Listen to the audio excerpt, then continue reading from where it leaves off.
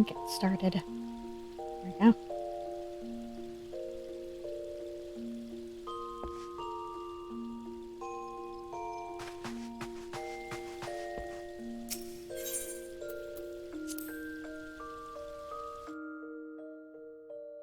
In honor of the fact that it's going to be Halloween on Monday, I've thrown together a quick costume for him.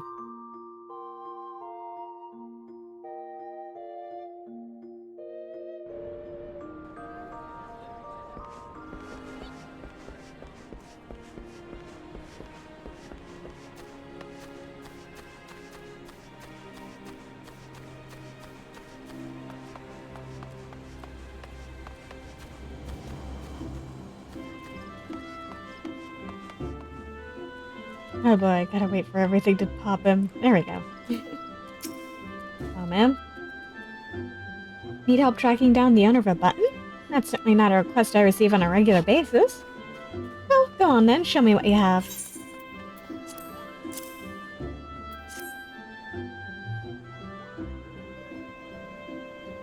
Seems to be some manner of decorative button, reminiscent of those worn by the families of old, though I cannot claim to know its sigil. However, I can say with certainty that the White Lily is a recurring theme in Gridanian culture. Alas, I do not know who would make a personal sigil of it. If there's a soul in Gridania who does, it would be singulated at the Lancers Guild. No one makes a point of knowing all the citizens on a four-name basis. Well then, let's head to the Lancers Guild.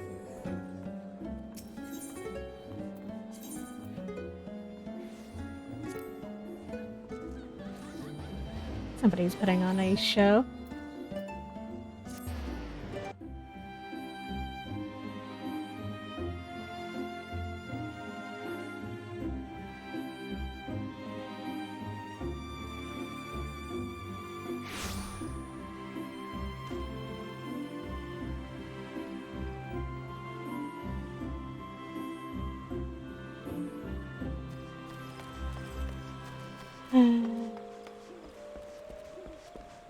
Hello there, ma'am.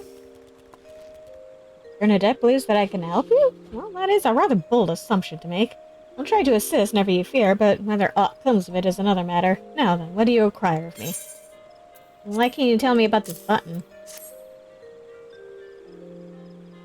Fascinating. Work of this quality is rarely seen in the hands of ordinary Gridanians. The owner of this button is most certainly well-to-do. You may wish to take your search to the Gentry's ward, northwest of here. Wait. A memory comes to me. Of late, there's been a man who is perpetually seated at the bench by the ward's entrance. His name is Ursendel, and I distinctly recall seeing a markedly similar button upon the breast of his jacket. I dare say he can tell you a thing or two about it. All right, then.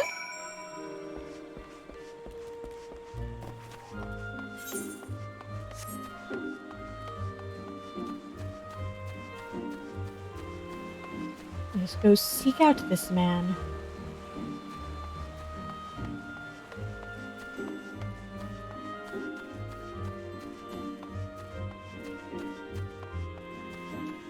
I love that we have all these spooky decorations up.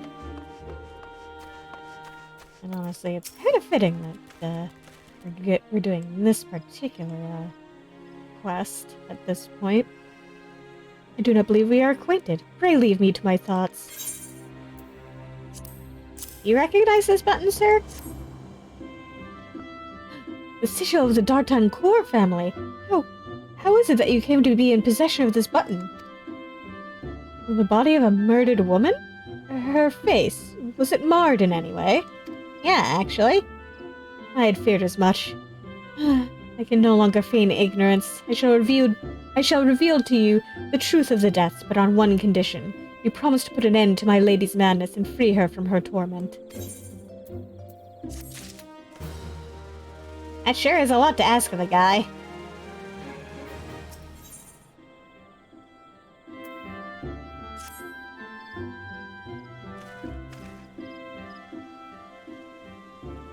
I was once a manservant in the employ of one of the oldest and proudest families in Gridania, the D'Artancourt. During that time, I had the honor of waiting upon Lady Amandine, mistress of the household. Fair as summer was she, and possessed of a heart befitting her radiance. Alas, the calamity wrought a great change in her. Though my lady escaped with her life, death may well have been a kinder fate. Never will I forget the day her bandages were removed, and she beheld her disfigured face for the first time. At that moment, the kindly woman I knew ceased to be. Unable to bear the thought of being seen, my lady sequestered herself within her chambers and refused all company. This continued for many uneasy moons, until one day, without warning, she began receiving queer guests. None among us knew whence they came, these masked men, but my lady believed that they would help her to regain that which she had lost. So began the rites of rejuvenation. These rituals seemed innocent enough in the beginning, but grew ever more grotesque as time went by. Eventually, there came a day when my lady bound one of her handmaidens to her bed and proceeded to mutilate the poor girl's face. Suffice it to say, she did not survive the ordeal. It fell to me to dispose of her body. I performed the dreadful task as bade, obedient servant that I was, but when the time came to return to the house, my legs refused to move. I knew then that I could not go back to that place, not after the nightmare I had witnessed. So it was that I left Hawkey Manor, my home, for nigh on half a century. Long did I weep for the girl who was slain, and longer still for the woman that Lady Amandine had been. Yet one cannot weep forever, and I endeavored to put the matter behind me. Indeed, I had resolved never to speak of my experience, till you appeared before me. My lady's madness must be ended, lest more innocent lives be lost. Lay her tormented soul to rest, as you swore to me you would. She awaits you at Hawkey Manor, on the western edge of the central shroud. Go now. Go and do what must be done.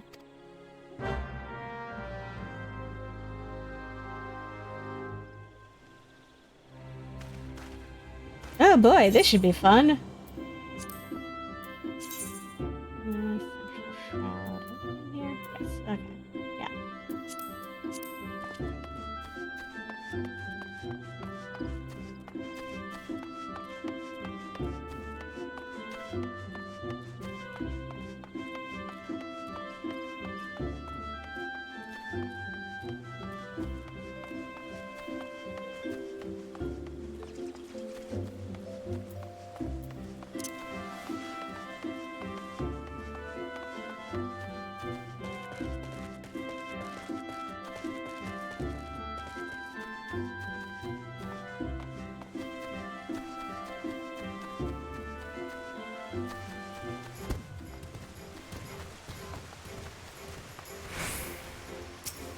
We're still having fun with the Halloween event.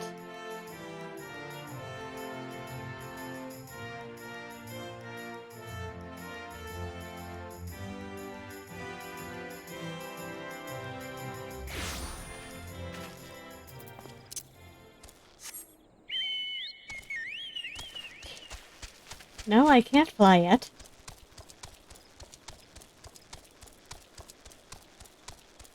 I can run like the wind.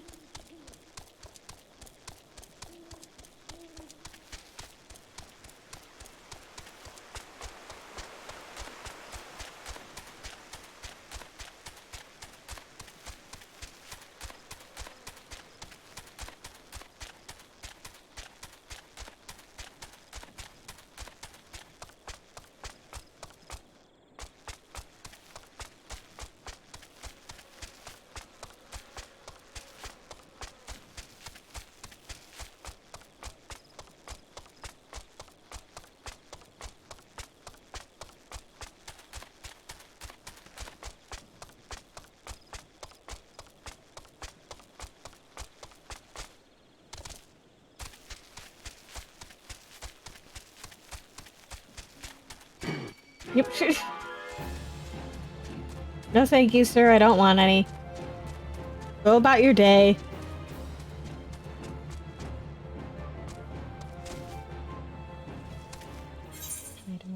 Okay.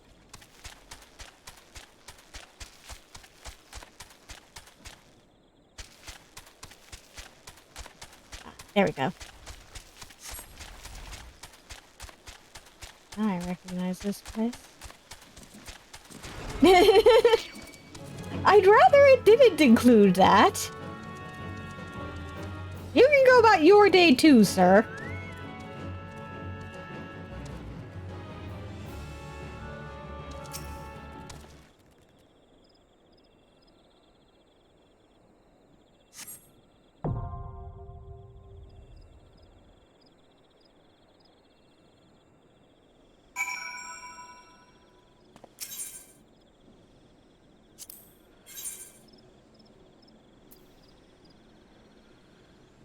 Right. In we go.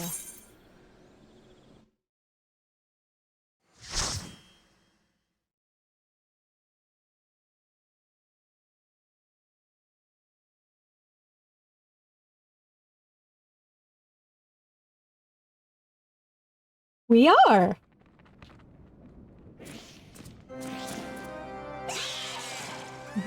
Very spooky manor.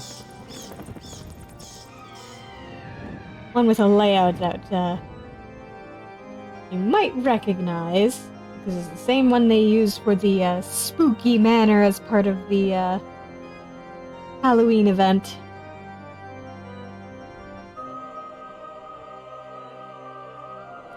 I hadn't even, like, intended to do the spooky manor on the spooky day. Just worked out perfectly. Yes, I know someone is new to this duty. Yeah,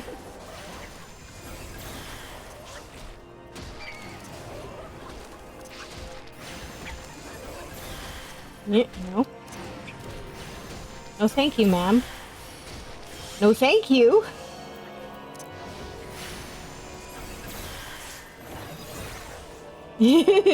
No, never.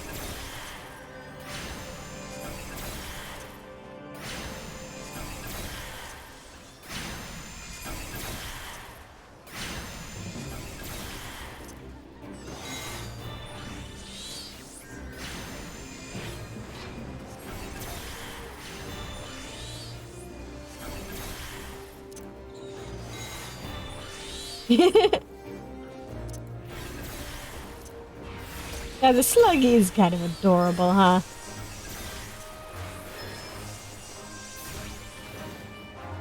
Has kind of a, not so flattering name. Carpet Stain.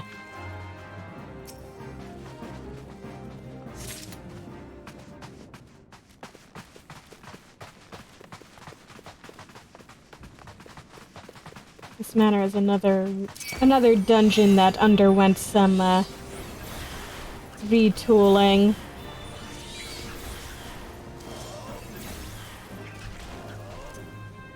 So the changes made to this one are more like kind of relatively minor quality of life changes.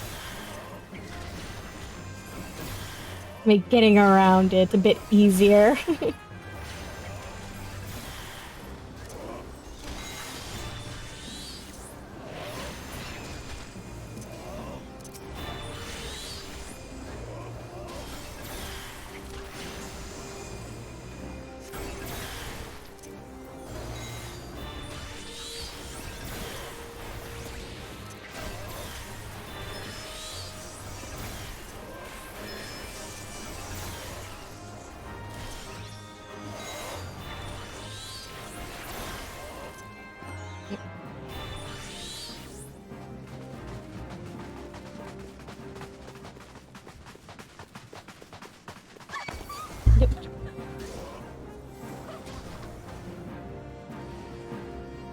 Did you have to do that? Did you have to sneak up on me, ma'am?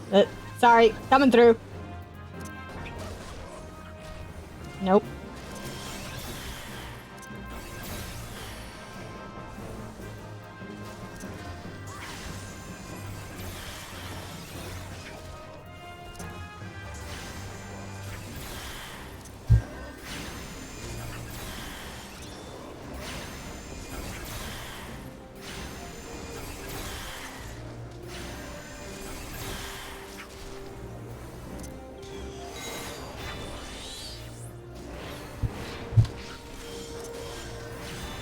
Me wrestling my yeah, at least someone's having fun here around here.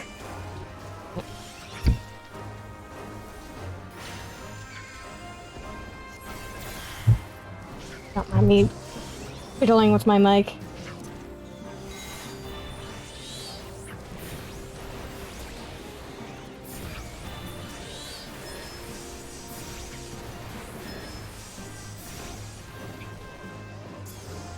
There we go.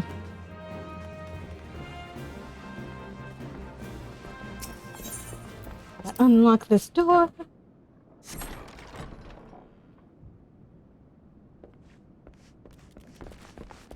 Another maid servant.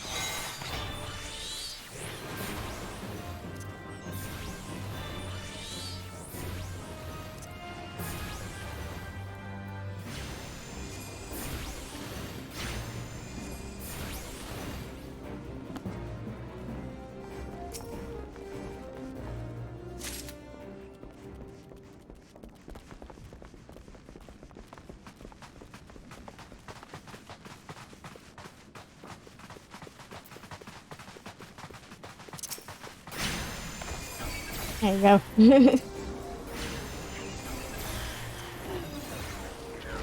It's kind of hilarious to watch the tank just only zip over.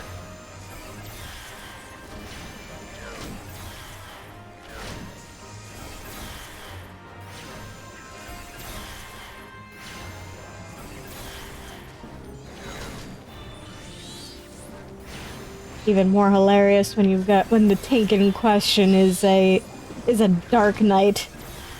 So you end up with a tank who goes sailing over your head as they engage the enemy.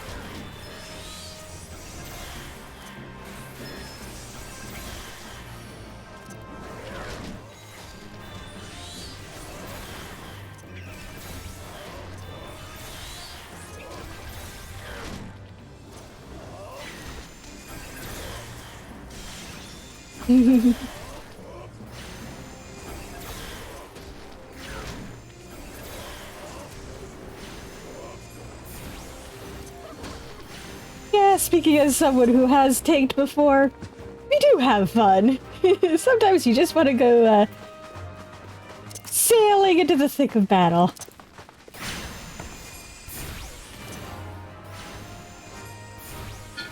And sometimes you just run up to the enemy. It works. Oh, god damn it. Tank! Tank! Thank you.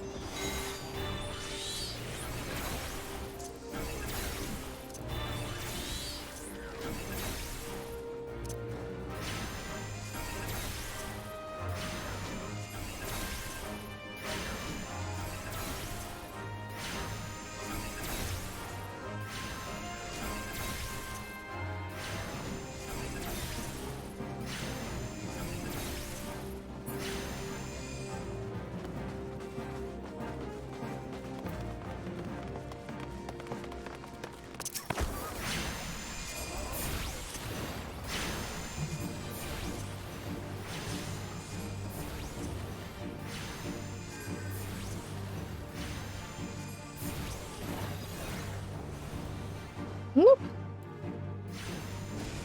Please do not shoot me with fire. I would not like that much, ma'am.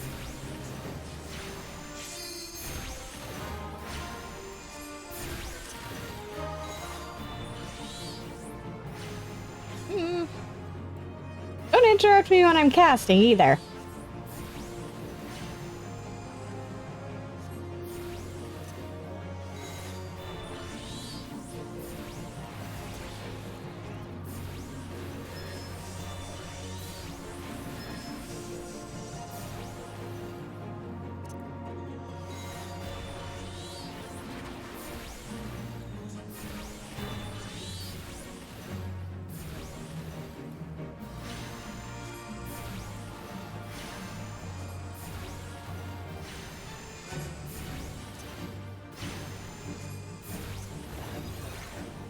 Yeah.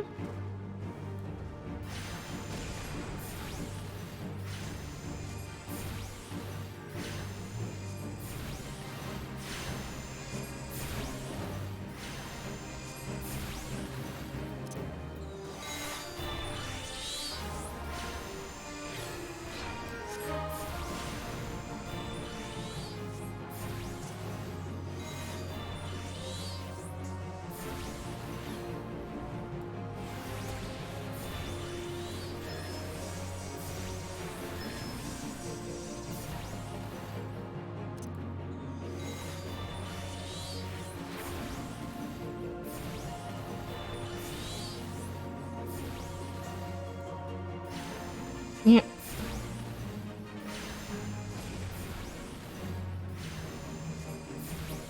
There we go.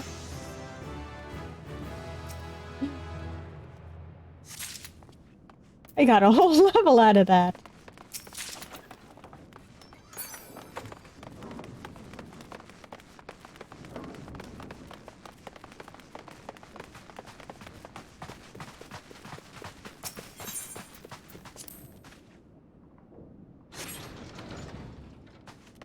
I could take the stairs. It's probably safer to do that. But screw that!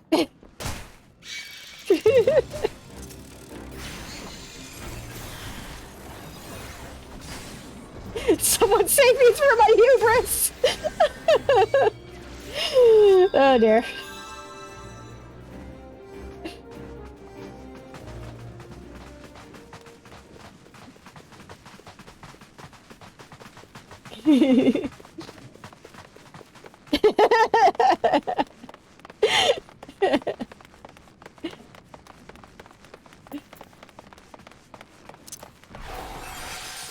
Admittedly, this strategy probably works a lot better when you're dealing with actual people who will, willingly jump off the...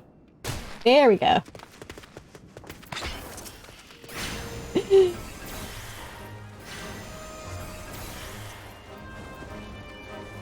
Oh, damn it.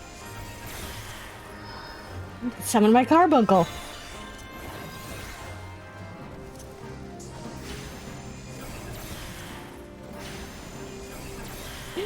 Just look at my little Carby sitting there. Yeah.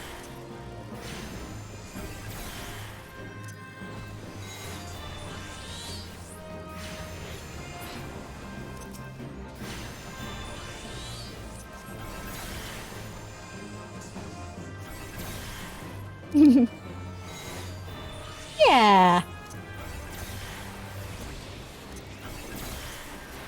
Carby's helping in the way only a Carby can.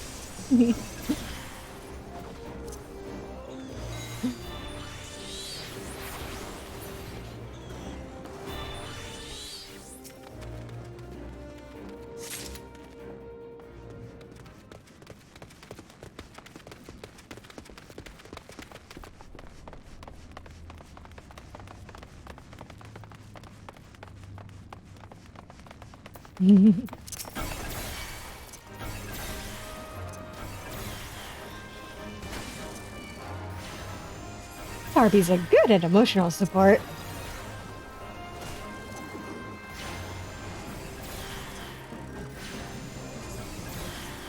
Amusingly enough, before 6.1, your carbuncle would actually, like, join in the fight.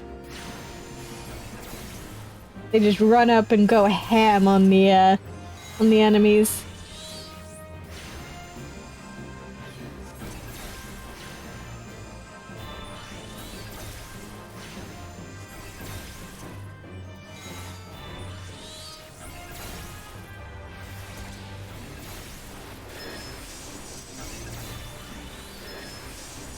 It's especially funny sometimes because, like, sometimes you'd be, stuck in a mid-battle cutscene. Well, I mean, sometimes they would keep fighting even if you were otherwise stuck getting cutscene attacked. Which was both hilarious and also Yeah, probably a little bit, probably a little bit much, mechanically.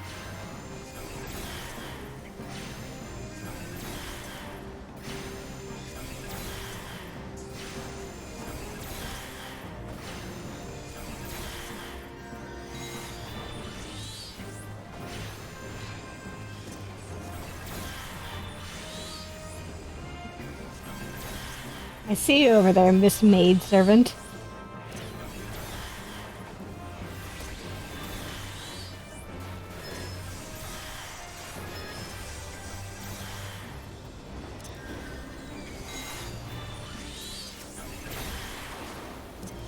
Yeah, exactly. Do you mind? Could you get your little pet to stop doing that? That's cute. Carby's just doing what Carby's do.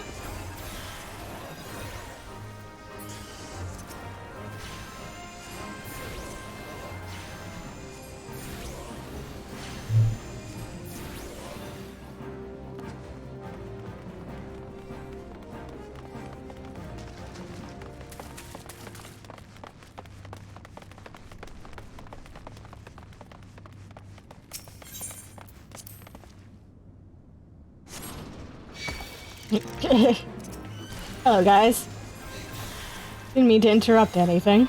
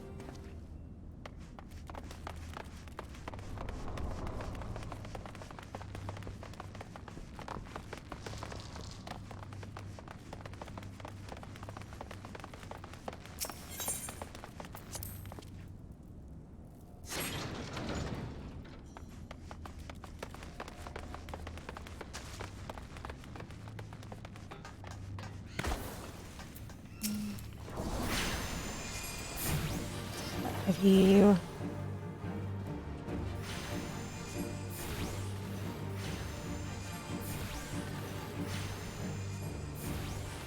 You guys seem to be focusing on that one, but... Oh well. I'm pretty sure I can do more damage than all of you anyway.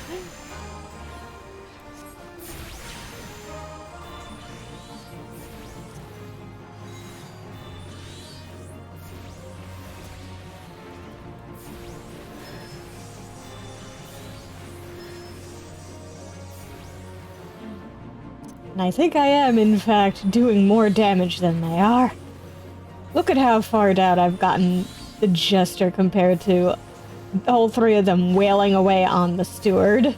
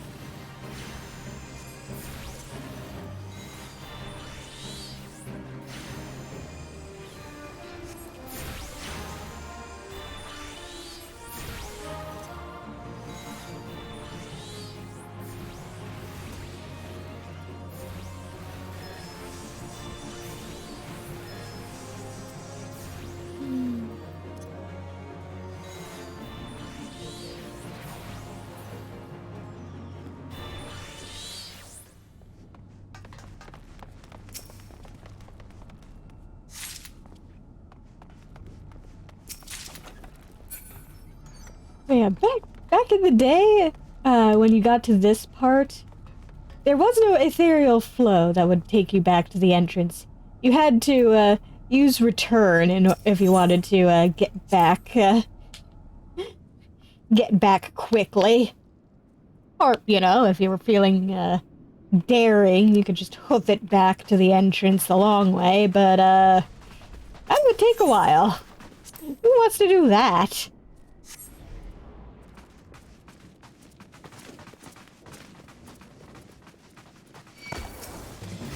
Yeah, nope. Where are you going, Marauder?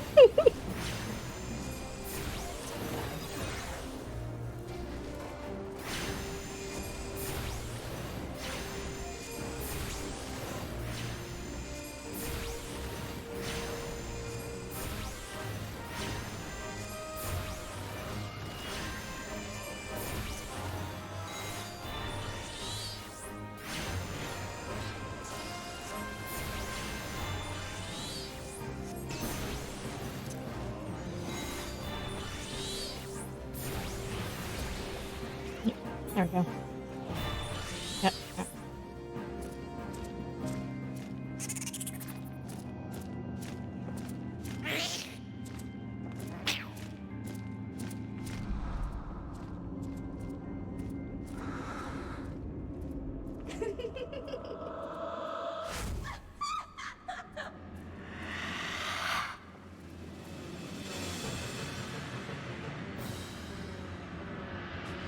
Well, you seem to have found the lady of the house. Let's go say hi.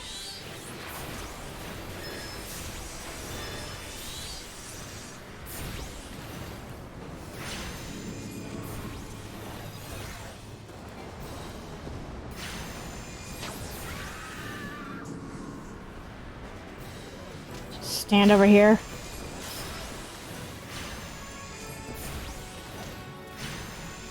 Yep. Good morning, we're here to kill you. You know how it is, ma'am.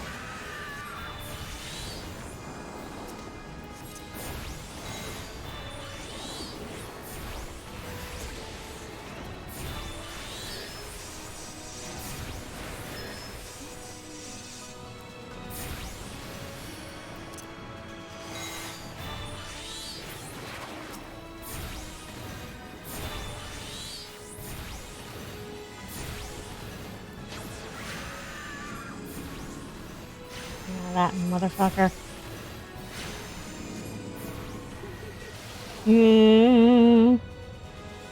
Around. There we go.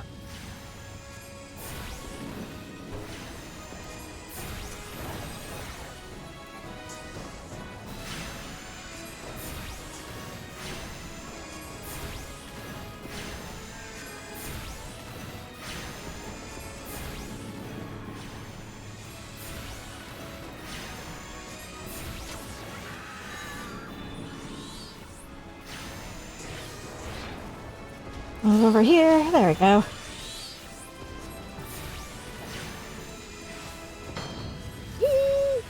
Nope.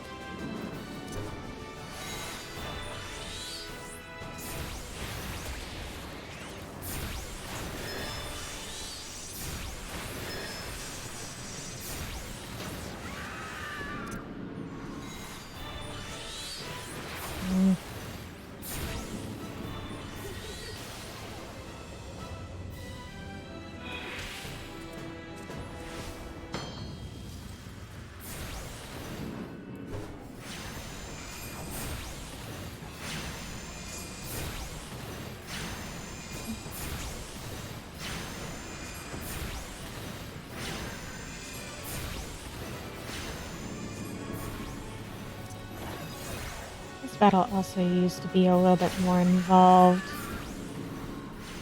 She still summoned lots of critters to make life harder. There were also these lamps that you'd have to disable at various points.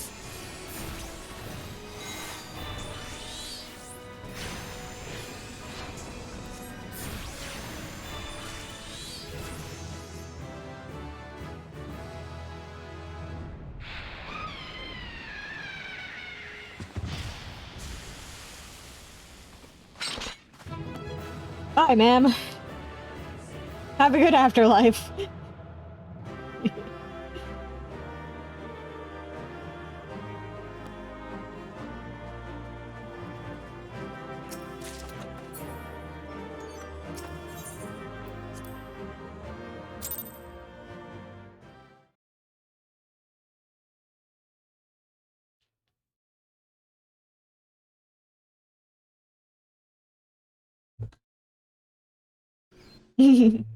Yeah! Wait.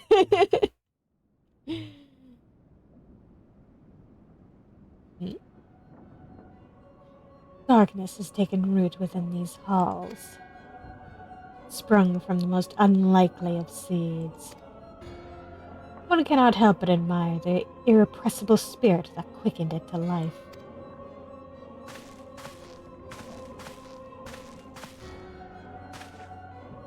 Hmm. Do you, huh? It is a pleasure to meet you at last, adventurer. You are every bit as intriguing as our master gave us to believe. It is no ordinary mortal who can acquire one crystal of light, much less 3. Crystals make you strong, and it is to that strength that the light is drawn. Eidolon chose well. A pity that your existence is irreconcilable with our own. We cannot well allow you to continue upon your present course. Alas, we came here not to play, but to take the measure of your strength from Master La Habrea. That task now accomplished, we take our leave of you.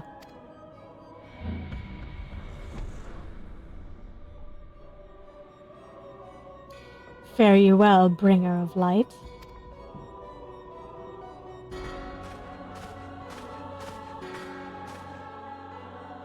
Also, nice Halloween costume.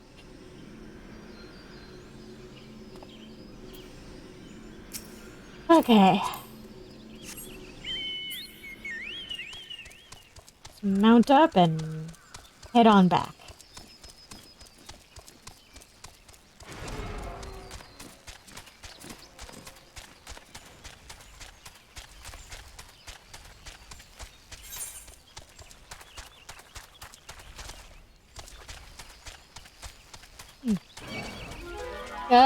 No thanks!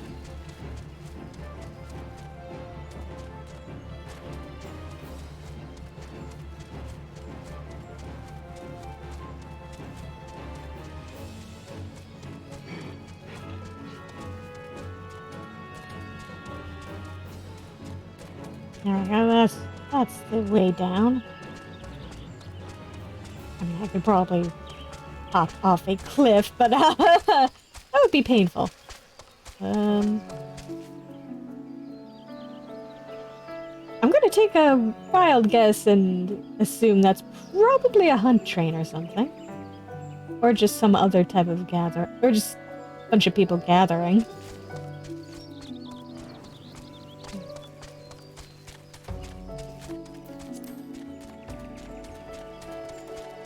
Either way, I got places to be, so...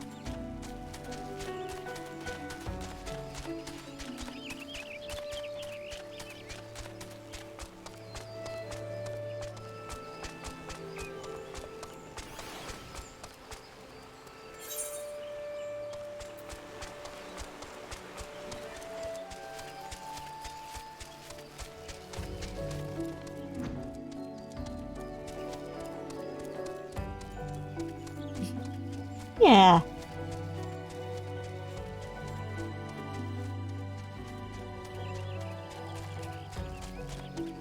Random party in the woods. Seems legit to me. I mean, I'm certainly not going to, complain about the idea.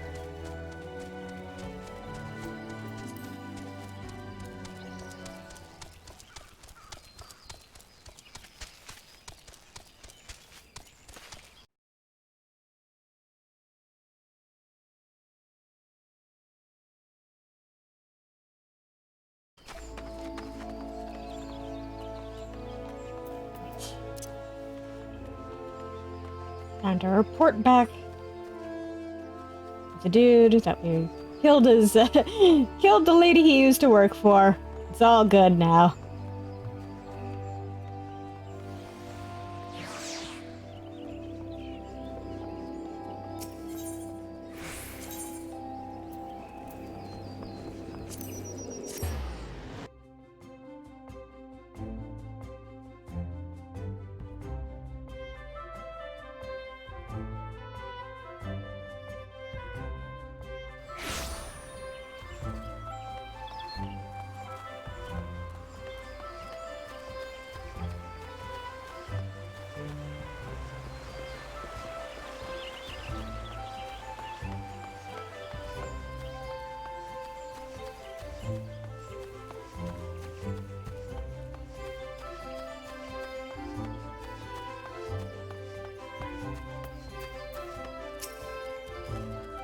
You are returned! What sights awaited you within the manor? What has become of Lady Amandine? You must tell me all. Well... So she went so far as to consort with devils. Would that I could have done more to prevent her fall. May she finally find peace in the beyond. I know not whether the masked men you encountered are the same pair that first led my lady astray, but it is plain that they are of the same vile brood. Should the chance ever present itself, promise me that you will visit upon them tenfold the woe they have brought upon others. But who am I to speak of punishment? By my silence I allowed I know not how many innocent young women to die in unspeakable circumstances. It matters not wherefore, through misplaced loyalty, cowardice, or both, I am an abettor to a gross crime. I will surrender myself to the authorities and accept whatever punishment they deem just. I only pray that the gods will have mercy on my soul.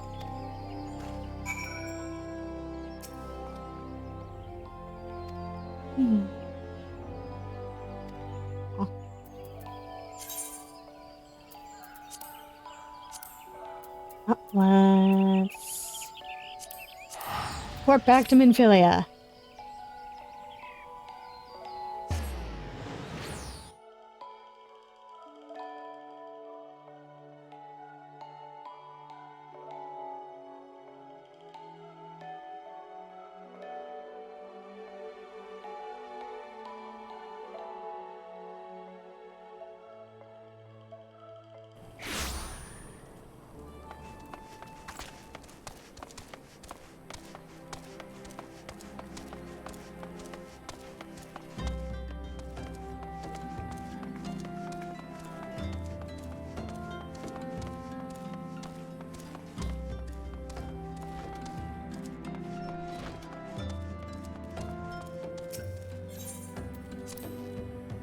Don't mind me getting right up on the door there.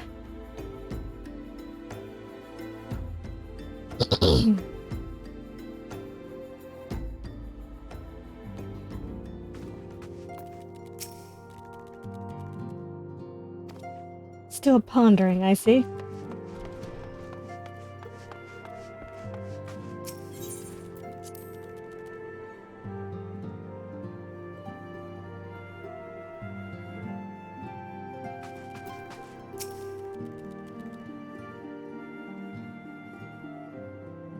Welcome back, Svarn. So glad am I to see you safely returned.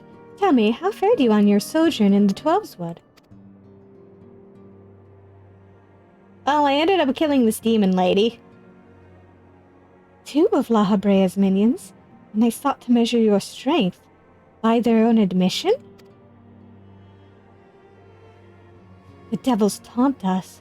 It is beyond doubt, then, the Ascians have begun to move in earnest. Would that we knew to what end. Yet I will not bemoan our plight. Thanks to your tireless efforts, we are at least aware of the encroaching darkness. Alas, we can only do so much. It is clear to me now that we Scions are too few to protect the realm against this threat unaided. We must needs alert the 3 nations to the presence of this elusive enemy, and recommend that they heighten their vigil. There is no shortage of misery in the world that the Ascians might exploit. We have an arduous struggle ahead of us. Yet come what may, we must not allow ourselves to become lost to hope, for that is precisely what the enemy desires. We have gleaned all we can from the information available to us. Let us set this investigation aside for the present. Another matter has arisen that requires your attention. Let me know when you are ready to be briefed, and I will summon the others. Oh boy!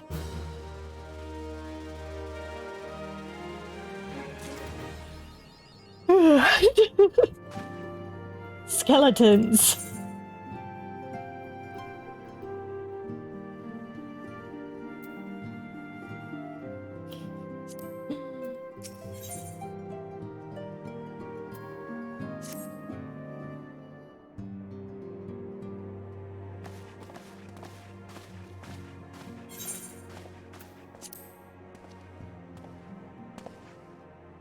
The Maelstrom requests our assistance.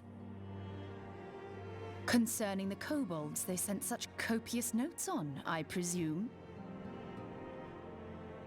Yes. And no. It has more to do with their findings, which portend a peril far greater than any beast tribe. What sort of peril? The worst kind.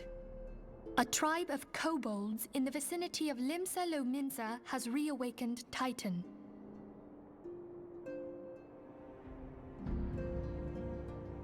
Our task will be to slay the Primal.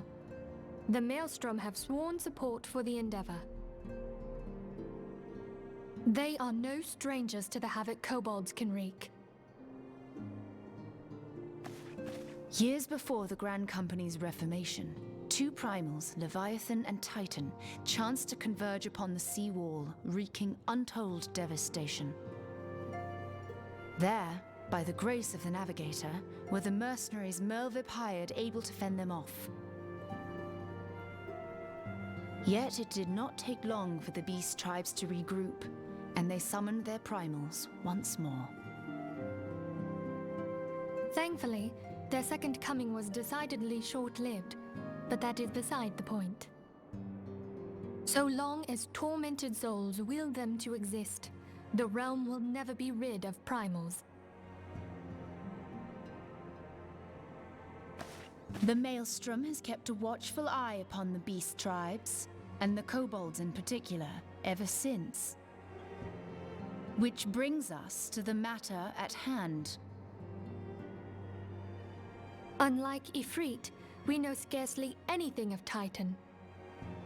Unfortunately, the only force known to have bested him, the modestly named Company of Heroes, disbanded 5 years since, and mercenaries are not in the habit of keeping chronicles.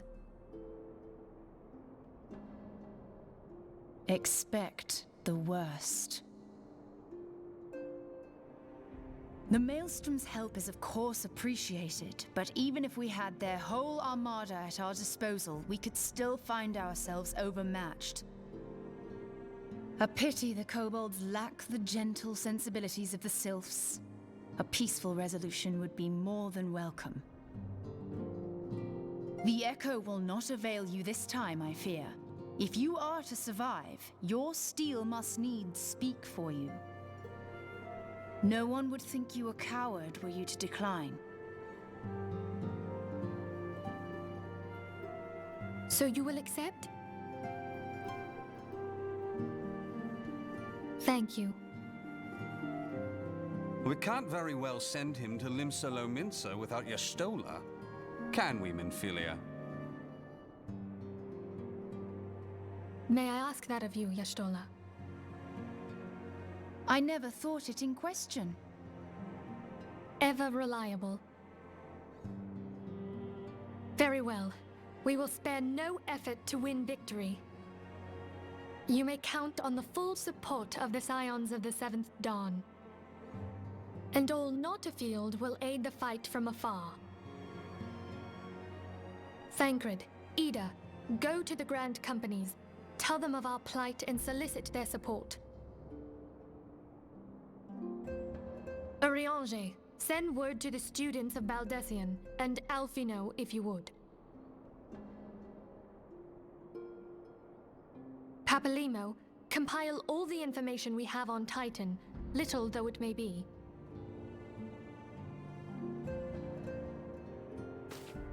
You will be apprised of the tactical situation when you reach the Sailor's Ward. Provision yourself for the journey. May you walk in the light of the crystal.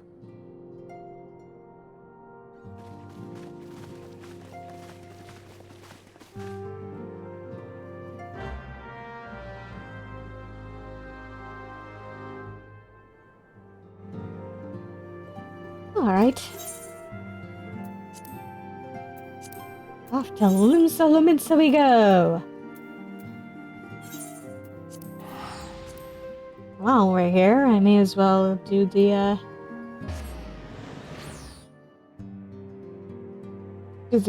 Arcanist quests.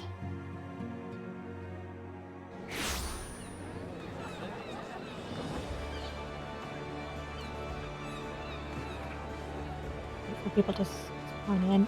Ew.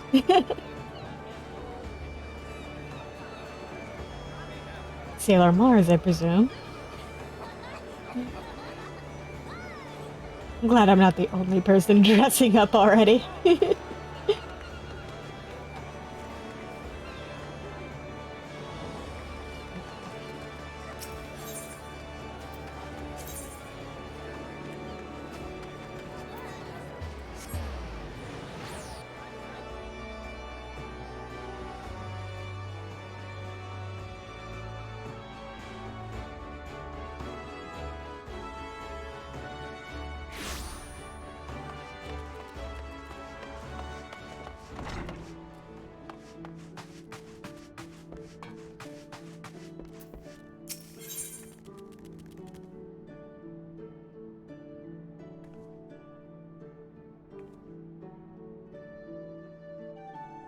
Ooh.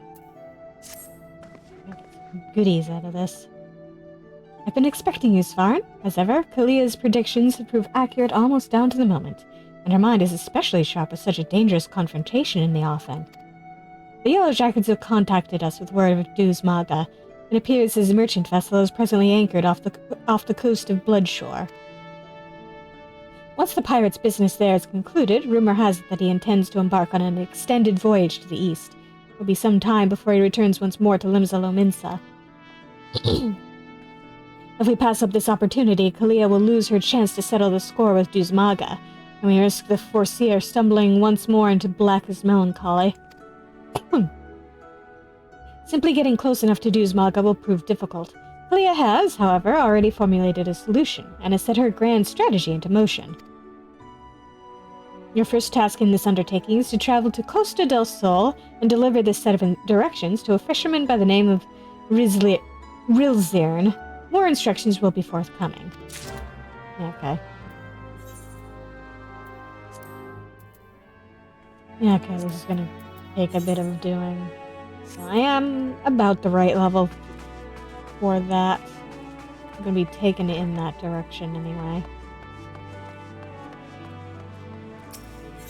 Where do we need to go?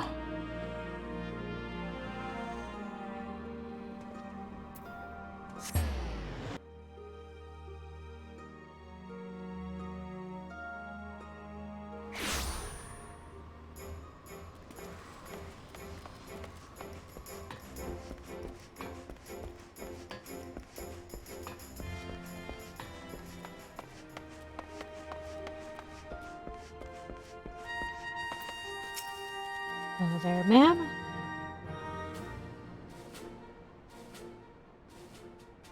Hail, adventurer, and welcome to Maelstrom Command. If you wish to know more about enlisting, speak with the personnel officer.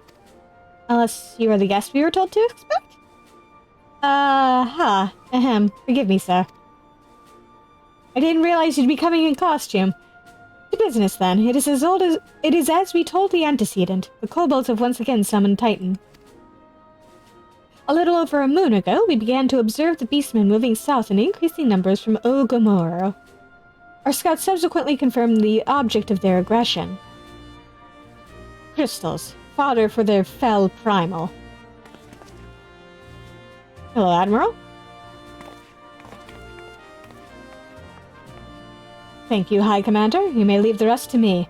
Word is spread of your accomplishments, Svarin. On behalf of Limsa Lominsa, I thank you for heeding our call. Forgive the lack of forewarning, High Commander. The Admiral wished to address Svarin personally.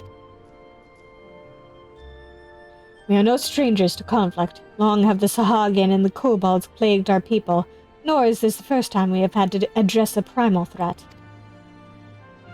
In the past, when Titan rose to threaten the peace, it was to the company of heroes we turned.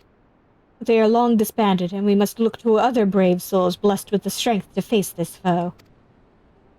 So it is that we turn now to the scions of the Seventh Dawn, confident in the belief that you are Limsa's best hope. I hope you are right, yet the situation is far from simple. The kobolds are not prone to unprovoked aggression. Did not the thalassocracy make a pact with the beastmen that each would keep to their own lands and that no blood would be shed? And was it not the Lominsons who violated this agreement, dissatisfied with their lot? Shall we then condemn the beastmen for defending their homes? Even a pirate must one day reap what she has sown. I would advise you to choose your words with greater care, Lady Y'shtola. Stand down, High Commander. She has the right of it. Yeah, I need my glasses. And the wrong is mine. Freely do I claim it, yet it makes little difference. Remorse will not shield us from Titan's wrath. Or would you have us fall upon our swords? My apologies, Admiral. The safety and security of Limsa-Lominsa's citizenry are, of course, of paramount concern.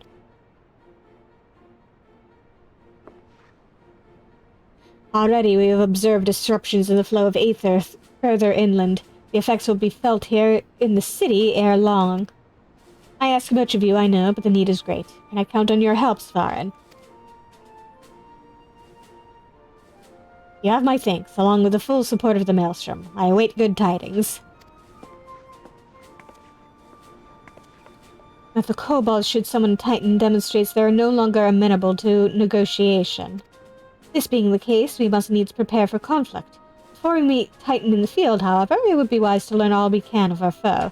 And I can think of no better source of information than the mercenaries who defeated him once before. A company of heroes may be no more, but several of its former members still live. It is said that one of them is employed at the Greyfleet Mills in Lower La Nacia. Quite why a mercenary should choose to become a miller, I do not know. When you find him, mayhap you could ask him for me. I, meanwhile, shall seek his fellows.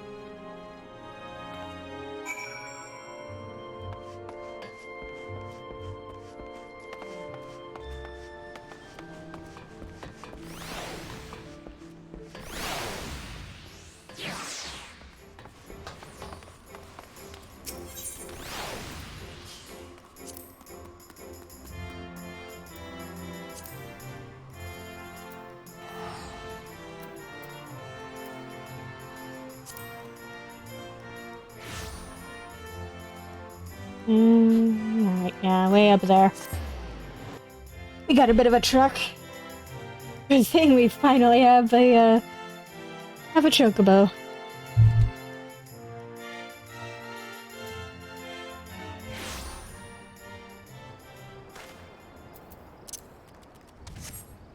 Hestafugel.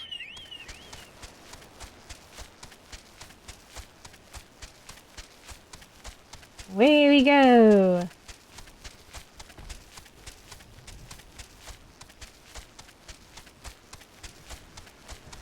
What are you doing out here in the middle of nowhere, buddy?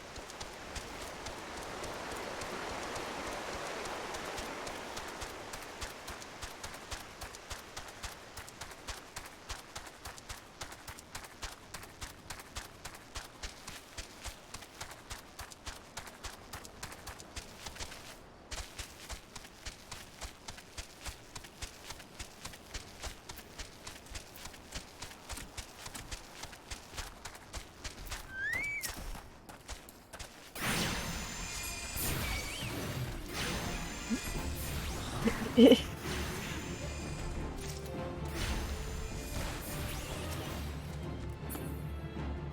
we go.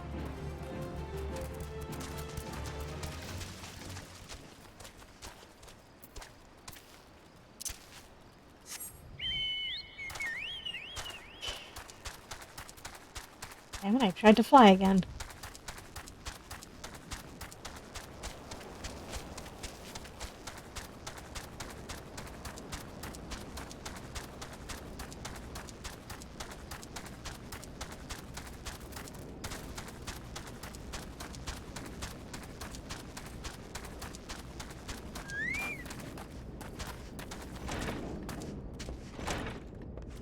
Are you sure? Company of Heroes is the most celebrated mercenary band in the history of Eorzea. Even so, I must admit I have never before met one of their members face to face. I imagine that a warrior who toppled both Titan and Leviathan would seek to bask in a lifetime of fame and glory, and he seems to have settled in a place distinctly bereft of adoring crowds. Maybe he's humble. I'm not gonna try and sing that. Lay down your burden, son. Come drain a pint with me. We'll have a grand old time. Find ye a lass or three. I'm not that interested. You gonna say something, Venture, or just keep staring? Wanna know about the Company of Heroes? Ah, hell's price of bleeding fame. Can't a mill in peace no more. Still, seeing as you've come all this way, I suppose it wouldn't hurt to oblige you. Consider yourself lucky, mate. Old Tracktoon was the company's best axeman. Now, what was it you wanted to know?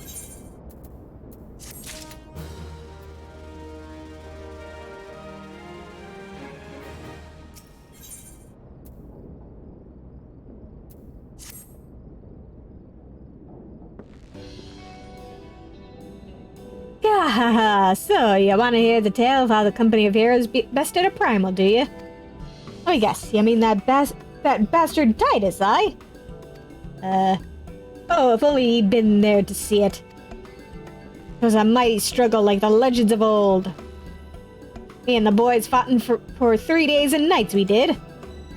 The ground trembled with every step Titus took, and when he hit you, boy, it felt like a cannonball to the gut. Ugh, just like that. Boy, what's that look for? I'm a goddamn hero, I'll have you know. The people around here sing me praises. Don't tell me you only care about learning the secret tactics we used to beat old Titus. Yeah. Huh, well, too bad, because now I'm not feeling charitable. If you're so damn desperate, then why don't you do me a favor and kill those rats that have made a nest by the windmill just south of here? Aye, do that and then we'll talk. Fine.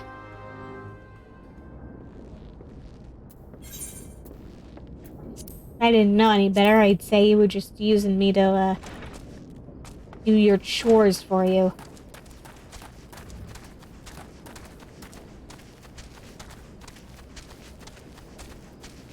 Let's go clear out this rat's nest.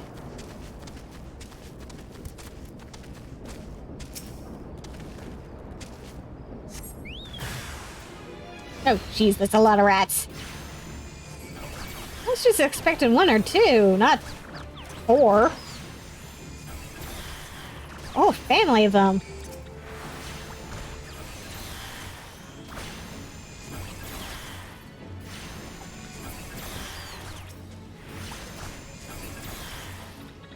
There we go.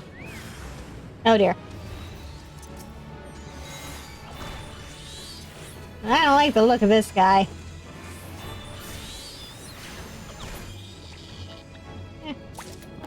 That wasn't so hard.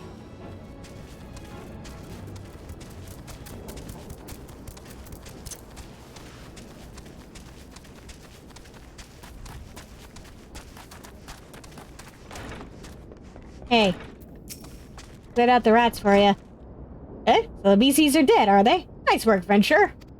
Save me the hassle of... Ah, never mind. You were just using me to do your chores for you, weren't you?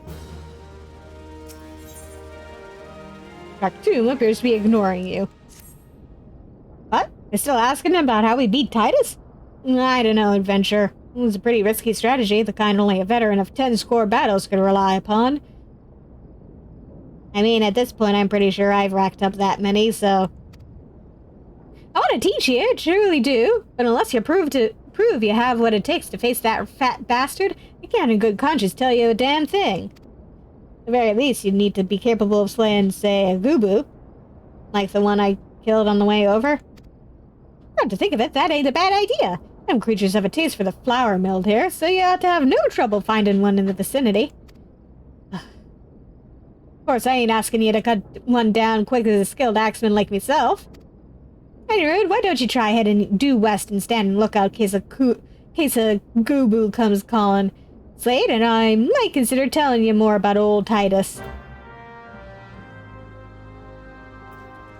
You seeing this shit, Yashola?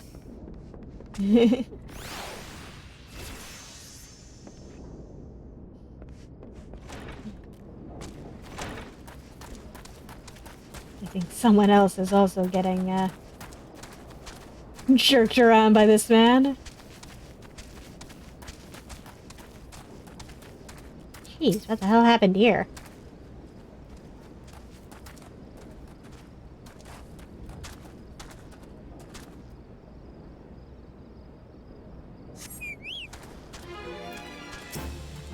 Ah, boy.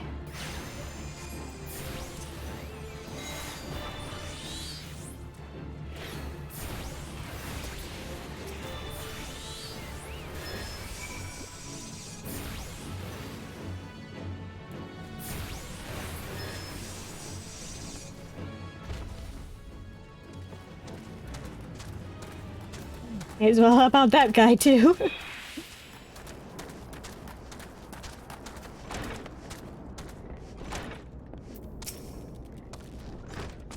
Eh? You again? And that Gubu that was hassling the Millers is dead? Didn't think you had it in you, Adventure. Sure, still, you took forever and a day to get the job done. It was like 1 minute! Come on! I'm still not sure if I should tell you our secrets. 1 minute, if that!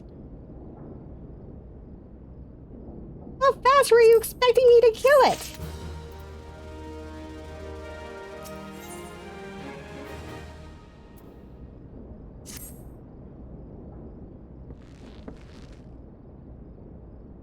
So, as I was saying, I still don't know if you've got what it takes to face Titus. Maybe if you slew, Raktum! You out here drinking again? If you are that Gubu, it better be dead. I kinda want to do that right now. Oh, it's dead, Chief. You have me word on that. Leave the beats skulling too with me trusty axe I did. Is that a fact? What will your friend here say if I ask him? He'll vouch for me, of course. Ain't that right, friend?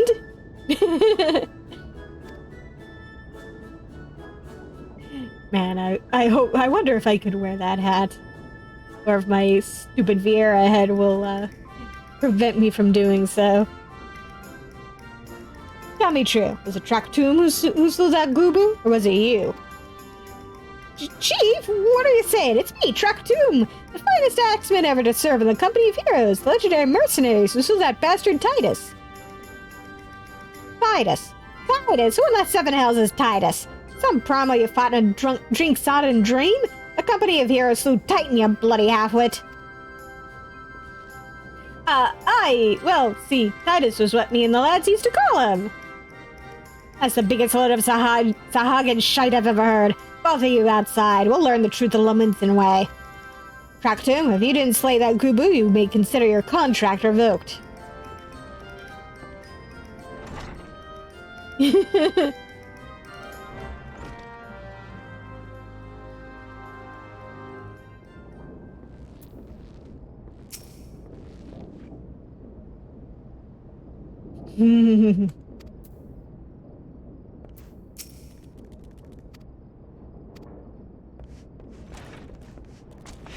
Oh.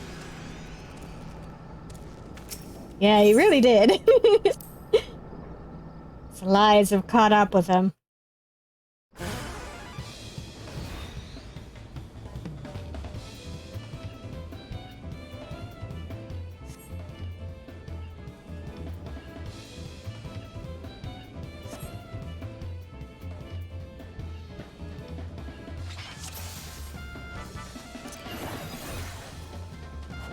Do-do-do.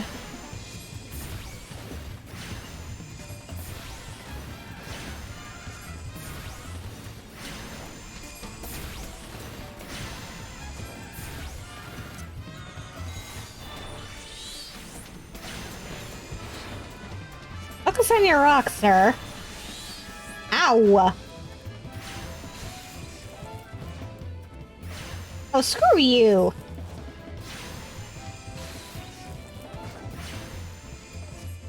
Fucking lucky I ain't a healer.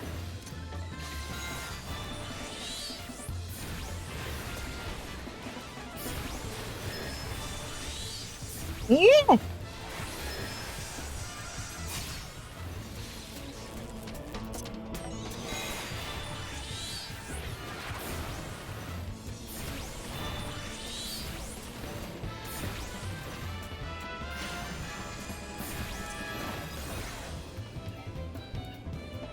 and destroy this. There we go. Haha. Yep. Alright, I admit it. I lied about being in the company of heroes. But I'm begging you, Chief. Please don't dismiss me. I've learned me lesson, honest I have. Save your blubbering track doom. Odds I should have known. Mercy, please. I didn't want to deceive you, I swear. It's just that I kept getting turned away by all the folk I asked for work and I panicked. See, the last job I had was at Costa del Sol, and there was this grizzled marauder everyone treated like royalty. When I heard he was a captain in the company of heroes, I finally understood why. I wasn't being serious when I said I was one of them, but you went and believed me, so I, Oh, look, his name was Waistgate, alright? His Waistgate. I'll tell you how to defeat Titus, or whatever the hell that thing's name is. That's what you wanted, ain't it? So come on, then, tell the chief to forgive me, it's only fair.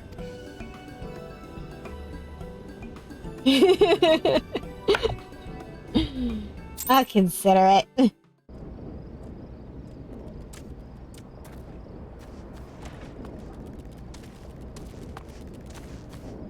Alright. Yeah, exactly. Okay, okay.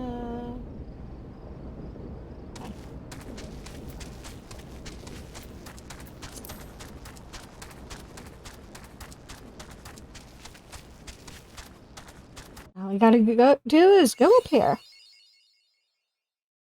Hooray, new place.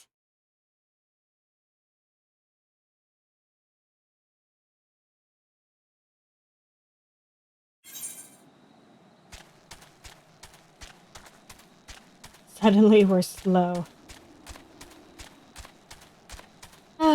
Do.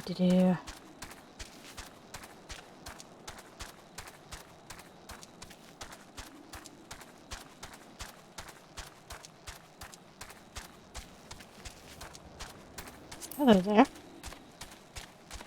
Giant enemy crab over there.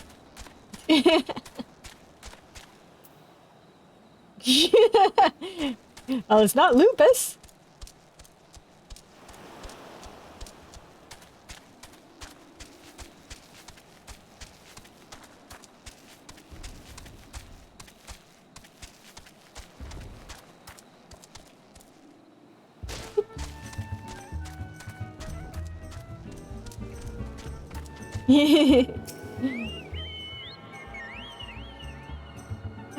Alas, that is always the way.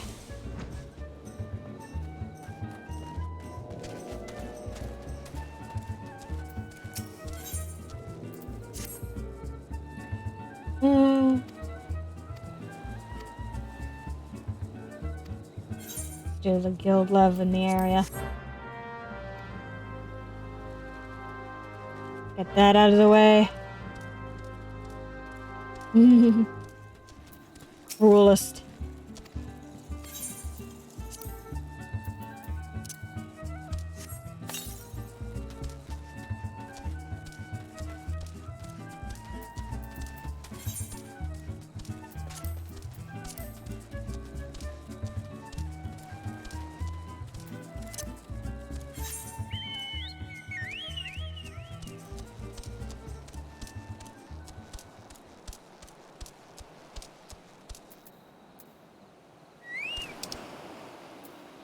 Let me do that.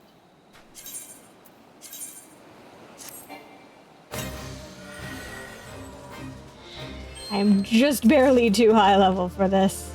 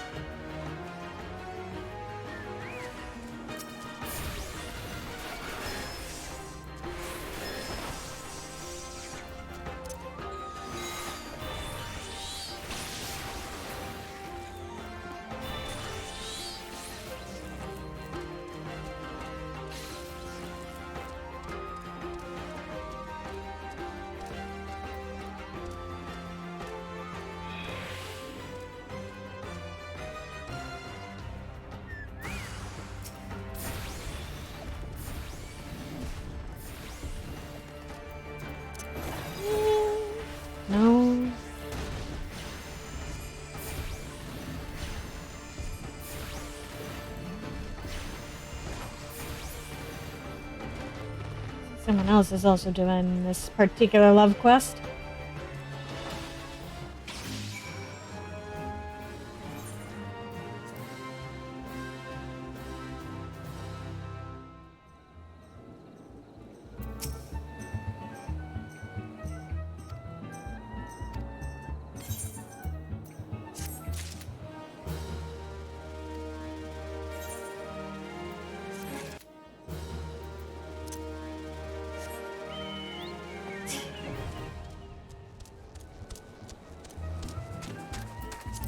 Now let us go talk to a fisherman.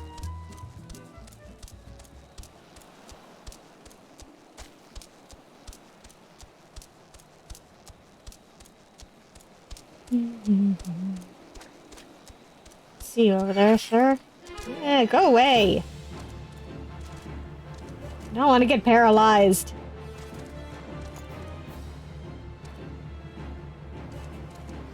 Go away. Can't see me. There we go.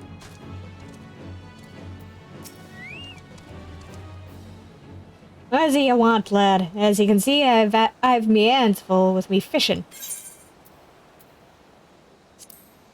Got a letter for you. Ah, thanks for that. I've been told to expect you. Here, you're to take one of me earrings and deliver it to the one of me errands and deliver it to the cook, Opalona.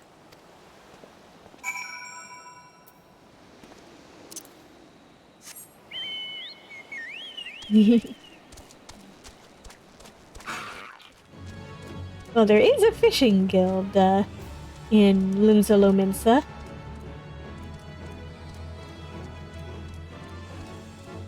I could totally pick up how to be a fisherman from.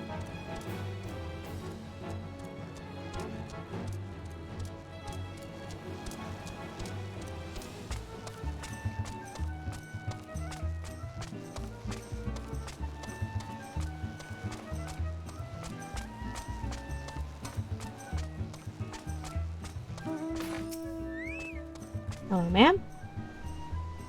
Yes, and how can I help you? Master Gegeruju is expecting his supper any moment now. Got some fish for you. A fresh herring? Why, the master does enjoy a bite of broiled fish of an evening. This might even earn me a few extra coins for this week's wages. Well, you have earned yourself one of my homemade eel pies. I should tell you, though, your Arcanist colleague was quite insistent that you take the pie to Master Gegeruju, rather than scoff it down yourself.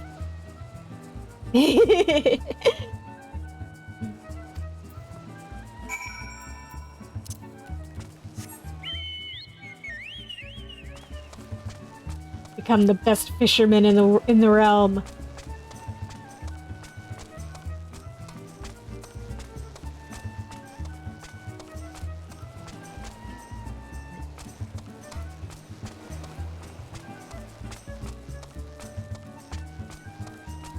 Over here.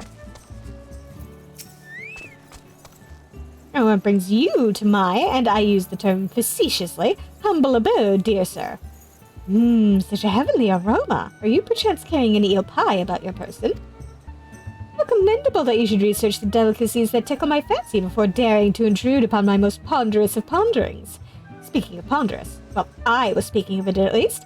I have a hefty purse of guild to persuade you to relinquish your claim on that pastry.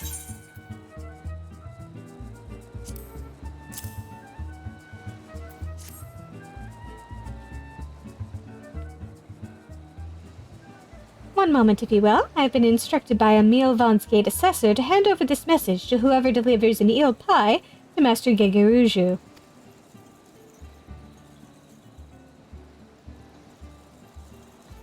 Take the purse you received from Master Gegeruju and hand it to the dancer, Ealdgith, as she prepares to return home. Kalia. Okay. This is a really elaborate plan, but okay. I guess at least I'm not being asked to go dance. For no real reason.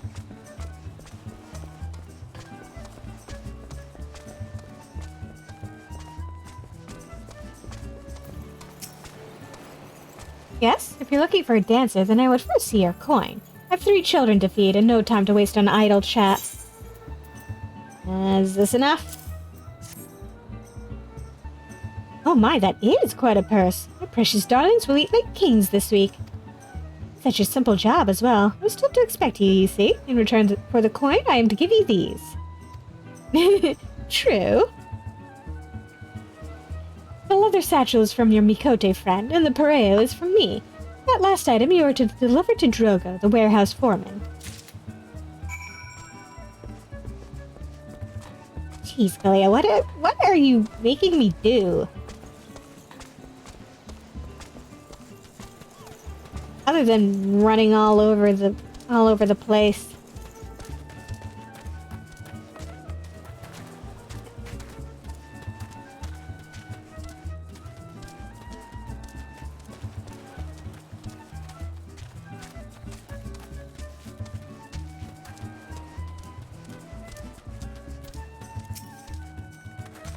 I ain't got time for the likes of you. If I don't get me work squared away soon, the master will have me out on a bike.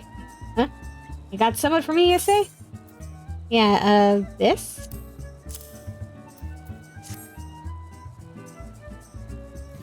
Hey now, ain't this Ealdgith's pareo? The Mikote lass said someone would be bringing me a gift that I couldn't refuse, and stick me with a pitchfork if she were telling the God's own truth. Here, you're supposed to have this bottle of wine. Take it to the fine shark and pour a cup for the sailors what are drinking there. That's what she told me to tell you, Annie Road. I'd watch me back if I was you, though, son. Them sailors are the meanest bunch of cutthroats I ever did see.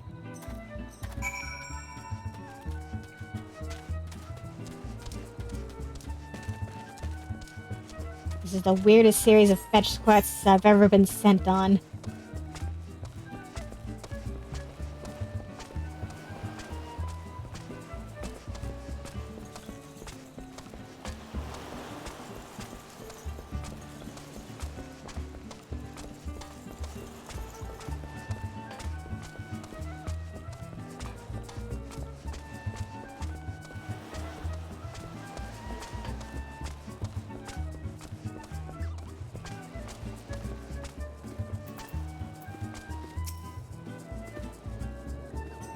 Want me to taste your wine, eh?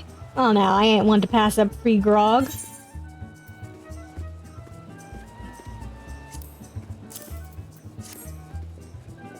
Them laying's teats. Now that's a bloody fine drop. We ship this stuff to the east, we'll be selling bottles by the crate. You're coming with us back to the Morning Star. The captain will want to have a word with you. Okay. I guess. There's a good lad. And as for ye, Miss Dancer, you stick close to old Hirschrack.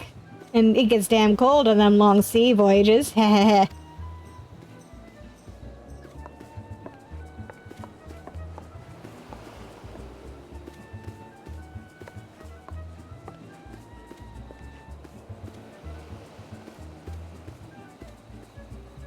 Shh, we'll talk later.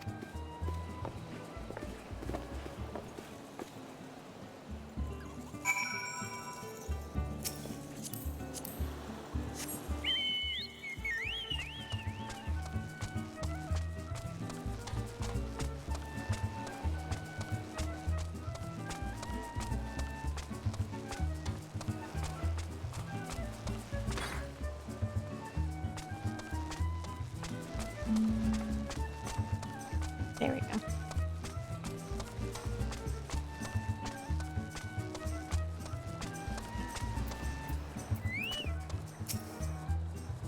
Hush now, Soren. Make ready. I'll need that satchel you received from Ealdgith in a short while. Hope you know what you're doing, Kalia. You ready then? We'll be off as soon as the boat's loaded. I'm gonna be level synced again.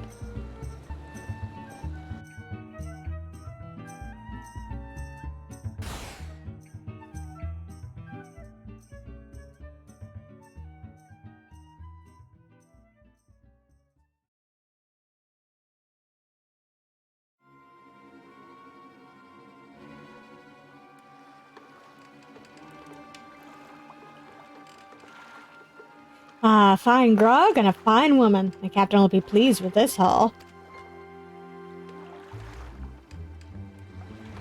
Pray do not stare so. This was the most expedient method of gaining access to the ship. You cold in that? I'll take that satchel from you now. You may have it back after I take the items I need. Okay. Hey, what mischief are you two about?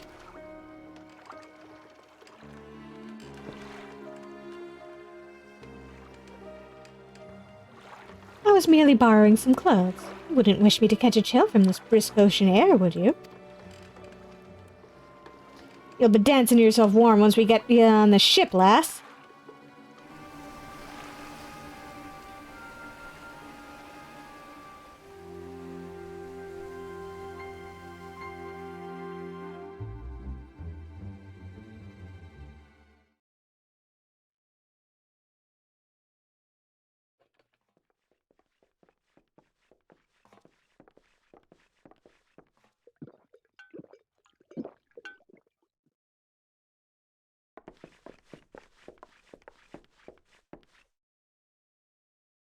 You better slip off that ratty robe before you meet the captain. Of course, of course.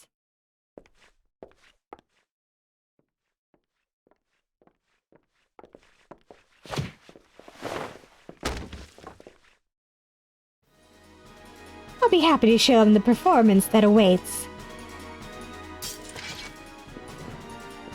A bitch Admiral's lapdog. Come back for that lesson, have ya? It is I who shall be teaching this day. My lecture will focus on the manipulation of reality through applied strategy.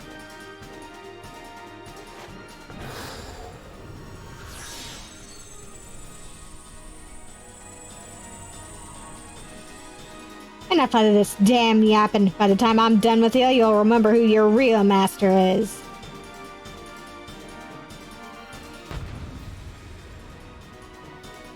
Now I think you'll be the one calling me master.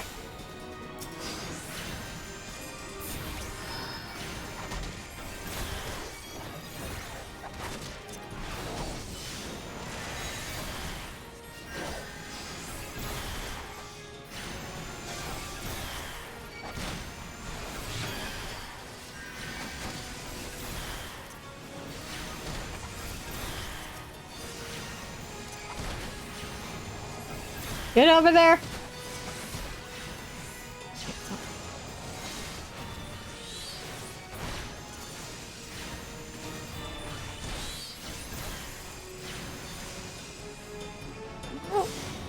That.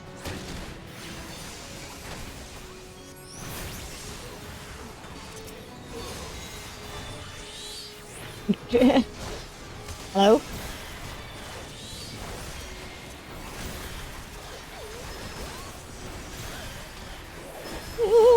You. Oh dear. Oh crap. Oh dear. Yes, I know how to do that.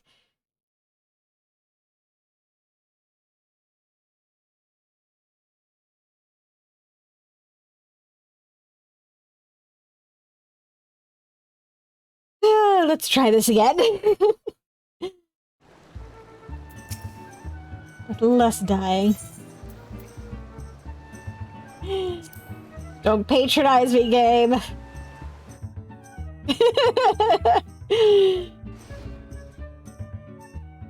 Yeah, that was just a bad dream.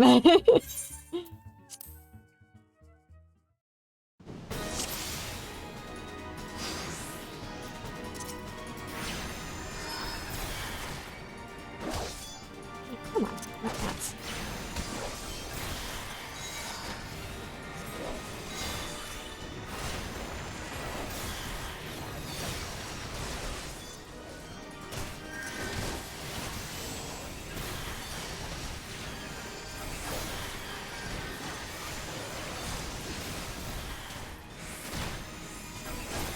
No, stop that.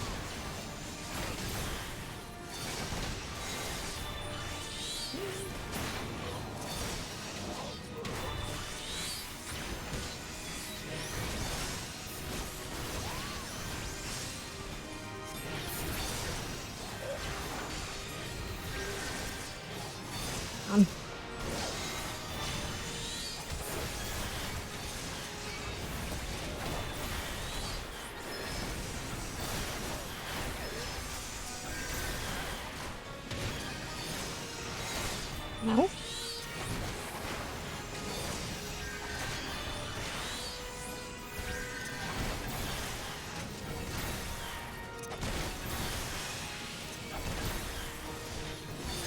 Uh.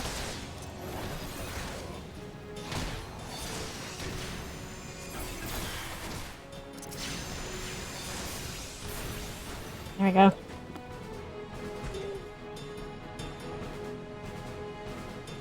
Much better.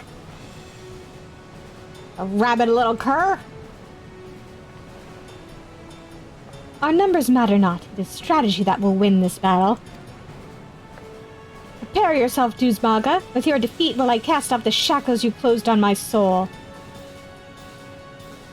I think so, eh? Think your fancy magics are a match for my blade? You've got another thing coming.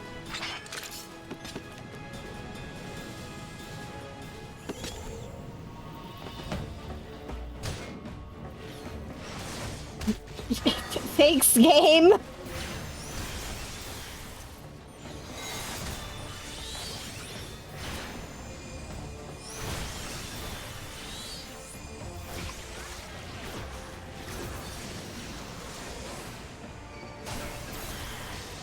I'll be with you in a moment, sir.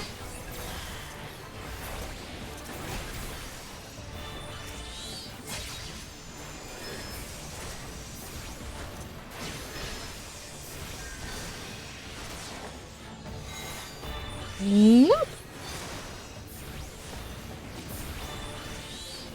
Yeah. Totally the most important thing here. Move over here.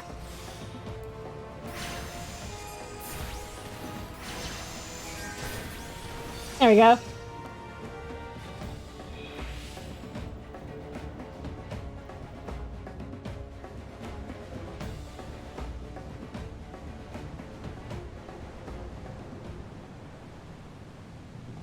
Duzmaga now faces defeat. He will flee to the starboard rail.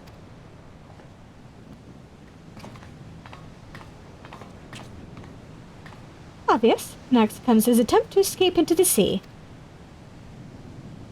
I think you're pulling me strings, do you? Think I'll dance to your tune? Well, I ain't falling for your bloody tricks.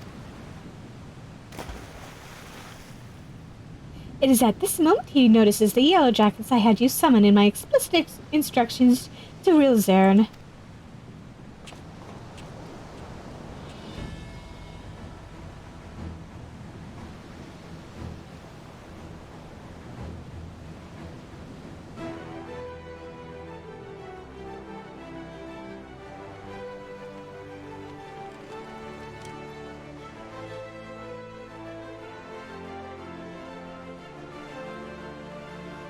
You were a fool to return, Duzmaga. I hear you're fond of shackles, so we brought a set especially for you.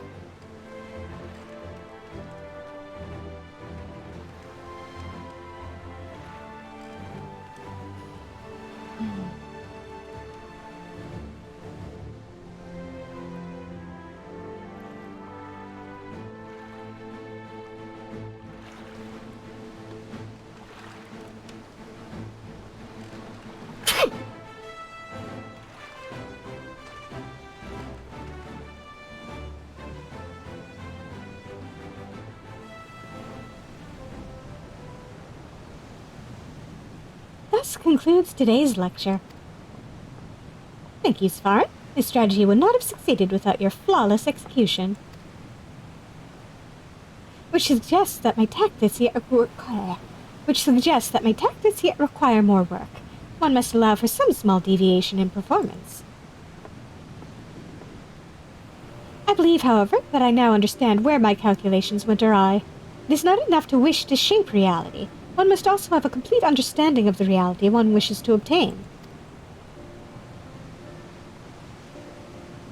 It is time I sought out our guildmaster.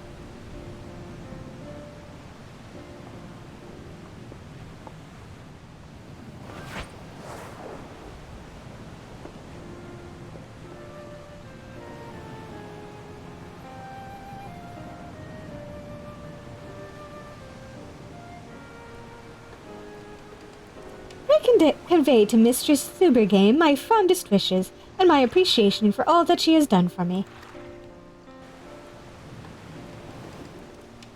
The true test of my strategies now begins.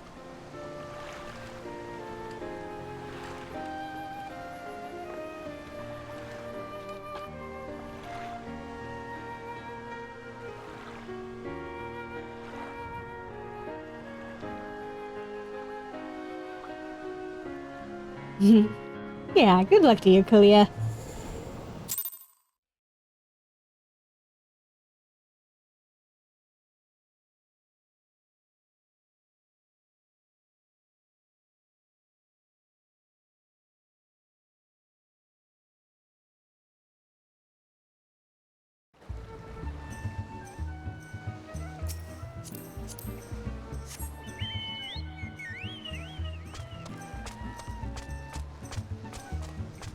Let's wrap up the quest here, and then we can,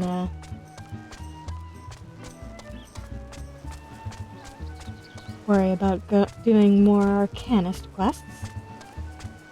Or, rather, finish off the last this Arcanist quest, and then, pick up some new jobs.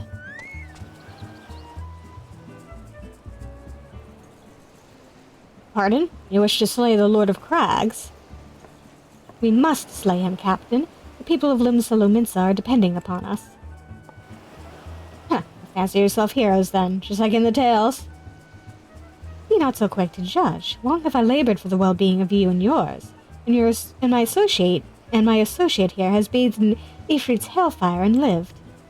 He is blessed with a power that protects him from primal influence. Thus was he able to lay low the Lord of the Inferno. We know full well the risks, and have taken every possible precaution. We lack only the knowledge of how to enter Titan's lair. May be so good as to grant us the boon of your wisdom, and we shall be on our way. Man who can't be tempered. Useful, but will not be enough. It is true that the company of heroes fought and felled primals, but each victory was bought with the lifeblood of brave men and women. And Titan was the worst we faced. Aye, we defeated him in the end, but he took from us some of our very best. Even if you possess the power you claim, I have no reason to believe you will succeed. Believe what you will, we mean to try. Though our lives be forfeit, we will not abandon Limsa to the wrath of Titan. You are passionate, I'll grant you that. And you deserved better than the greeting I gave you. But I will not send you into Ogomoro on a whim. To be plain, I do not wish to see you give your lives in vain. At the very least, I must have assurances that you are more than common adventurers. I oversee security for Master Gigeruju's estates. Perhaps you can demonstrate your abilities by attending to one of our... Ye gods, man, have you heard nothing I have said? We have not the time to perform trivial tasks. The enemy is at the gates. You imagine words can sway me, girl. If you dislike my conditions, then you are welcome to find your own way into Ogomoro.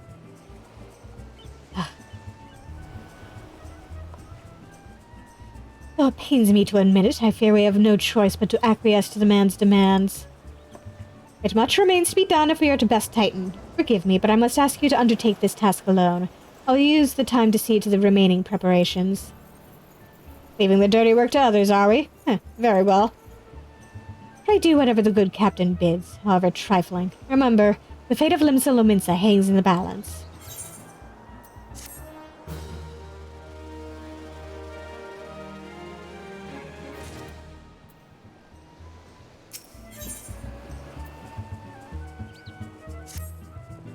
Master Gigeruju's request can be more demanding than you realize. Before I set you to your true task, I would like to verify that this won't be a waste of my time. And Nyx has recently been seen prowling the beach to the east. As you can imagine, my master does not want large, slimy creatures anywhere near his lands. The beast is cunning, but you should have no difficulty luring it out with herring. Slay the Nyx and return to me. Oh, and don't forget to bring me a leg as proof of the kill.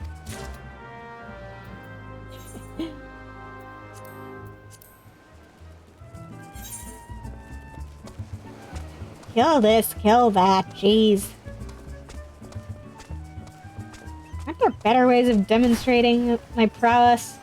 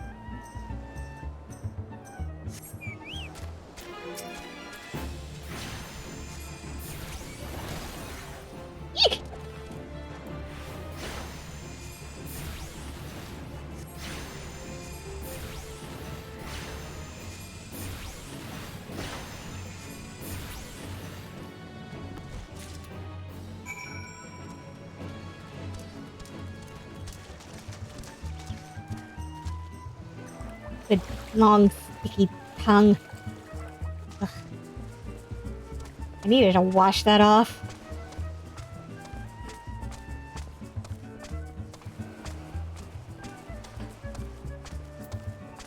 Here, it's dead. Oh, did you deal with the nicks? Yeah, I did. Here's your leg.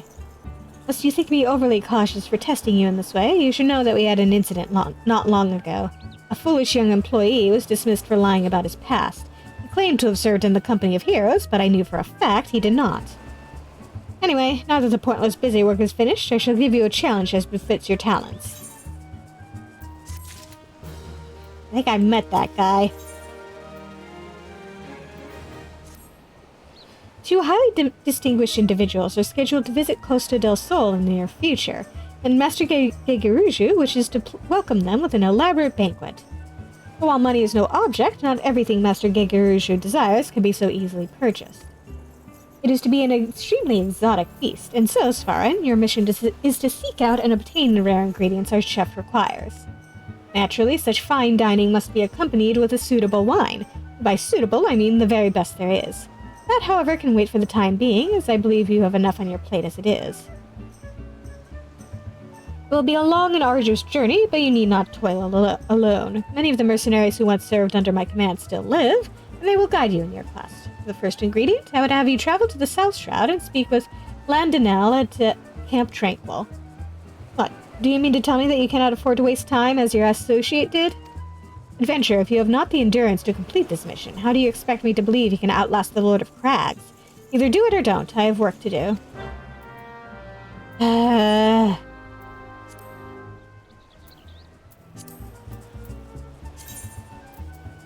I'm going back to Limsa first.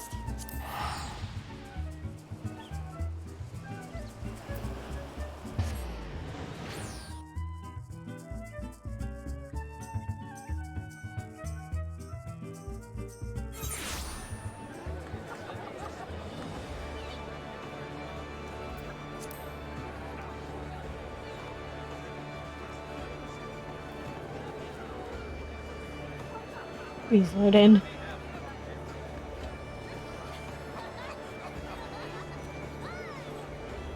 Thank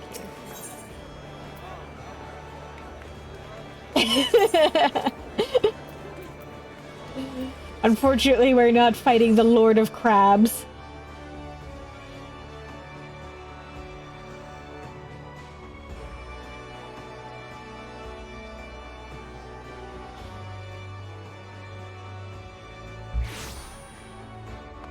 That would be a hilarious fight, but alas.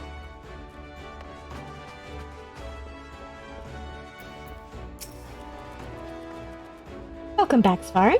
There's much I would ask you, but first, may I have the satchel you received during your assignment?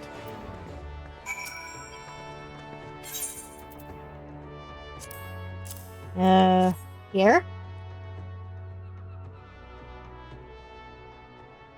The original owner needs her costume back, you see. I'll make sure everything is returned safe and sound. Now, let us speak of Kalia. I'm glad to know that she has finally freed herself to pursue her heart's desire. And you are to thank for awakening the Foreseer to our self-imposed fetters. The brilliance of Kalia's strategies served to blind her to her own feelings, and it pained me to see her suffer so. Your example may even encourage Kalia to improve her combat abilities, although such will surely come in time. After all, she intends to study under the Guildmaster's direct instruction. Imagine those two obsessive arcanists and the complexity of the tactics they will develop. It may very well be that your actions in bringing them together will prove the catalyst that sparks a new era of invention in the art of arcanima. You too should look to the improvement of your discipline if you are to keep pace with all that is certain to follow. To that end, I offer you a new technique, one that I pray allows you to more readily drive back your foes on the battlefield.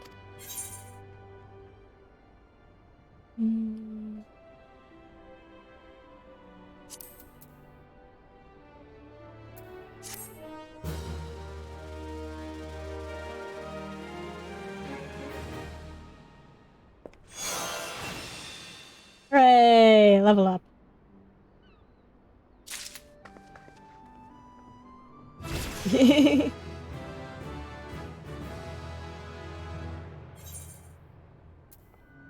Jeez, my equipment is looking kind of tattered. Oh dear. Ooh.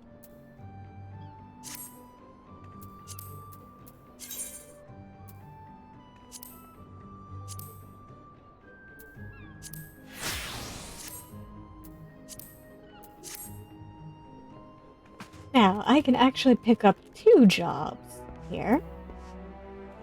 And I think I'm going to pick them both up.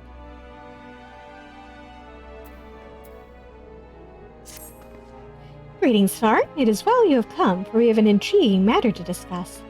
Our quest has come to our guild from the Sons of St. Koenok, an organization of some of the finest minds in Eorzea, and they have asked for you by name. It appears that the research the Sons are currently conducting would benefit from the assistance of an arcanist, specifically one who has had the tempering experience of defeating the primal Ifrit. Well, I must admit to some curiosity as to how these scholars knew the extent of your heroic exploits. I suppose the source of their knowledge is of little relevance. If you would answer this request, then you will find your contact, a researcher by the name of Emitra, at Apkolu Falls in the nation of Gridania.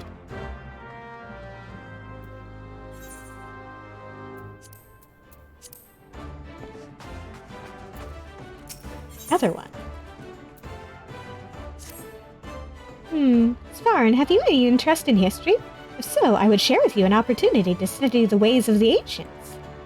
A curiously refined and well-read marauder visited the guild the other day in the hopes he might meet an arcanist of exceptional skill. He claims that the assistance of one such individual will be invaluable for the success of his archaeological research. I say claims because despite his eloquence, the thought of a marauder with academic ambitions still strikes me as odd. You are, of course, free to formulate your own opinions. His name is Alkazolka, and he can be found at the Marauders Guild should curiosity overwhelm you.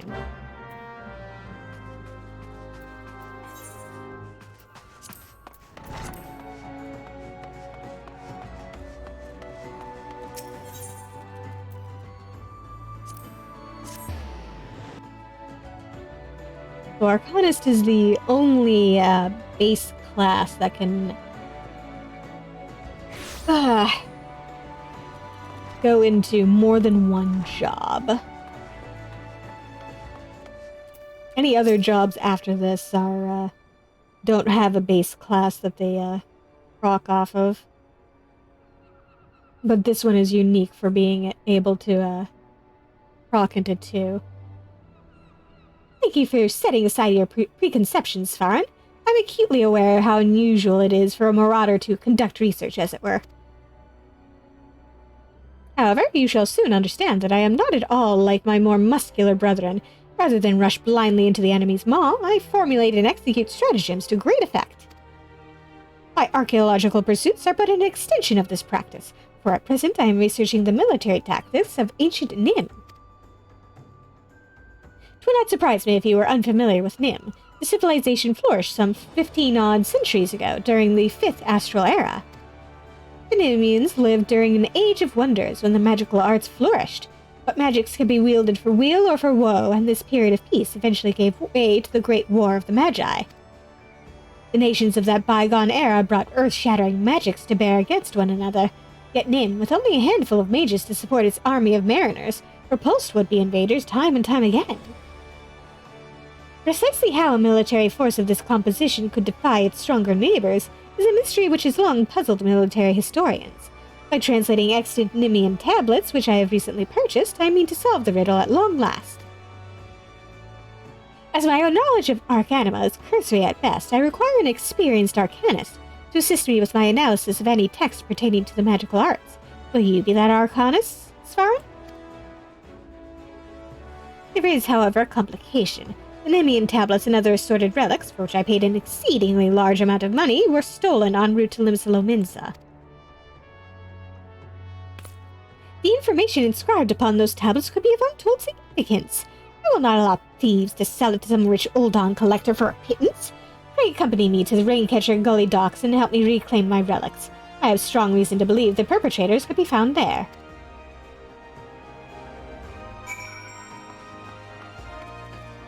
Alright then.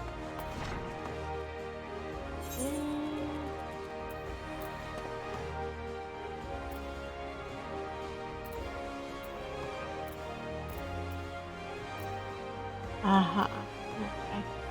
I'll get to go there directly.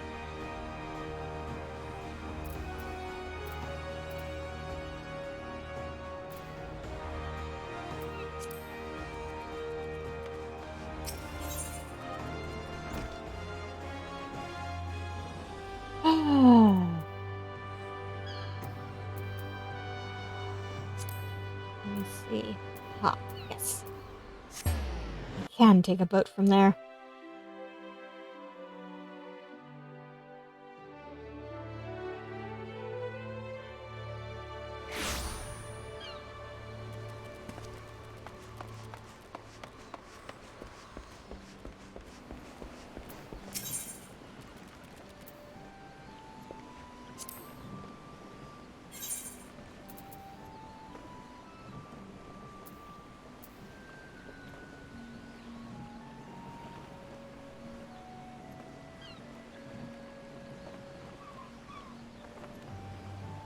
Should be able to.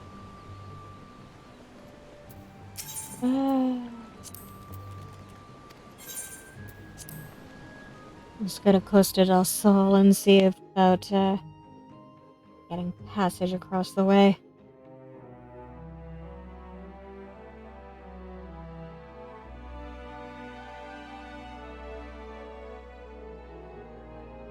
Maybe also see about carrying some equipment. Yeah.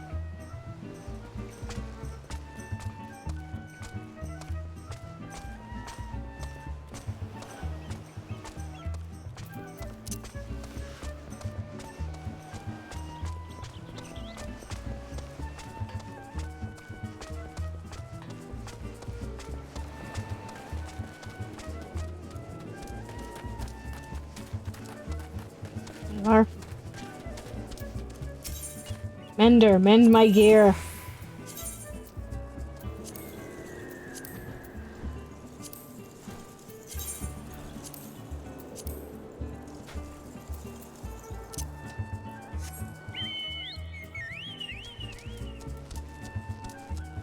Now let's head on up here.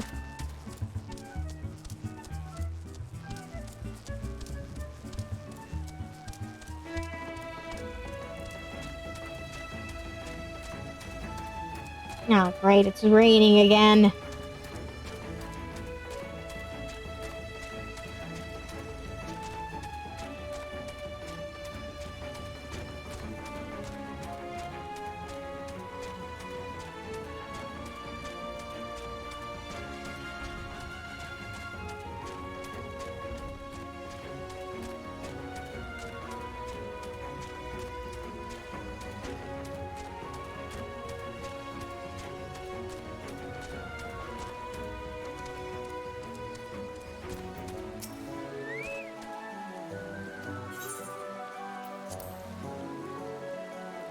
Rain catcher gully we go.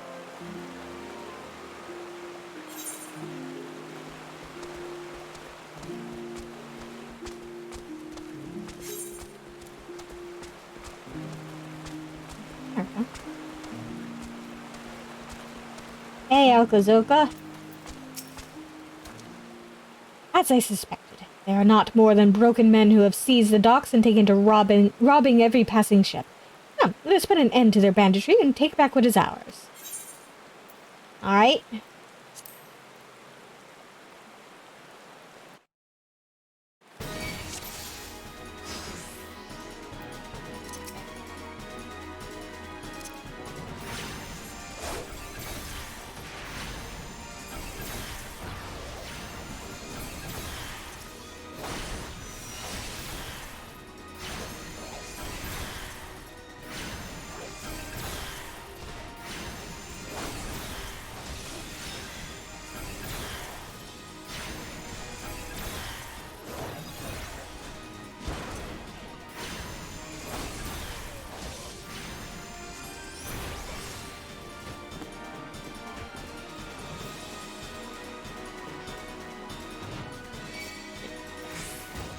Sir?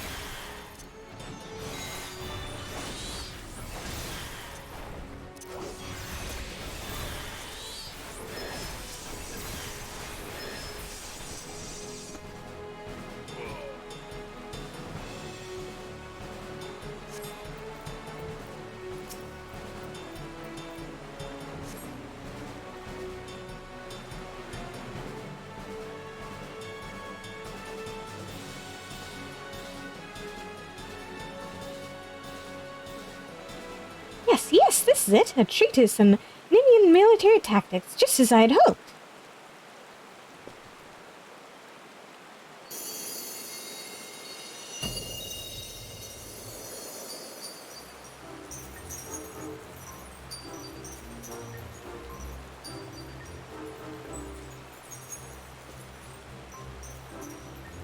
Hello there.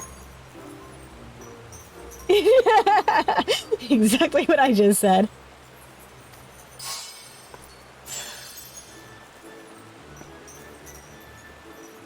Ma'am? Mayhap the tablet can explain this.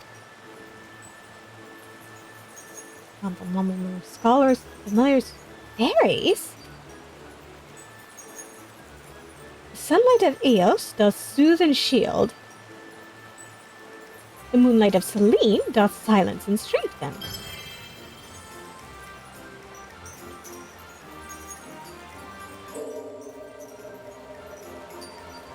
Svarin. By the 12, have you any idea what this means? We've rediscovered the long-lost magical arts of Nimian scholars.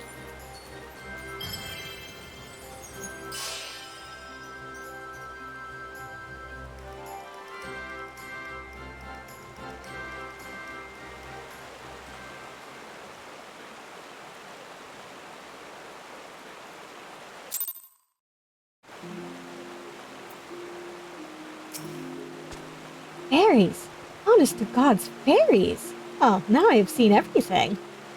Anyway, I shall return to the guild and begin translating the tablet. I cannot wait to see what other secrets it contains.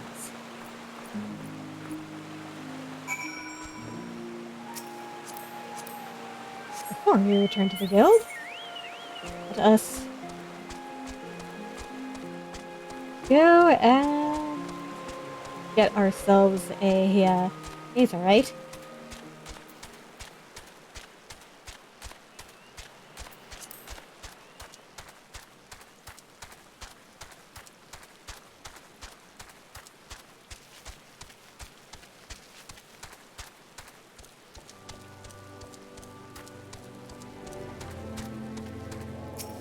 I'll be heading out this way again soon enough.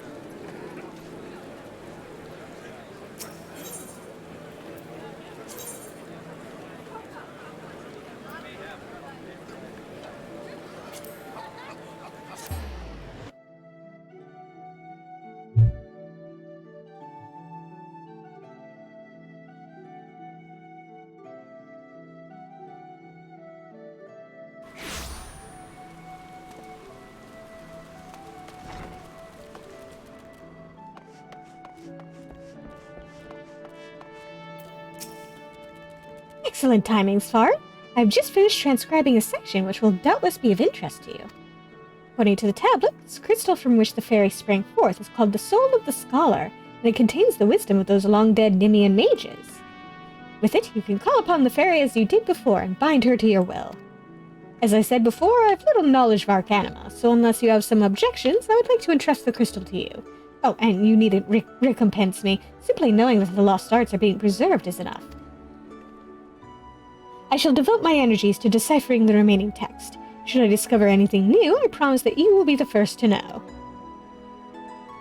The next quest will be available upon reaching level 35. I don't know, is 37 higher than 35?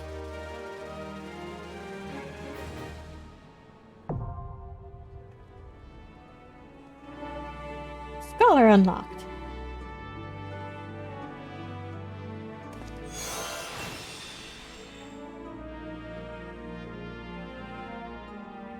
With the Soul of the Scholar equipped, you can summon a fairy to aid you in battle. When called forth, she will assume the form of a healer-type pet.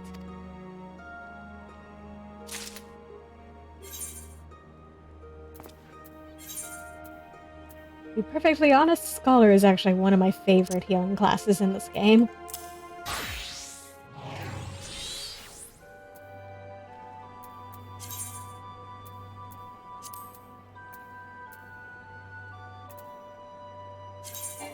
Yeah, magical fairy friend.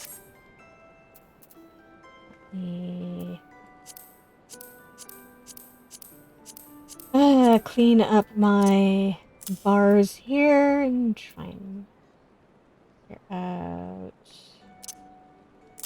what order I want things to be in.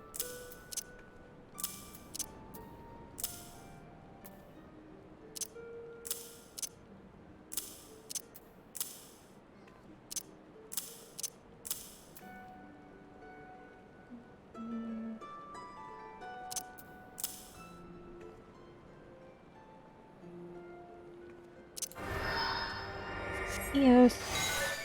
There we go.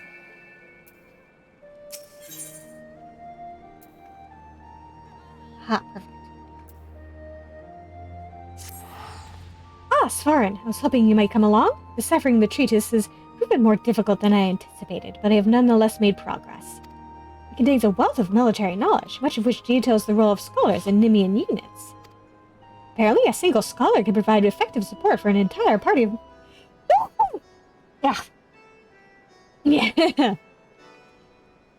Apparently, a single scholar could provide effective support for an entire party of marauders. They would employ their magics to heal the wounds and enhance the abilities of their allies. Moreover, they often served in leadership roles, as they were highly trained tacticians. But how swiftly the remembrance of all things is buried in the gulf of eternity. The treatise indicates that Nemean scholars wielded a far more diverse repertoire of spells than you currently possess. Precisely why you lack these spells I cannot say. Not experienced enough, obviously. However, the fault may lie with your fairy. One would surmise that the knowledge contained within the soul of the scholar is essentially hers. Therefore, if she cannot remember the ancient magics, it would suggest that... A thought occurs to me. If it is indeed the case that the fairy, having been sealed for 1500 years, has yet to fully regain her senses, mayhap visiting a familiar location would hasten the process. I can think of no more familiar place than the city of Nim, rather what remains of it in outer La Nocia. Okay. And that I'm definitely going to put on the back burner for a moment.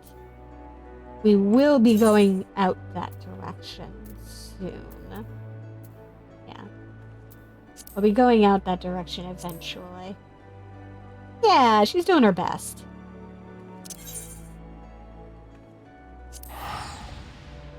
Can't fault her for that.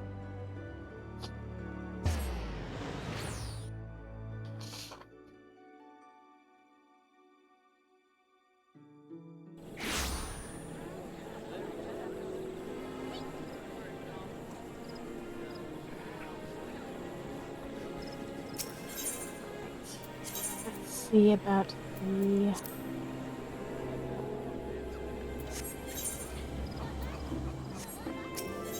I have to switch classes.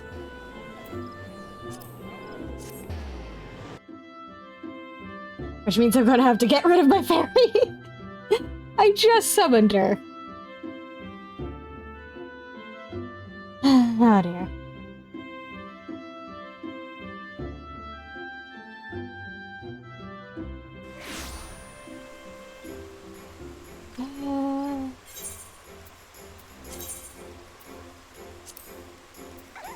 Arcanist.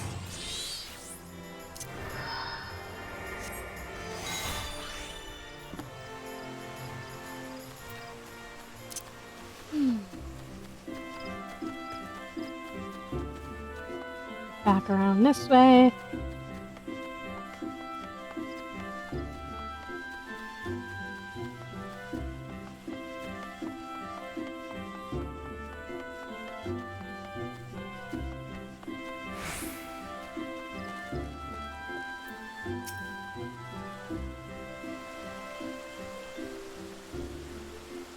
You are Svar and Darkheart, I assume.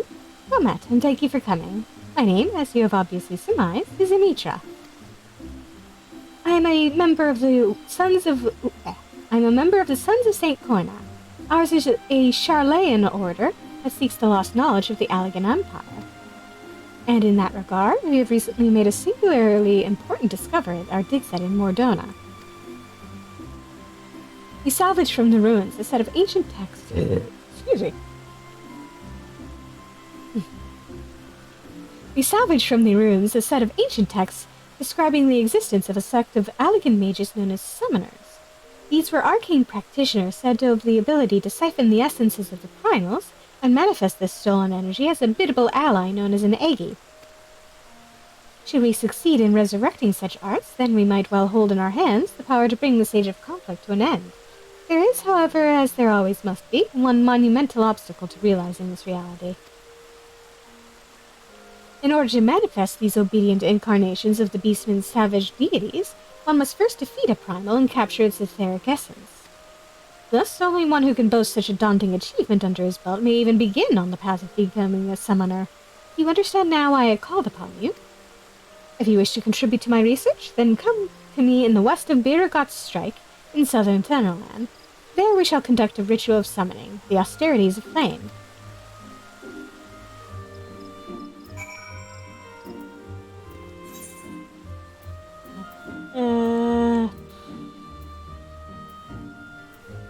This is going to be a bit of a trek. I have not been that far south yet.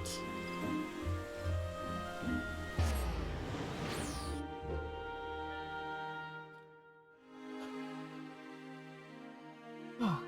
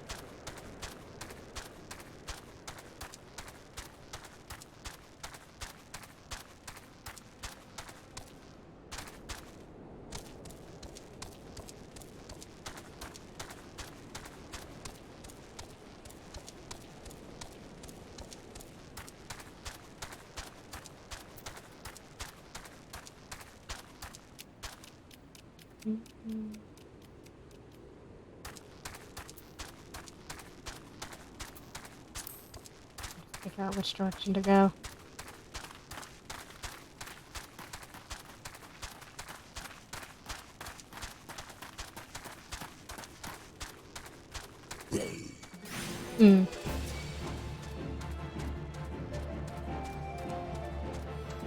I may have made a slight miscalculation.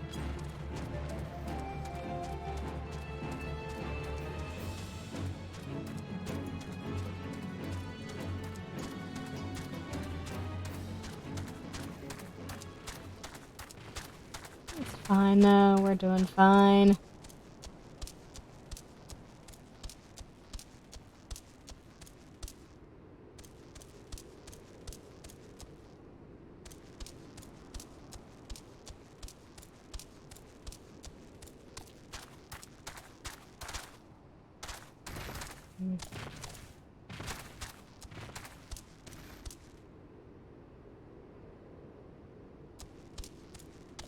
We're on the other side of things, aren't you? Fine. Guess we'll take the long way around.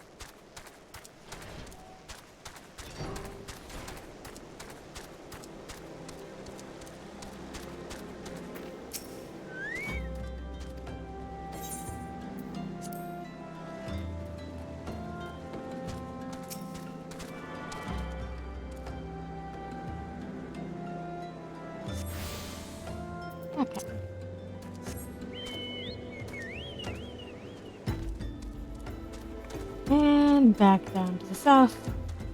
No, butter.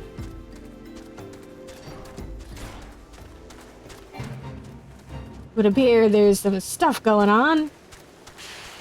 I'll just go around that. It's fine. I'll be fine.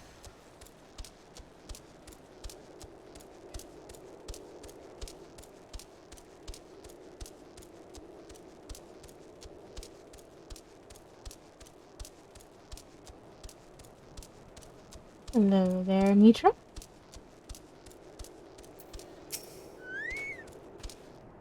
Greetings to you once more, Svarn. I had a feeling this unique opportunity would be nigh impossible for you to ignore. Let us proceed directly to the ritual, shall we? According to the records we recovered, summoners of old would perform these rites in a land in which the naturally dominant element matched the aspect of the avatar they wished to call forth. Only in such a place might one sufficiently shift one's etheric balance in the desired direction. The element of fire is especially strong here in the Sagoli Desert. I can think of no land more fitting in which to summon an incarnation of the Lord of the Inferno. Before we begin, I must insist that you accept this gem. It may appear of little worth, but within its faceted depths dwell the memories of long-deceased summoners. Now you must focus. Visualize the aether flowing through you, a vibrant current of energy transforming into living fire. Hold this image in your mind, and the raging heat of your life force shall spawn an eggy wreathed in flames. Be aware, however, that this nascent entity will appear before you unbound and hostile. It is your charge to overpower the avatar and establish yourself as its master. The path of the summoner is not fraught with peril.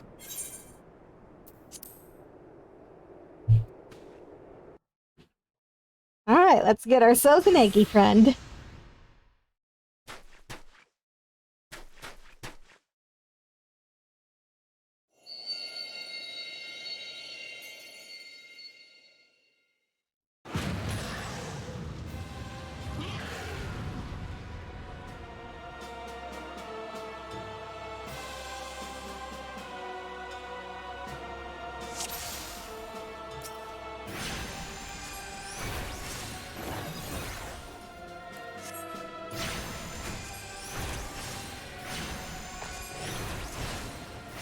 Yeah,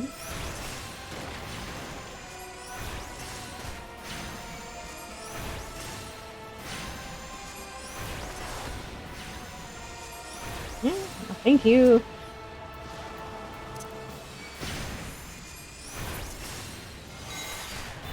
Now that did not take long.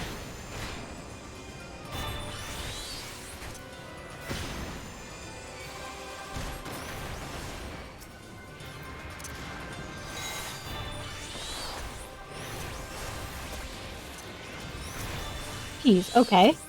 Hi. Yeah. Come on. Yeah.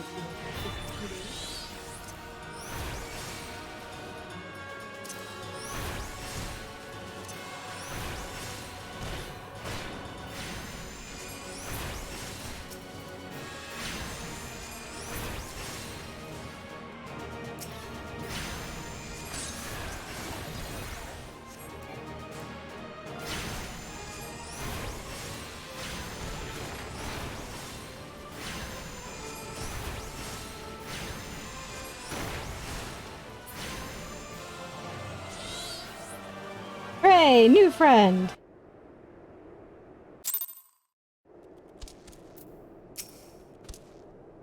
Most impressive, Svarin. The fireborn Eggy has submitted to your will. You have mastered the austerities of flame, and that is no small feat. Pray let us return to Apakalu Falls that we might further discuss your achievement.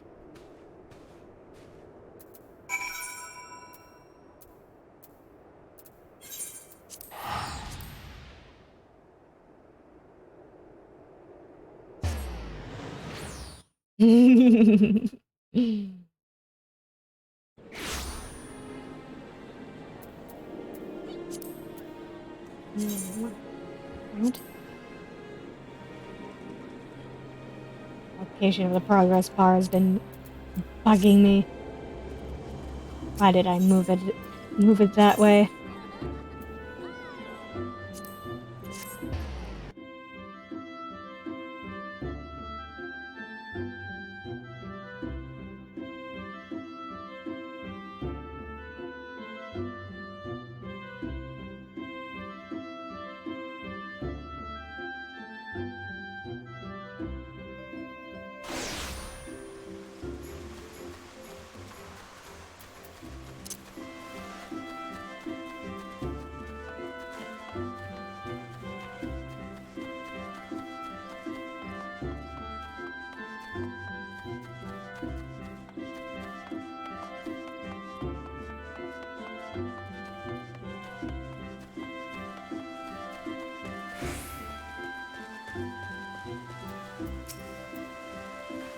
This is truly a momentous occasion. You have rescued the lost art of summoning from the grasping mire of forgotten history. But you must know more of the avatar you have found. In the ancient tongue of the Allegan Empire, it would be known as Ifrit Egi, where Egi translates approximately to pure or the essence of. In short, you have obtained a willful manifestation of Ifrit's raging fires.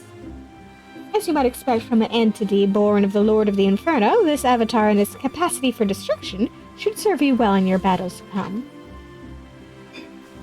With such an ally at your command, it is not too soon to take upon yourself the title of Summoner. You have proven yourself more than worthy of the soul crystal you now possess. Yet be that as it may, the road before you is long and arduous. If you would triumph in this age of conflict, you must needs master more than just the Egi of Fire. I suggest you next fix your gaze upon claiming a servant of unyielding stone, like Titan. This will, of course, necessitate you joining an expedition to defeat the primal known as Titan. Yep.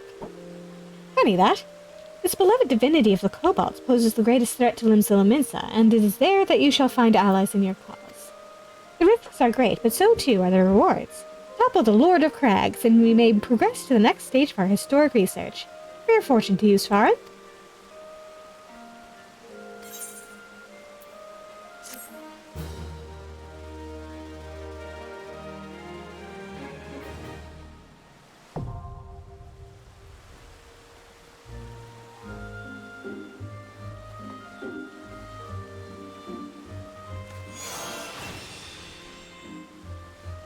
Hey.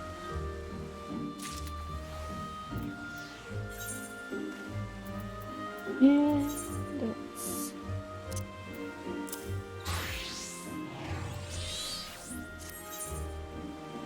the trance gauge.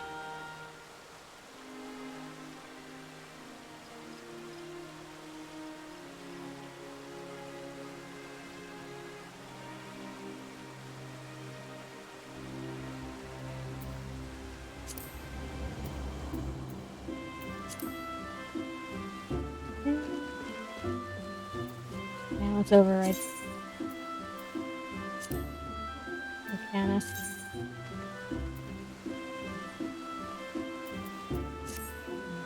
Now.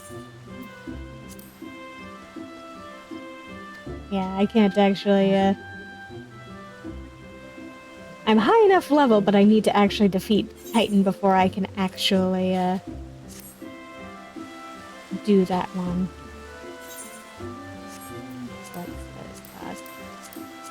Rearrange my hotbars again.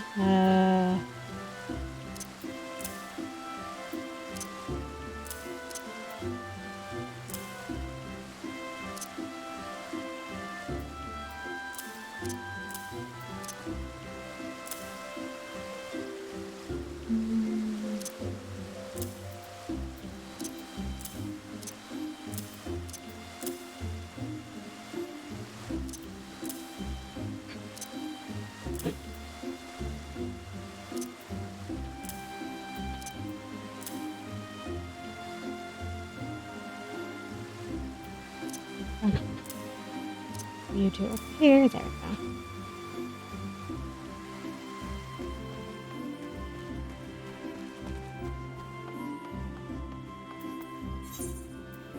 You are active and tranquil.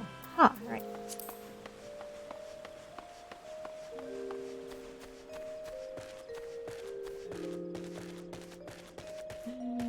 Let me...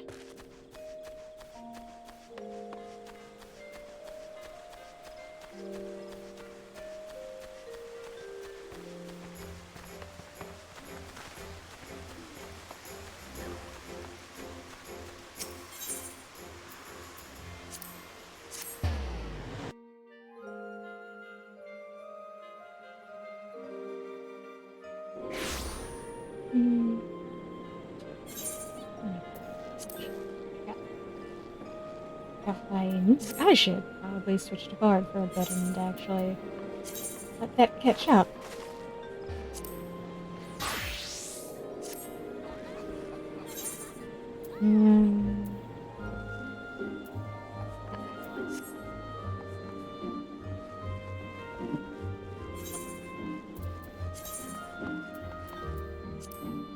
Since 'tis the season.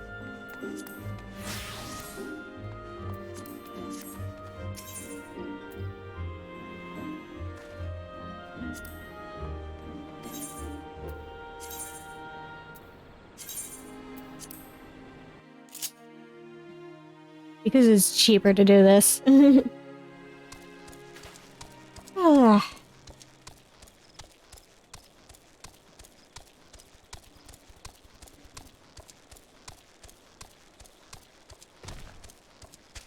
Even if it takes longer to get there.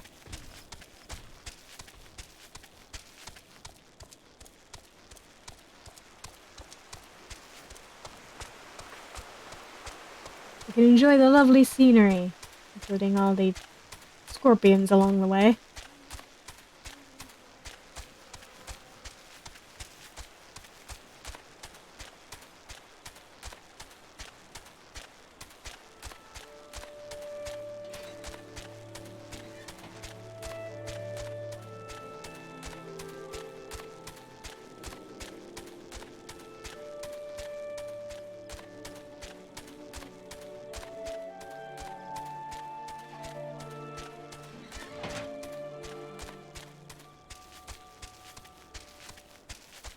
Lovely weather we're having out in the on the shroud.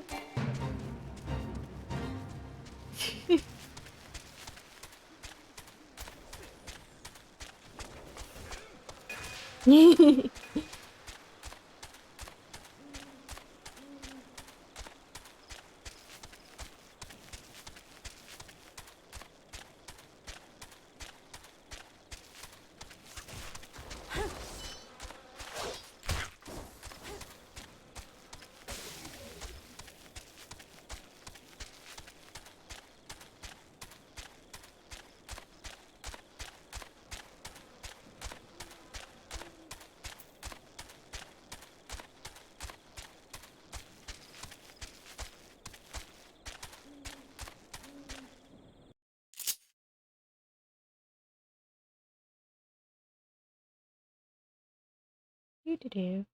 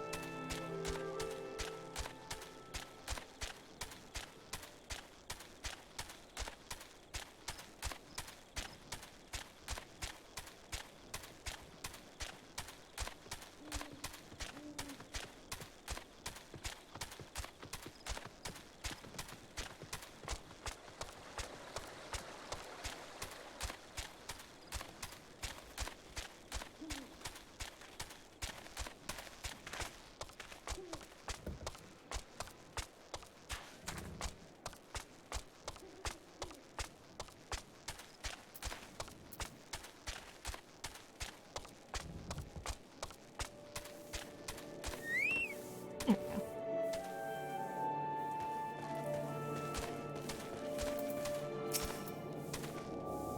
You require assistance, adventurer. So this is the one who would challenge Titan. I've been expecting you, Svarin. The ingredient you seek is the egg of a giant adamantoise. The method of acquisition should be obvious. You steal it from the beast's nest, of course. Simple in theory, but difficult in execution. Most who try die in the attempt. Will I help you get it? Ha, you amuse me. I'll not jeopardize my position by openly assisting you. From me, you will receive only information. What you do with it is your choice. Gee, thanks.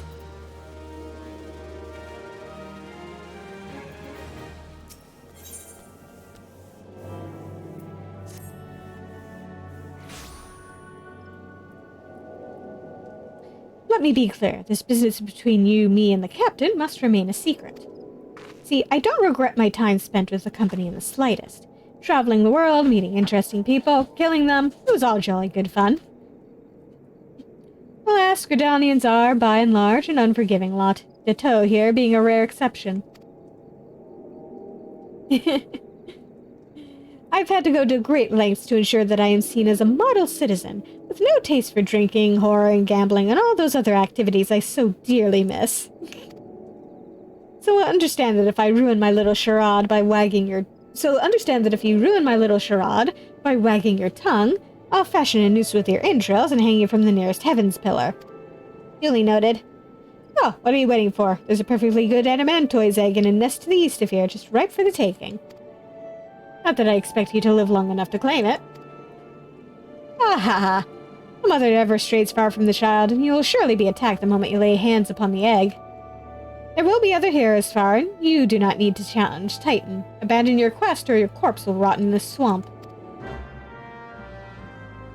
Oh, ye of little faith.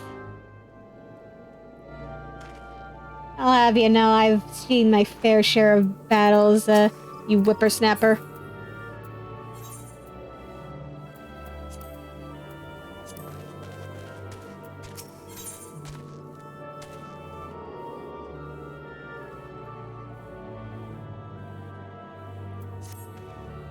Looking for a spot of work? Then you've come to the right place. I'm Mirthalin, a representative of the Adventurers Guild. Doo-doo-doo.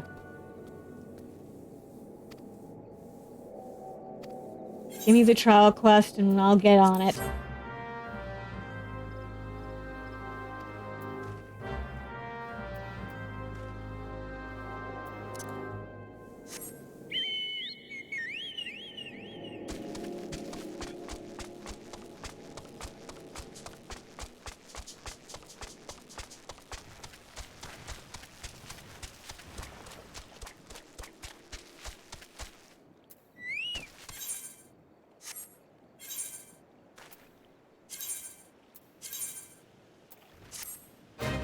Man, I'm just barely high enough. Low enough, I mean. Hello.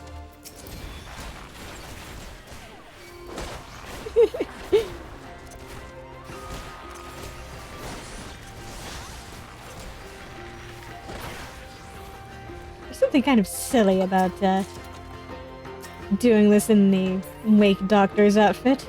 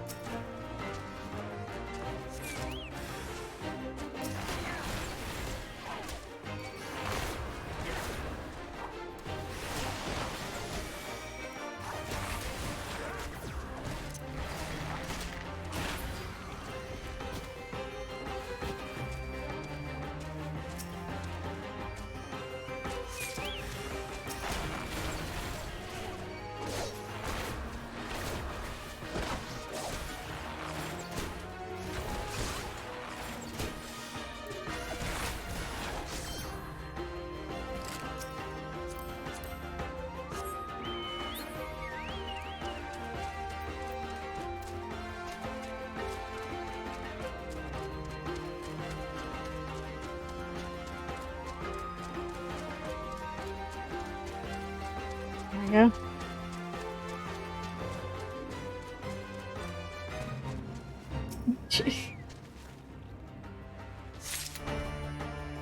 Just barely skimmed the fate.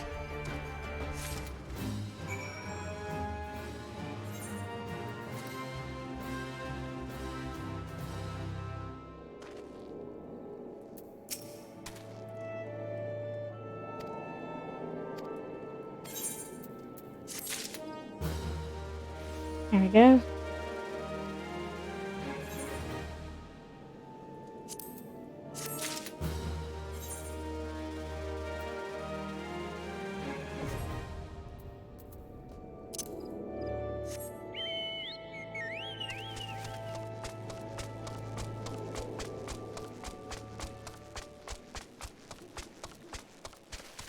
Alright. Now, let's go bother a giant tortoise.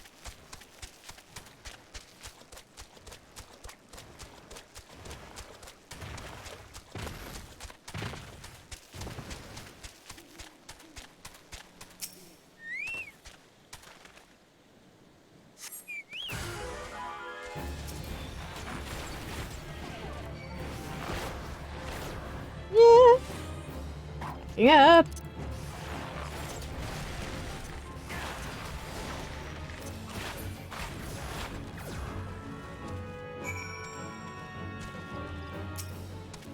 Tortoise successfully bothered.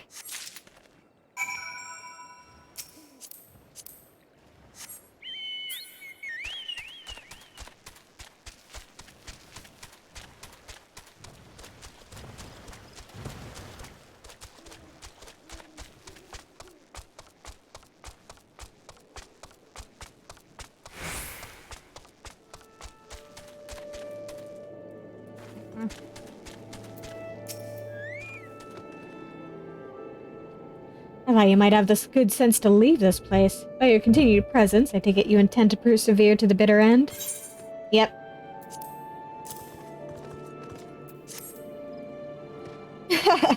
Such bravery, such recklessness. That will serve you well against Titan. Leave the egg with me. I'll see that it gets to the captain. You should make haste to southern Thanaland. In Forgotten Springs, you'll find a man named Uad Nun. He'll be your next guide. Safe travels, Farron.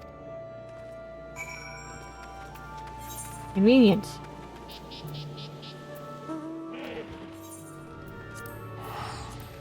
Let's just teleport on over there.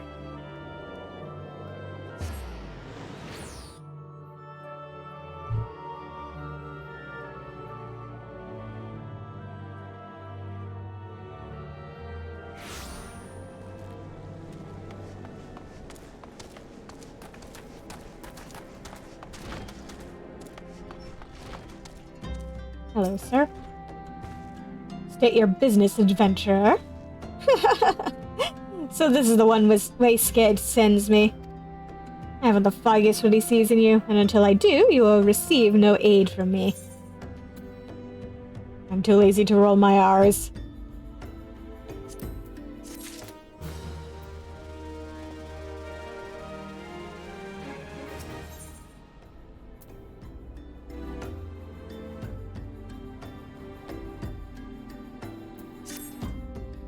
Persistent bugger. Very well, let's have a look at you. You've seen your share of battle, there's no mistaking that. And you did manage to obtain that adamantoise egg.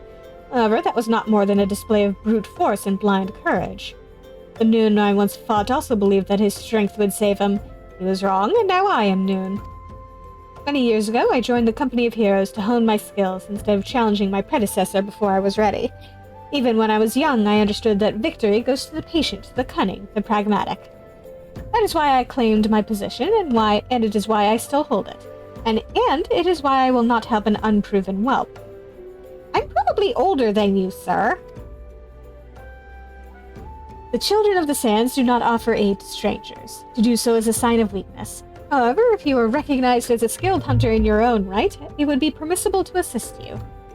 Across the desert to the east lies an Amalja encampment.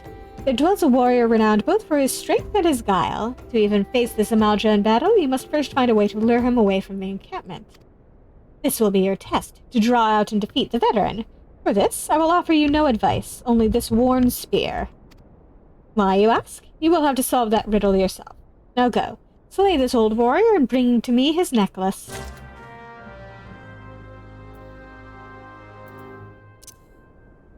Alright. Again with the kill this, kill that stuff.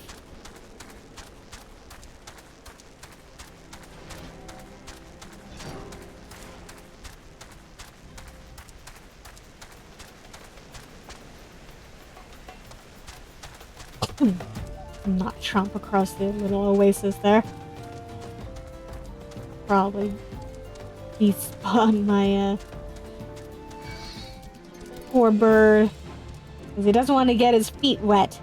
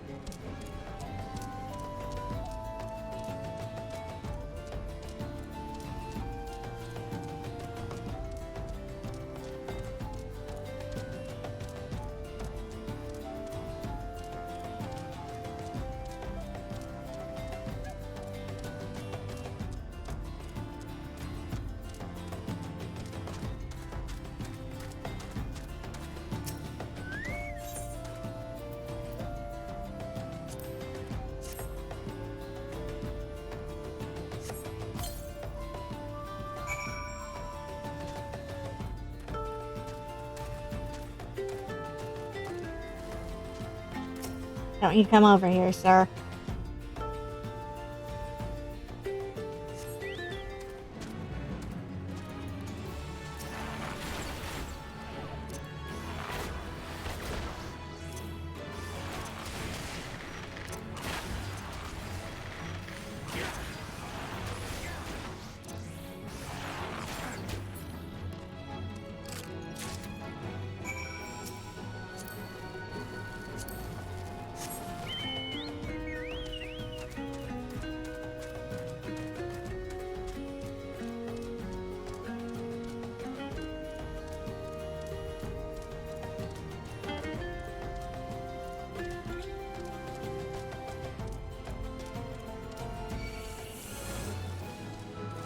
I'm just passing through.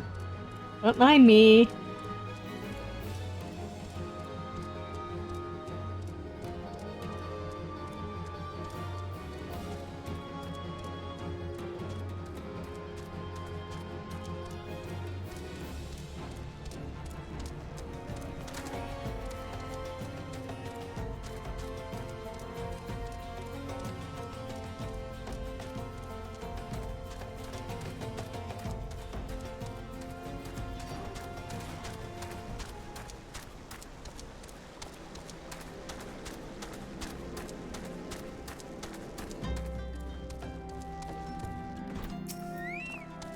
Killed him for you. Tell me, adventurer, is our old nemesis dead? Yep.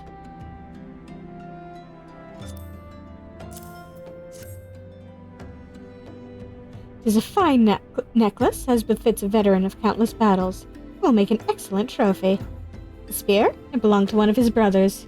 I knew when he spied it from afar, he would be unable to resist venturing outside the encampment to see for himself. Did you discern my intent, or was it dumb luck, I wonder? Either way, you impress me, adventurer. I shall tell you of the ingredient you seek.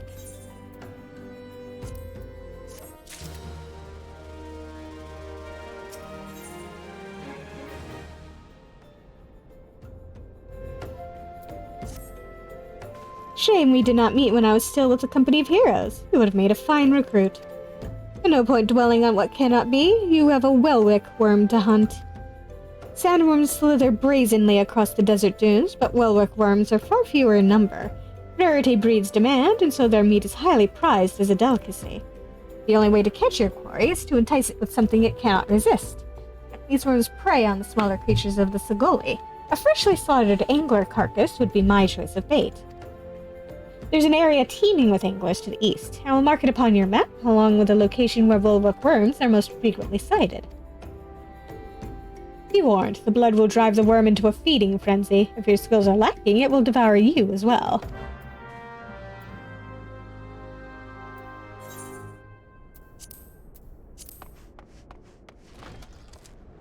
I'll be fine. I faced worse than an angry worm.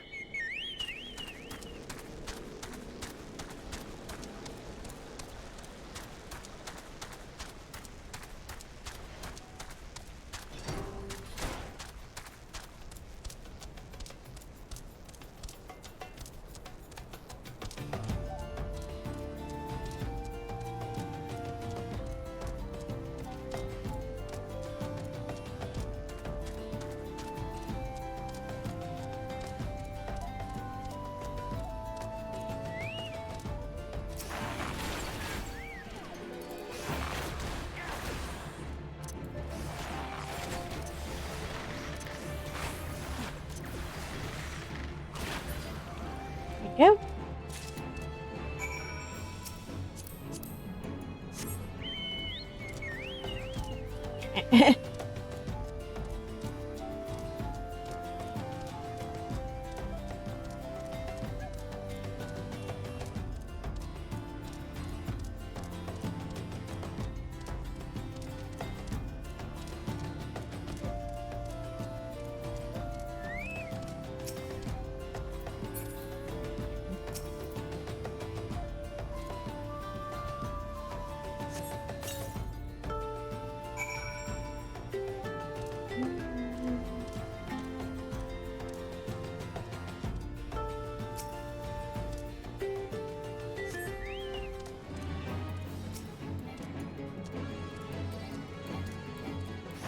There we go.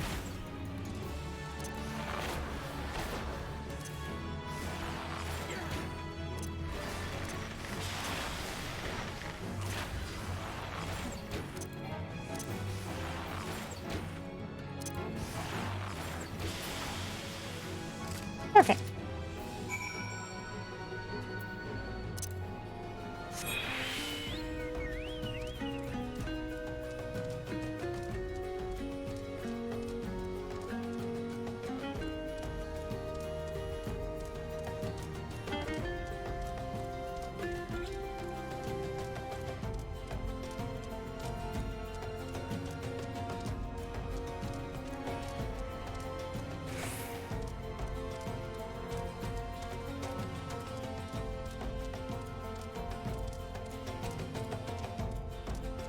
Funny how there's fish out in the middle of the desert here.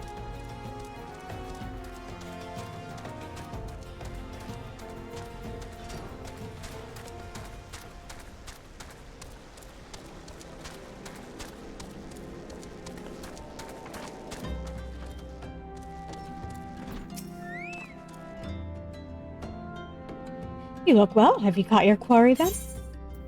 I have indeed.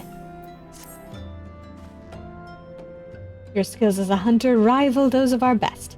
I applaud your success, Farin.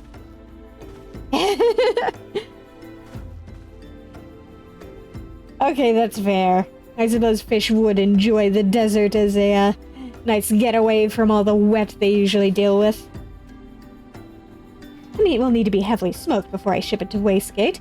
Worry not, you have my word that he will receive it in time for the banquet. You must be eager to obtain the third ingredient. I regret to say that I know not of its location. For the nonce, you should return to Costa del Sol and seek Wastegate's counsel. Ah, but hold a moment.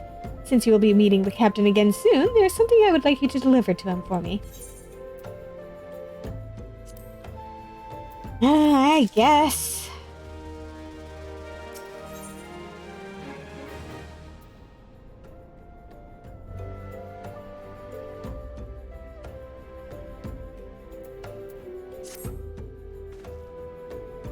The captain was always fond of this brand of wine. I would be grateful if you could deliver it on my behalf. I was a reckless, angry youth when I first joined the company, and he would have been well within his rights to cast me out. Everything I have I owe to his wisdom and generosity. Wastegate was a firm yet fair teacher, an expert molder of men, and I suspect that is still the case now. Please give him my regards, Farin.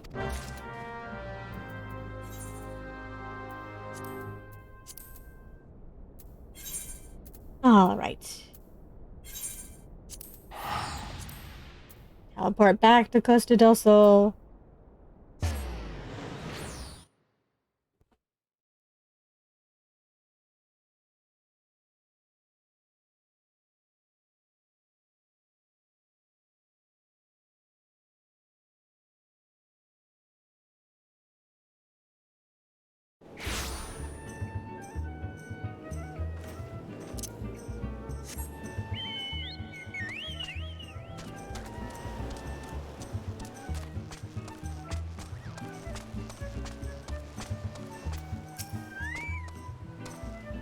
Well, Metzvard, Landinel, and Udanoon both spoke highly of you.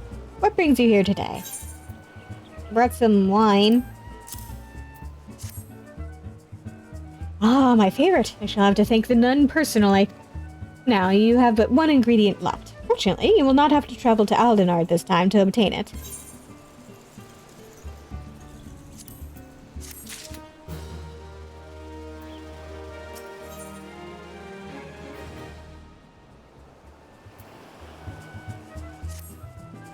Truth be told, I never intended for you to collect this last ingredient. Rayflox, my old quartermaster, wished to bring it to Costa del Sol herself. However, not long ago, she sent word that there's been some trouble at the Longstop and that the delivery would be delayed indefinitely. She told me nothing of the incident itself, but I fear the situation may be dire. Though I would like nothing more than to aid her myself, I have no choice but to turn to you and your allies. Make haste to Hidden Falls docks and speak with Oza Nazin. He will direct you to Raincatcher Gully, where Brayflox and her people have made their home.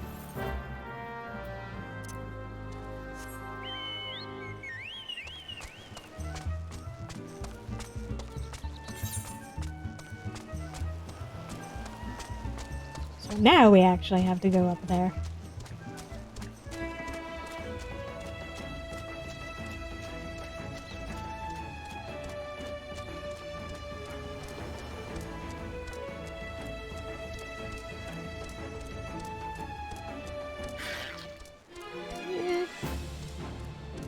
Please don't.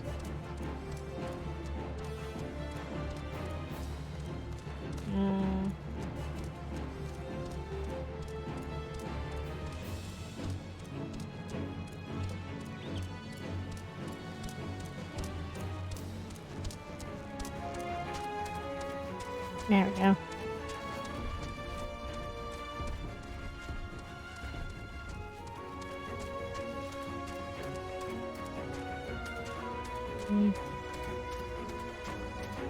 Some pretty ominous structures over there.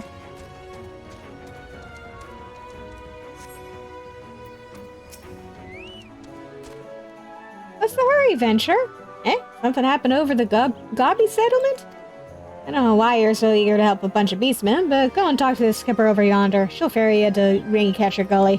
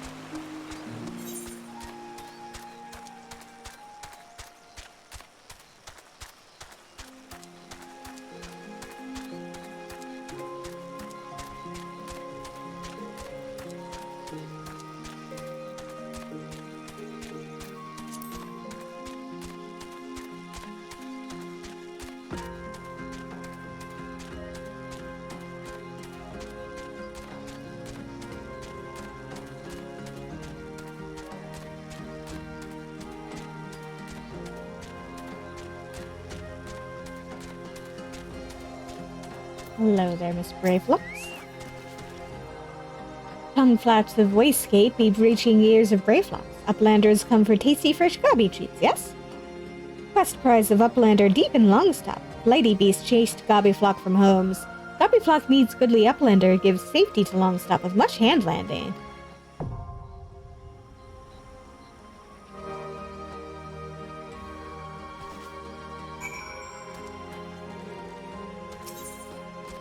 Alright. Enter the long stop.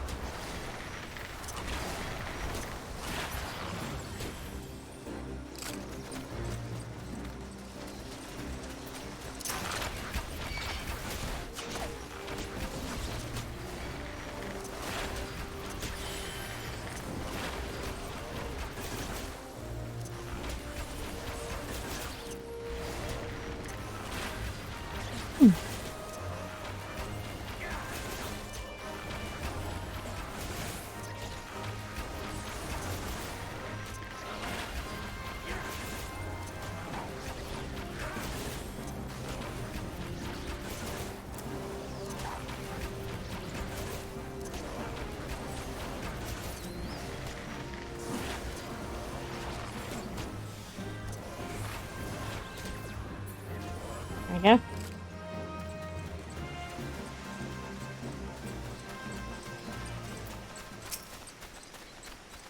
Robbie Flock in danger. Uplanders gate key. Open heads gate.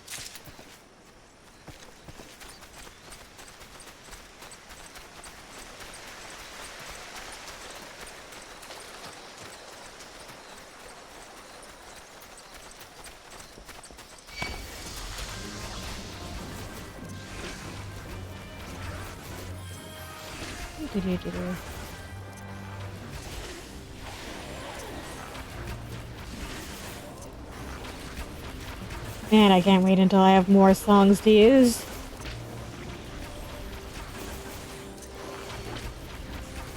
What kind of bard only has one song in their repertoire?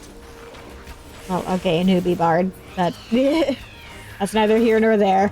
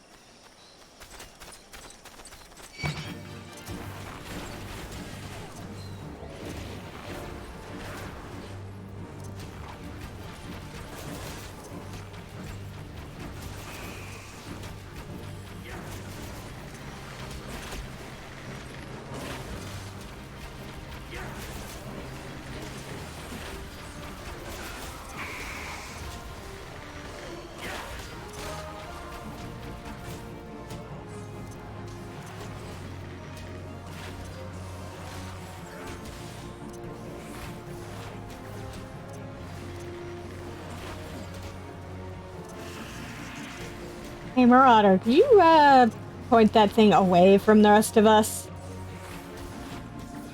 Please.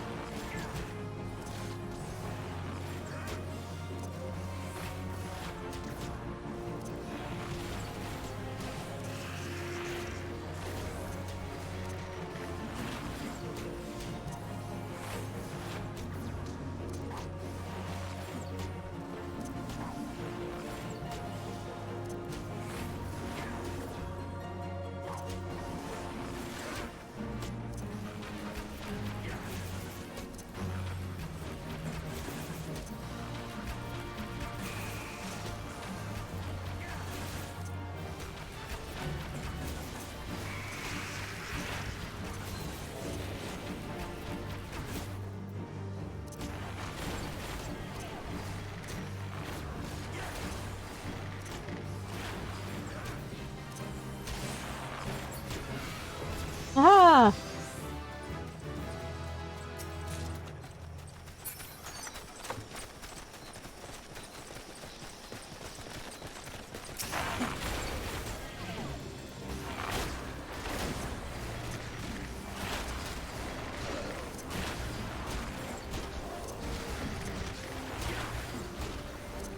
I think I might get a new song this next, quest. Excuse me. Marauders are... I don't need that. I could give it to the Marauder, but I can't do that.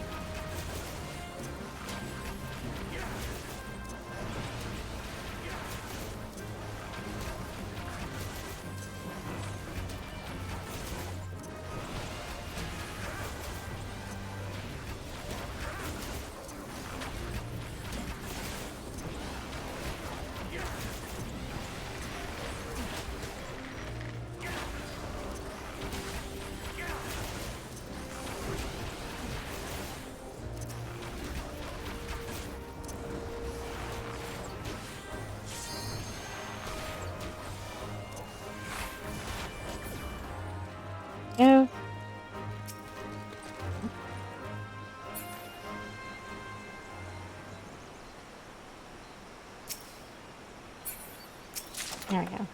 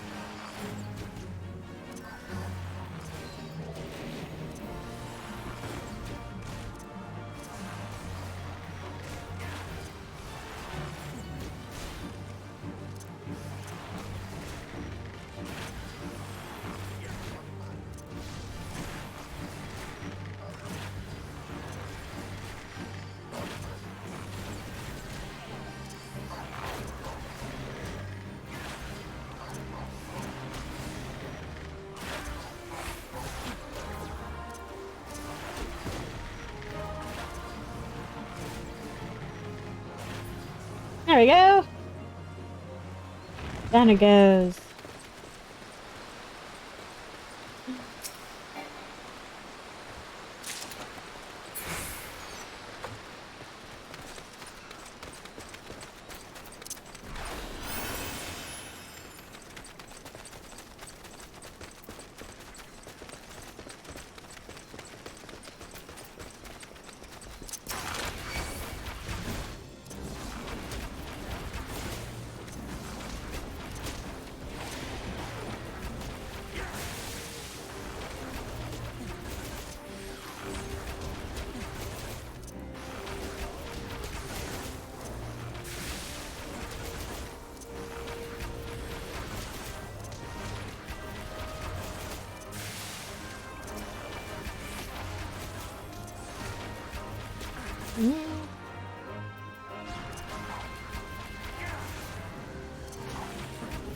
Please don't bathe me in peculiar light. That doesn't sound great.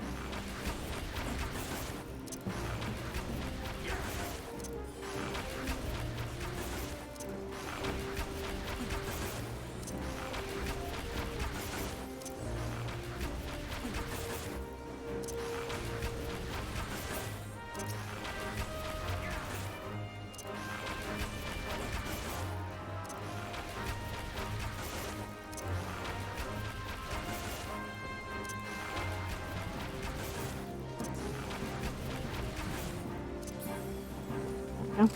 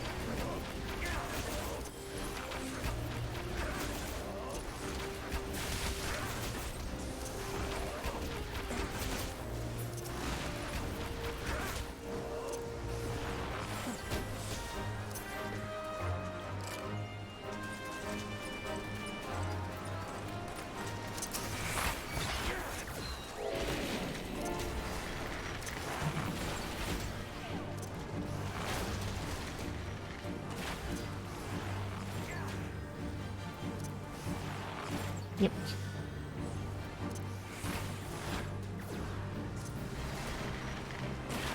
There we go. This is a nice spot.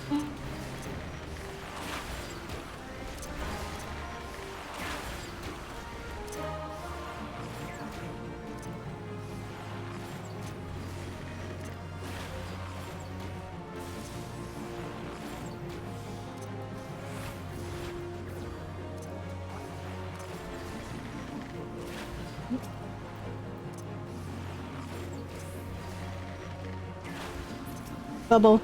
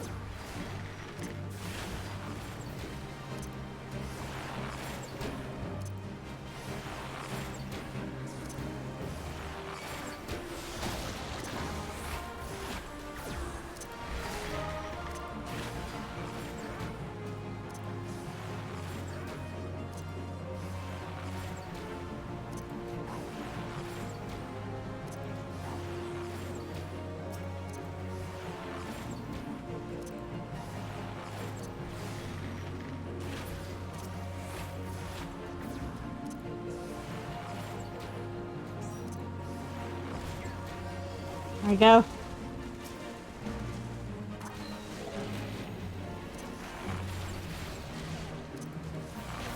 Please do not point that thing at me, sir.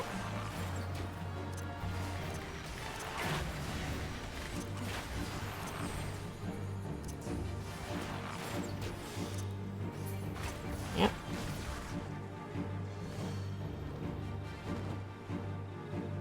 Off he goes.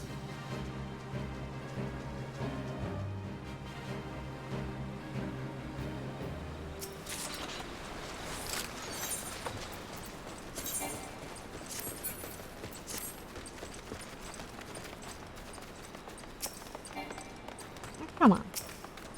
God damn it. No.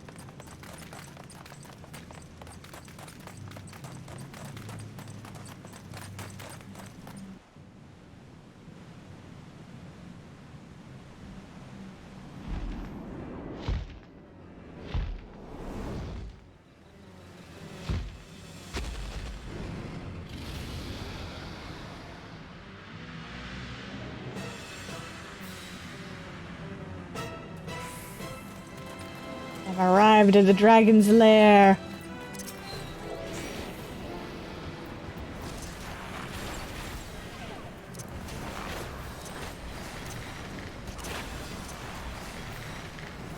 Yeah, he's a big one, all right.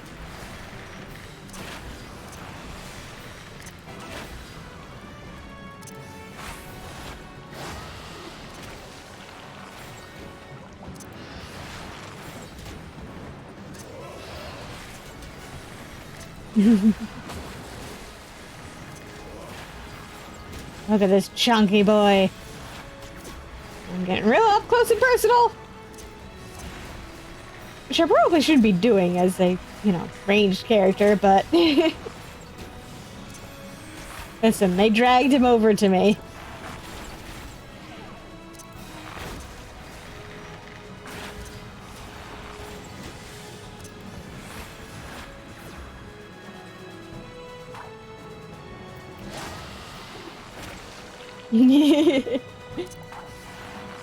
Yeah, I can't deny that.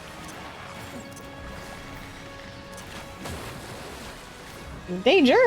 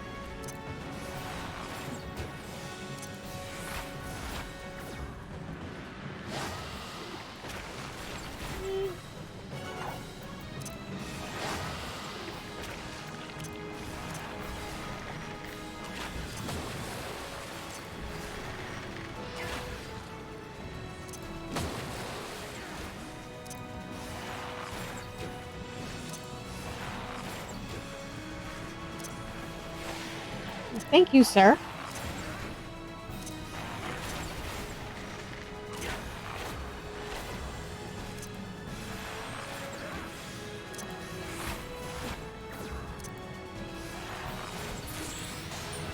Hooray!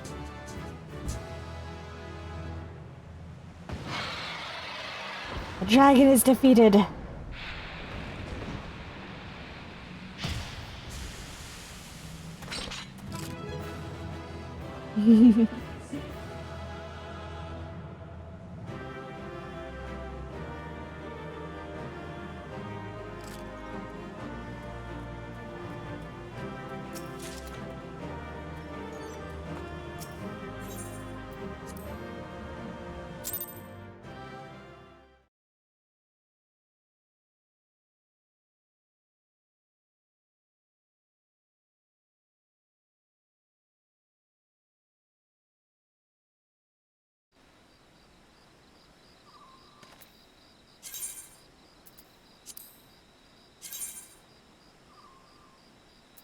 Yeah, unfortunately. Would be nice if we could have brought its meat back, but alas, it did not want us to do so. Such an inconsiderate dragon.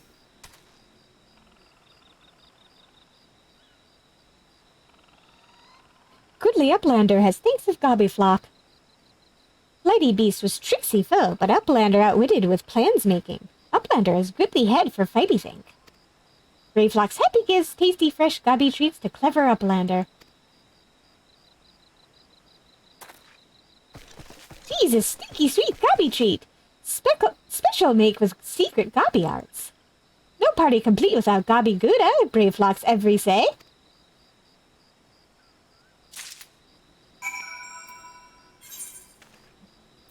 The things we do for cheese.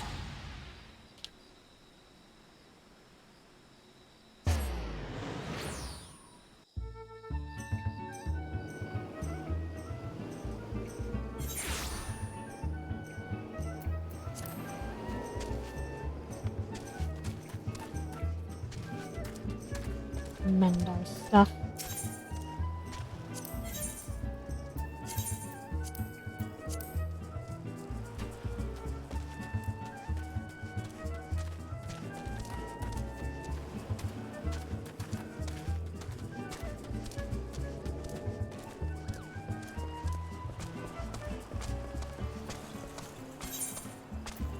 And also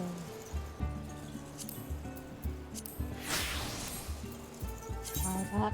No.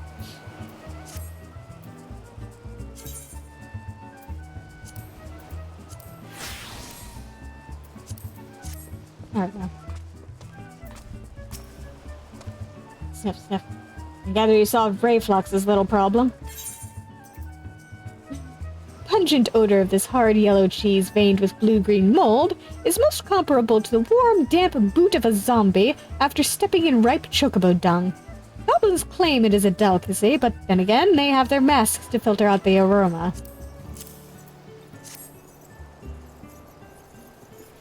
By the gods, that unholy stench. This is, definitely goblin cheese. Judging from the smell, this should be quite flavorful. How's it made? It's best to remain ignorant of such things. Still remember when I learned what kind of milk they use. Shudder. You know what? I'm not gonna ask.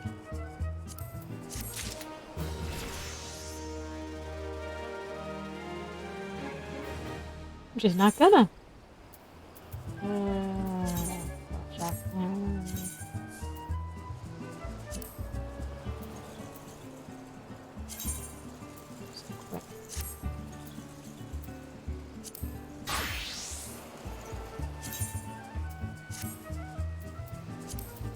Whitman swapping. There we go. They're all at the same level, right? Yeah.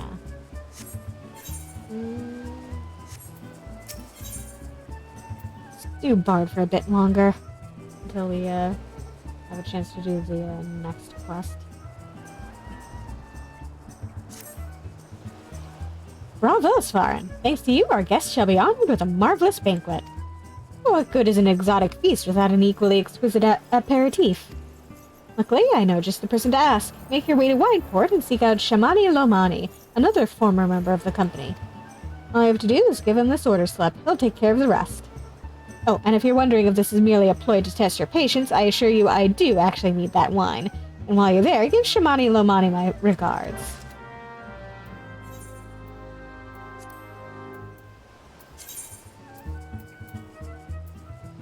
Let's just teleport over.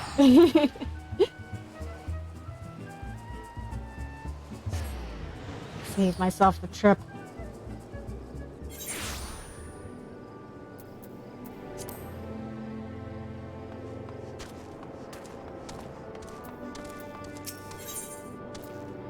Ooh. Fancy yourself a romantic friend? You oft find yourself gazing off into the horizon, yearning to travel in search of storied relics left behind by the heroes of yore? Yes, you say? And do I ever have a proposal for you? I was accosted the other day by a slobbering drunkard. Bear with me now, I assure you this gets better. Who most eagerly regaled me, from what I could gather amidst slurred speech and copious amounts of spittle, that is, with the tale of a treasure map he had stumbled upon in his travels. I don't recall the particulars. I was emptying my innards of some foul swill at the time, you see, but it sounded rather convincing to my ale-addled brain. What I do remember is that the fellow mentioned striking out at first light for Raincatcher Gully to visit a miner friend. Should the prospect of hunting for hidden riches set your heart aflutter, I reckon you might still find him there.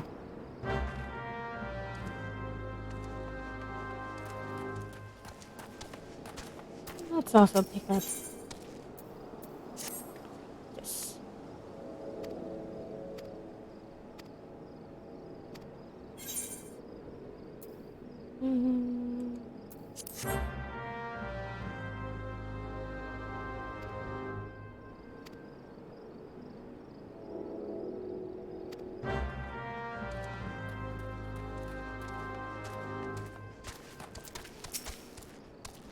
You real quick.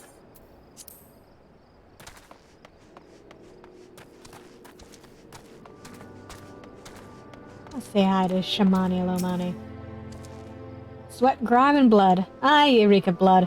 An adventurer, unless I am mistaken. What brings you to Wineport? Got an order slip for you. An order? Let me guess. A quest for the finest vintage I can muster.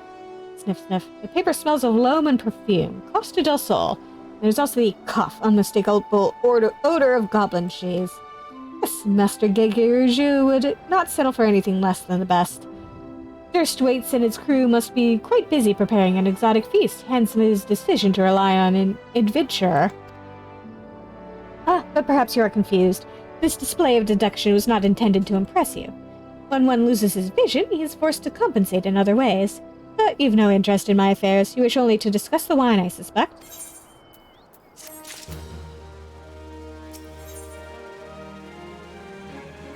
An offer you can refuse. My glasses. Life can be so delightfully unpredictable. I always had a passion for wine, but it wasn't until I was forced to retire that I could pursue it as more than a mere hobby. It wouldn't have been possible if not for the savings I amassed during my time as a mercenary, of course. Say what you will about the nature of that work. None that can deny that it pays well. But you grow impatient, and Waistgate must have his wine. Herein lies the problem. Nothing in my possession is of sufficient quality for this occasion. The best vintages in town are hoarded by Bierglaint, who owns and operates the largest winery in Vilbrand. Somehow I doubt he will be receptive to your request, but given these circumstances, we must needs beg his assistance.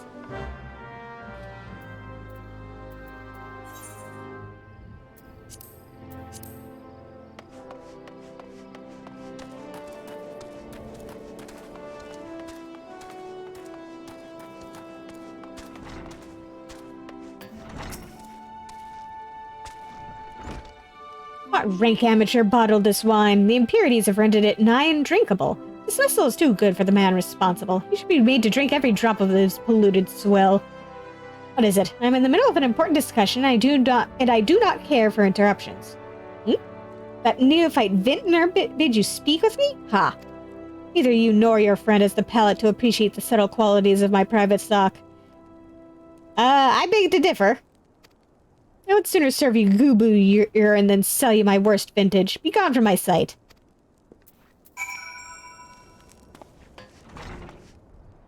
I mean, I'm probably older than some of your worst vintages, honestly.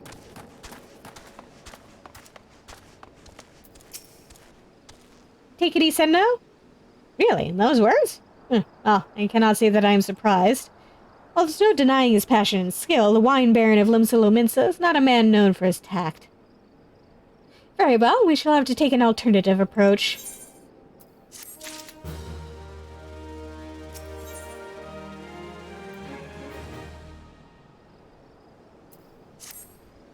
There is a chance, however small, that another resident of Wineport can furnish us with a suitable wine.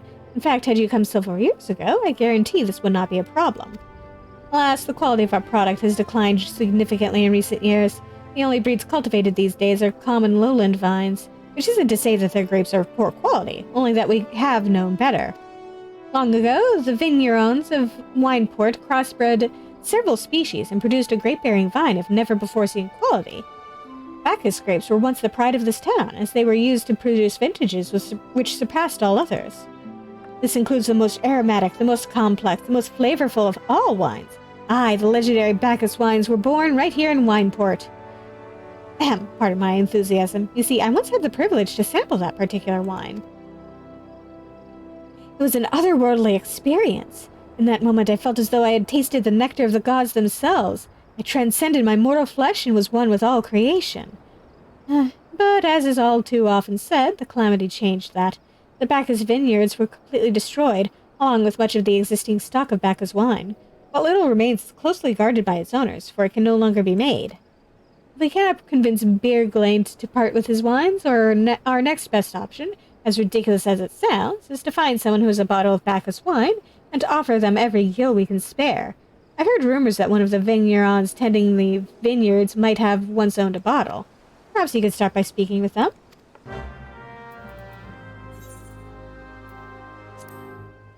Given the title of this quest, I'm a bit concerned.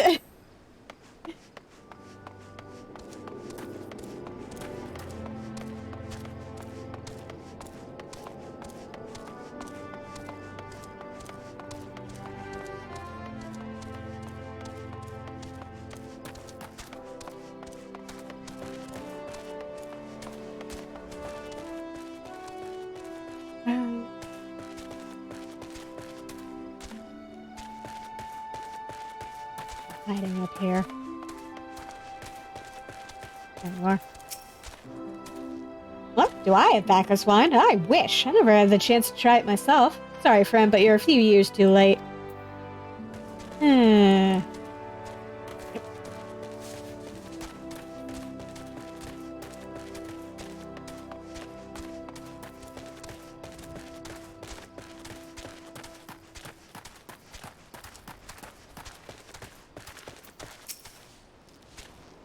Bacchus wine?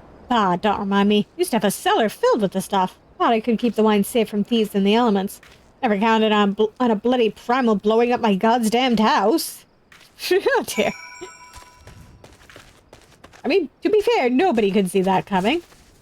That's not something you typically foresee.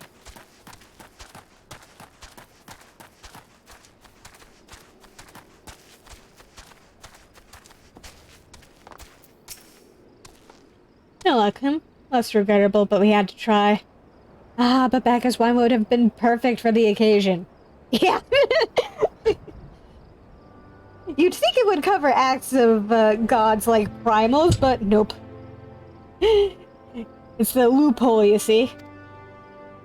Though I must confess, my certitude could be due in part to my personal history with the beverage. It is, after all, the very reason I decided to become a vintner. After Titan blinded me in our battle beneath El Gamoro, I fell into a deep depression. It wasn't until I tasted Bacchus wine for the first time that I realized there was still so much I could experience, even in my condition. It helped me to find a new direction in life. It breaks my heart to think that wondrous ambrosia, which once filled me with hope, may be forever lost to us.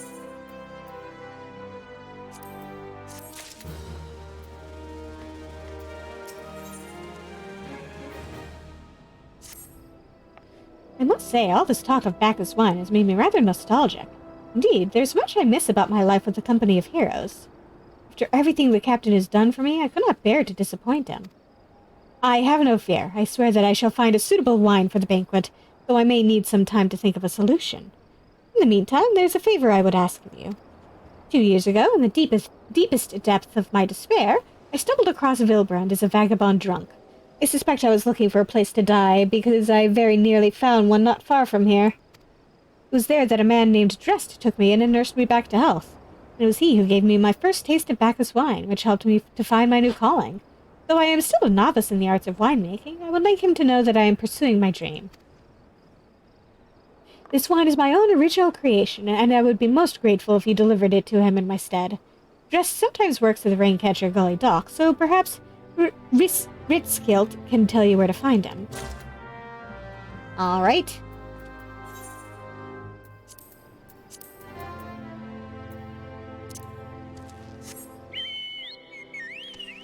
Now that I can leave the, now that I got a quest outside of town, let's do some mucking about in the wilderness.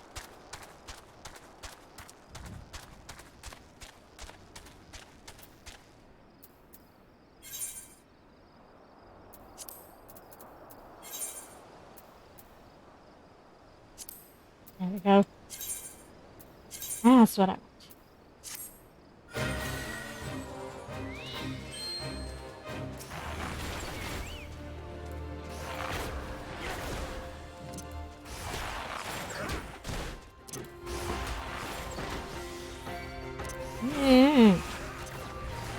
I don't want you. Go away.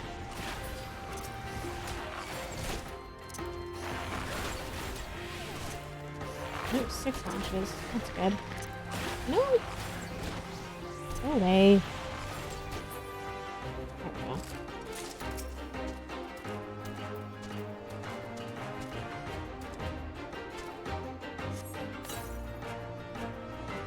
Nope.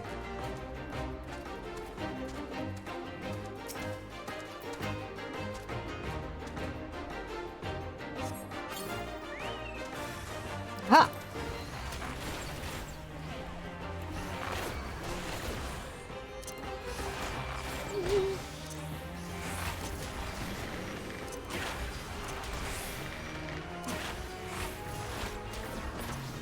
Go.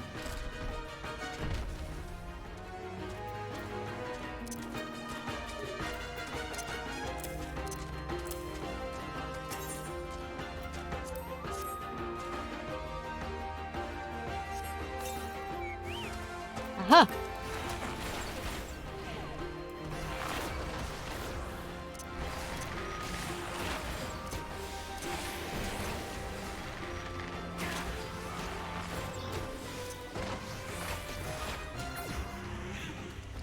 Perfect.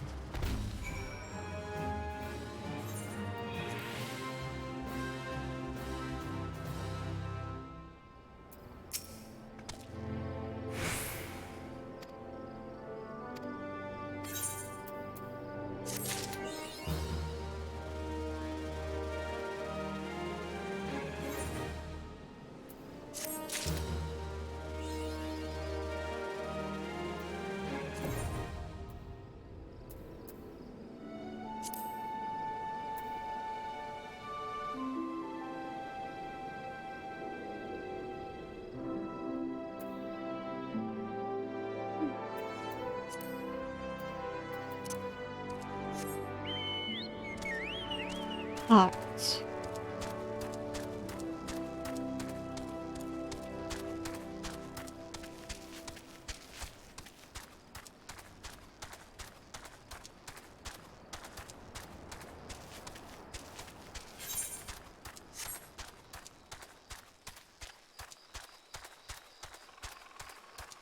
Go talk to this guy first.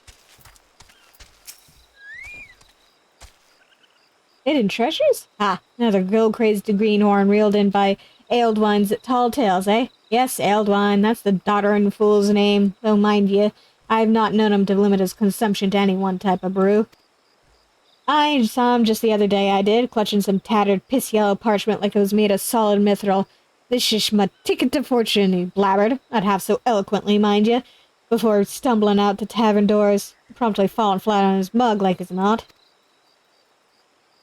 Did I see the map myself, you say? Did I ever? Why, the fool shoved it in my face so many times that I swear the mold left the page to take up residence in me nostrils. It was a mess of blue and brown splotches that Aeldwine swore was Camp Bronze Lake, with a big red X to the southeast. You're not thinking of going there, are you? Take my word, you'll find naught but a sorry drunkard and a sack of broken dreams.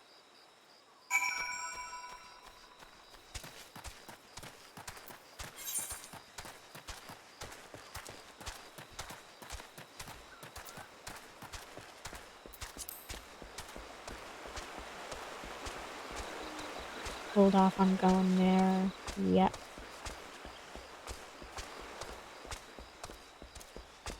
I'll be going there soon. Dressed? Oh, you mean the hermit. Aye, I toss him a few gil when you need an extra pair of hands. Doesn't talk about himself, and I sure as hells don't ask. Yeah! When a man's got a face with scars like that, you best leave well enough alone, I say. If you've a mind to find him, though, then head southwest to the Severed String.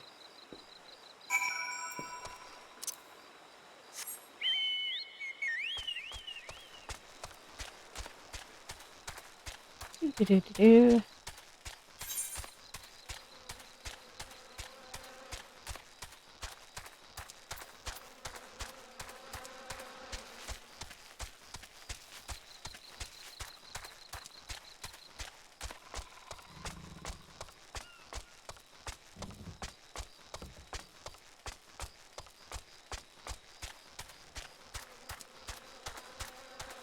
Don't mind me, sir. Just passing through. I said I'm just passing through! Come on.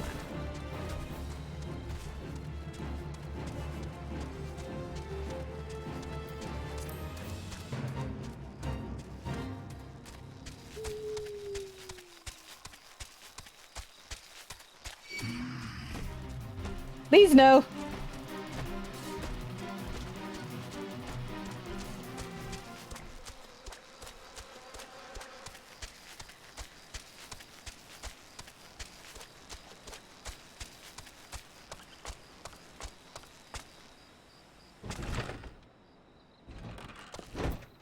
Hey there, sir.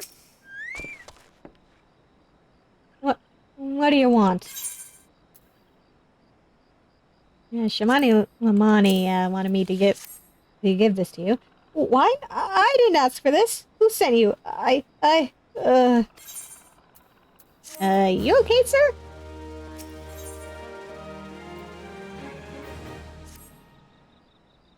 Can't sleep.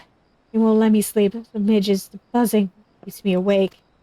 I never wanted to hurt anyone. I won't fight. I don't want to fight. Please, make the buzzing stop. Make the midges go away. Okay.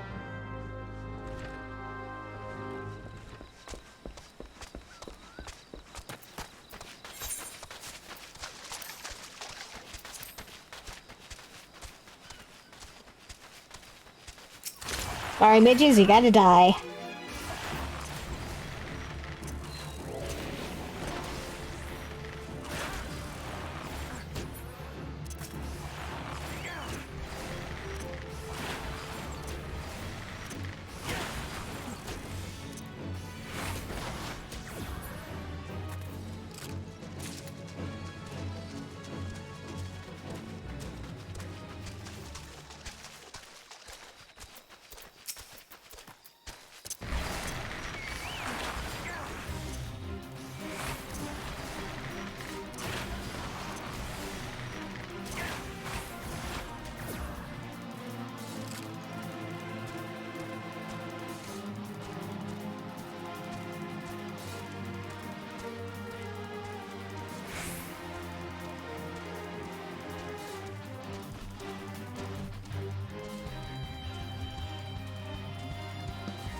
A lot of goo-boos, but not a whole lot of more midges.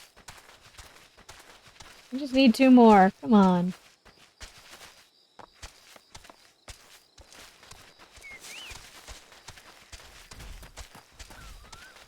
There we go.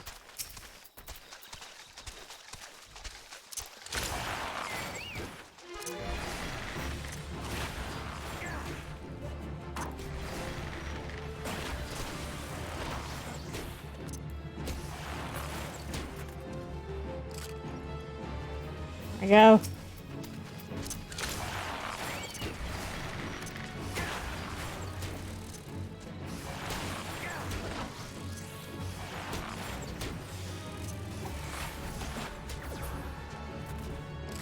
There we go.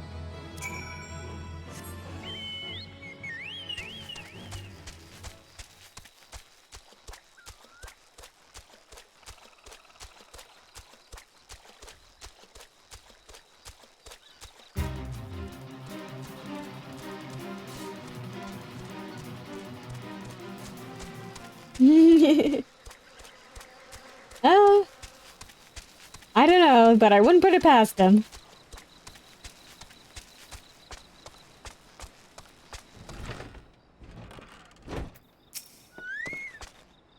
It's not so loud anymore. Did you do that?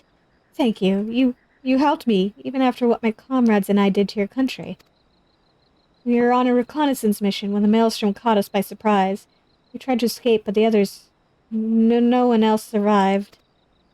I didn't ask for this, damn it. I'm not even Garlean. They conquered my lands, just like they tried to conquer yours. I don't want to die in some blasted jungle halfway around the world. I just want to go home.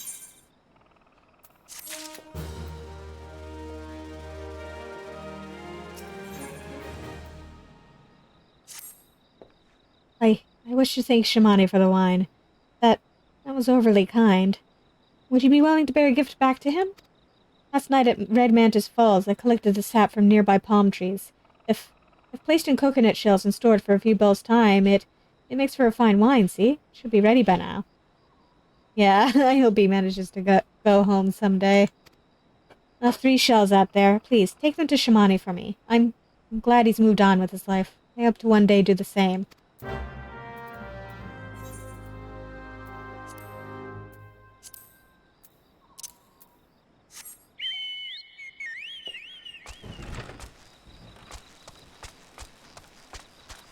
Soren can certainly relate to being very, very far away from home and not being sure if you'll ever get to see it again. Ah, run away!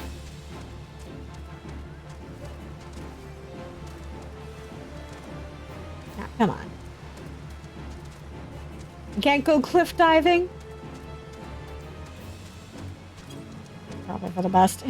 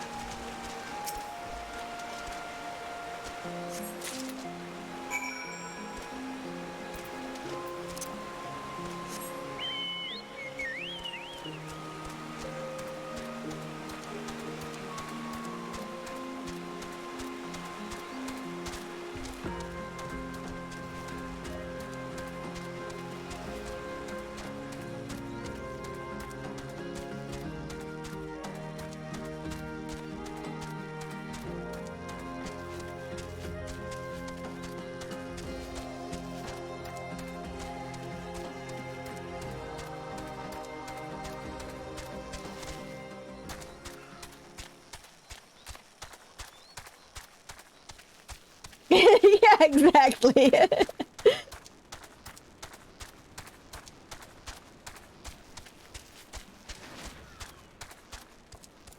If we want to jump off cliffs, let us.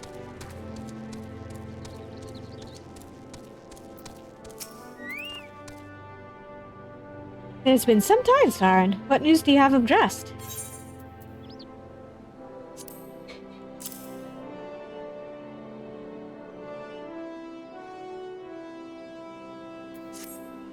Sniff, sniff. Ah, yes, I recall he did have some knowledge of winemaking. Simplistic but nevertheless effective method that utilizes the natural properties of palm sap. Shall have to enjoy this batch before it spoils. You're not so different, Drest and I. Two men who have long struggled not to let our scars define us. Yeah, Drest could probably use a good therapist. And probably some help getting back to his homeland. I'm worried that he has been alone with his thoughts for far too long. Aye, it is past time I paid him a visit. Thank you for looking after him, Svarin. Aw. I'm sure he'd appreciate the company.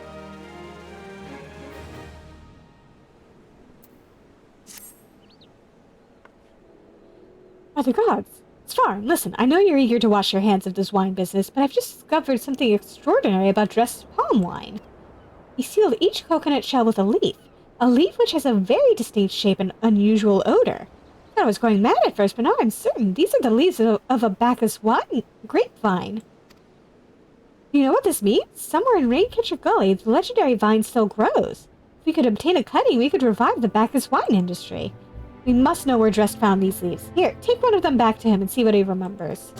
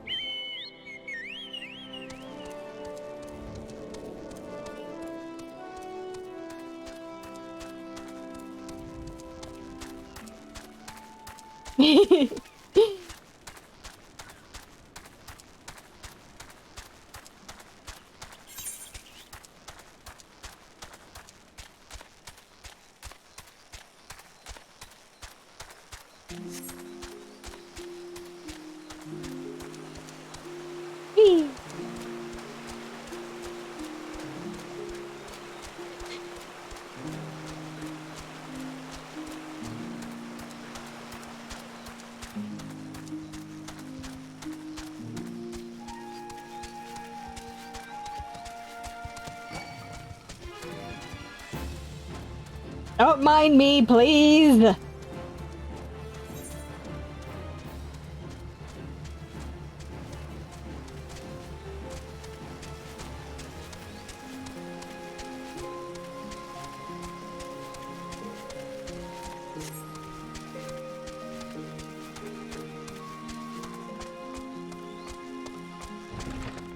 I'm back, Drest. Oh, hello again. What is it?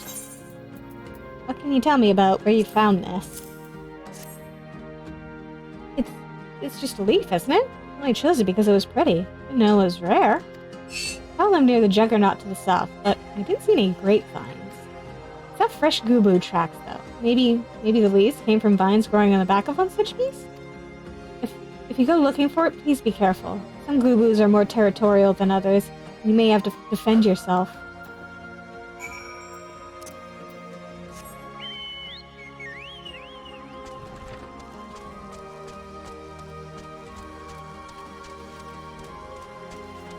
Let's go looking for this gubu then.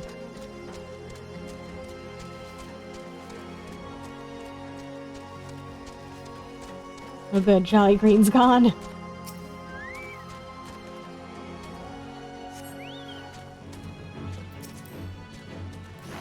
No.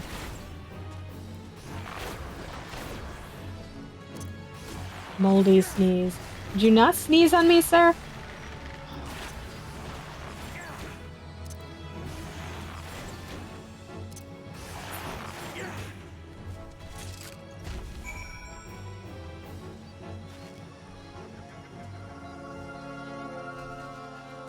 Alright.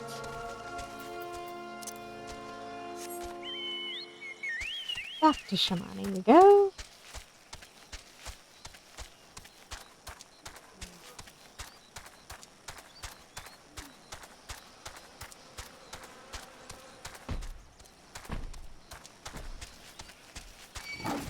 Alright, come on. I'm just trying to make my way through. I don't mean you any harm.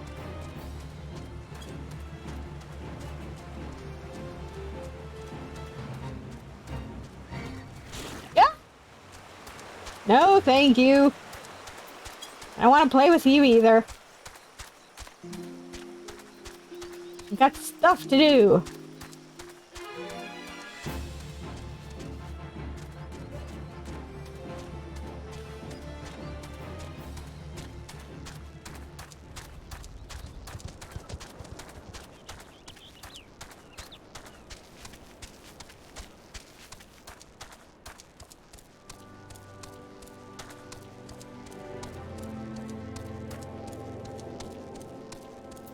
Hey, Shamani. I'm back. What did Drist have to say this far? And tell me everything.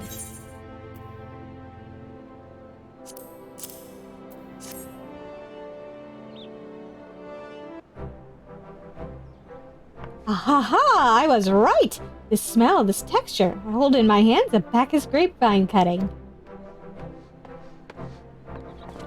Come now, enough of this nonsense. I've heard talk of your discovery, and I refuse to believe that a common adventurer and a novice vintner could... Well, as my witness, it is a Bacchus grapevine. Wherever did you find this fantastic specimen?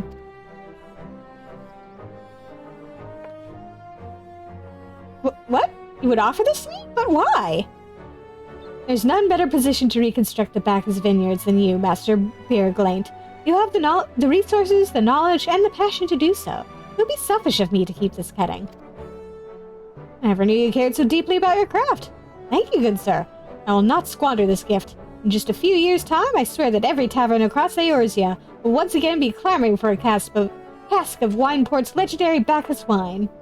Yeah. Just quietly looking intimidating. I don't even mean to look intimidating this time around. I'm just sort of standing there.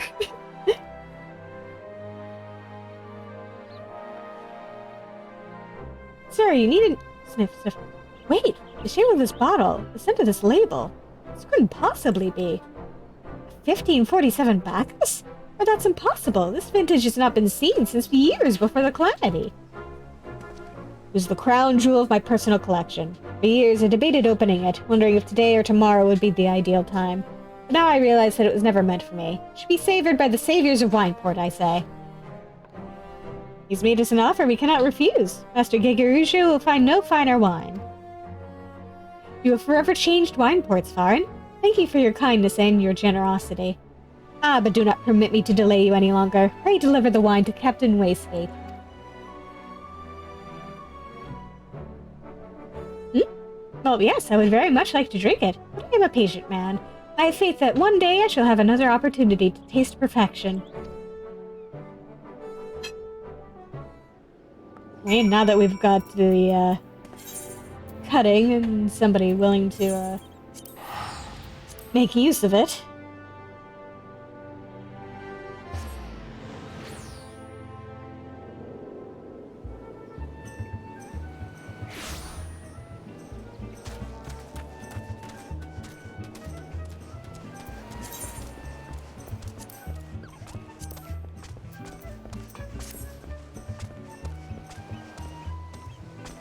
How's it going, Yashola? Greetings, Svarn. I thought it fitting that I seek you out and offer my gratitude for all that you have accomplished.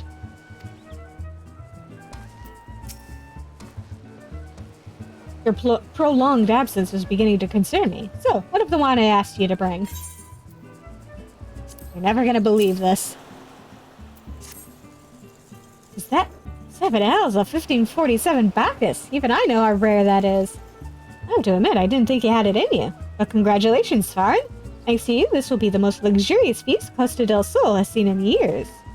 Considering the lengths you went to, I hope our guests appreciate it. Speaking of which, your associate arrived a short while ago. She appears to be growing somewhat impatient. Perhaps you can tell her that the banquet is about to begin?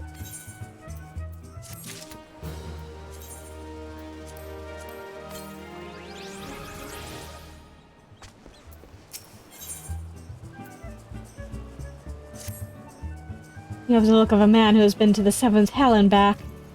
But a guest should be expected to supply the victuals for a banquet held in his own honor. And this while the shadow of Titan looms over us all, it beggars belief. I can only applaud your stoicism. Had I been asked to endure such ignominy, I fear I should not have accepted my lot with less grace. I should have accepted my lot with less grace. Yeah, a very interesting life.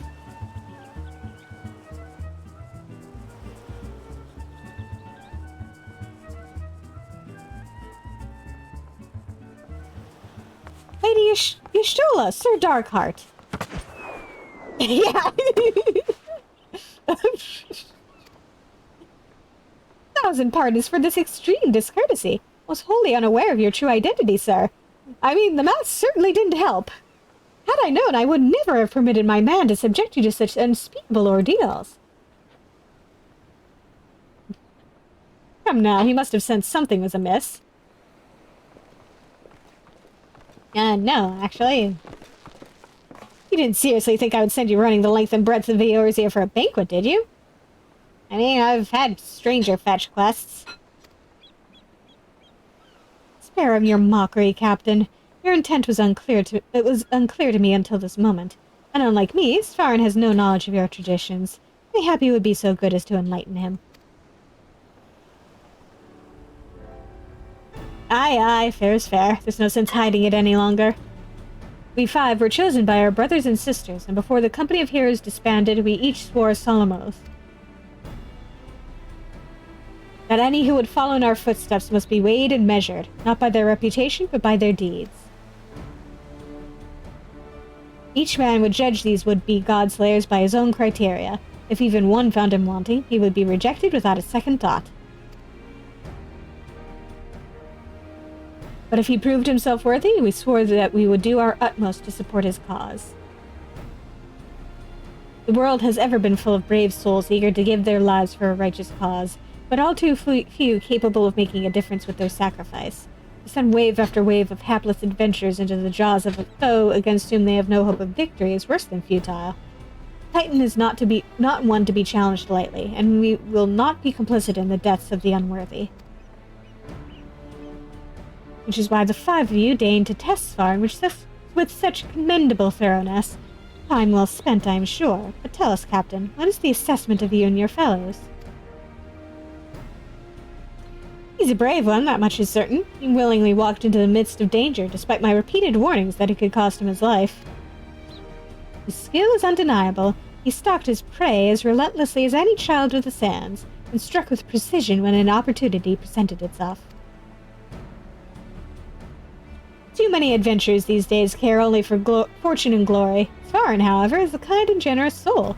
certainly has no shortage of loyal allies who will gladly fight at his side.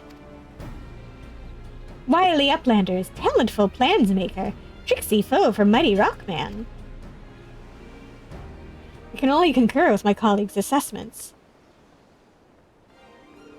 We 5 of the Company of Heroes hereby judge you a worthy challenger. Cast down the Lord of Crags, Svarin Darkheart, and write a new chapter in the history of Eorzea.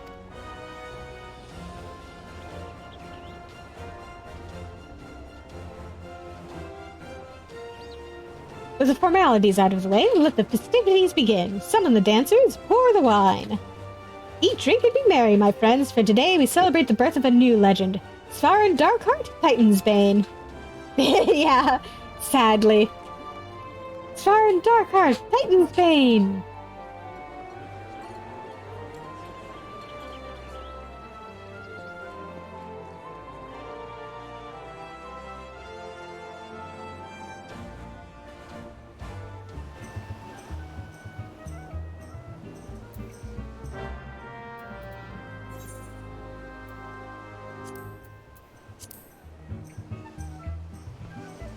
Let's do some celebrating and then we'll call it a night. Congratulations, sweetly. Now relax and enjoy the show. It's only just begun.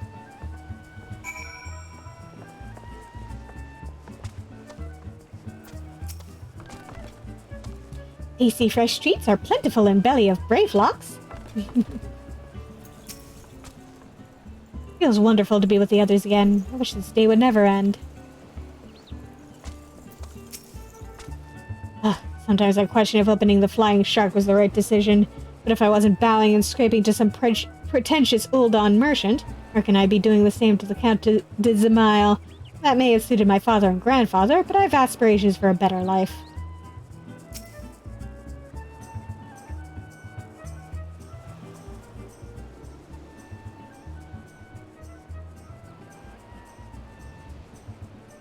I'm gonna have to take off my mask to enjoy this, aren't I? Oh well.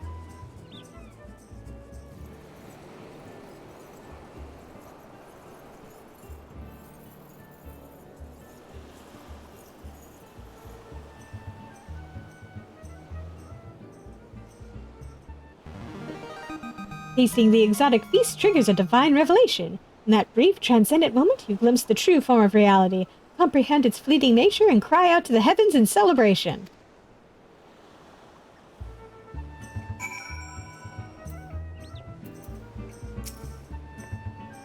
When you face the Lord of Crags, think not of Limsa Lominsa Eorzea or anything beyond his chamber. Think only of the men and women by your side. Fight for them, and they will fight for you. Remember that no great victory was ever achieved alone.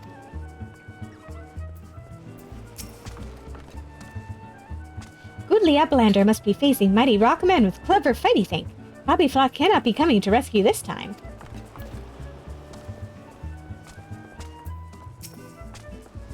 Ah, Svarin, you brave fool. Promise me that when you meet Titan, you'll look him in the eye and tell him Landonell sends his regards.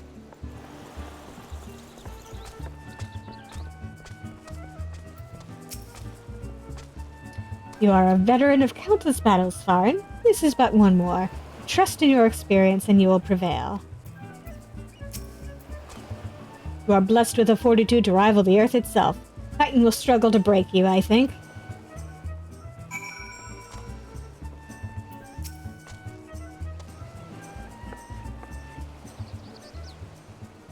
You are kind to indulge them, Svarin. This banquet is as much for the company as it is for you, whatever they may claim. I do not deny that they mean well, but now is scarcely the time for celebration.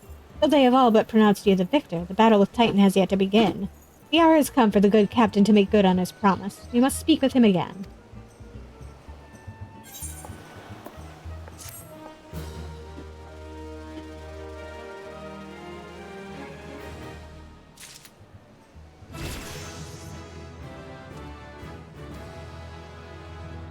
Ooh, nice. Yeah, we got this. But I think for tonight, that will suffice. Next week, we'll pick up where we left off and learn how to fight Titan. then. Have a good night, everybody.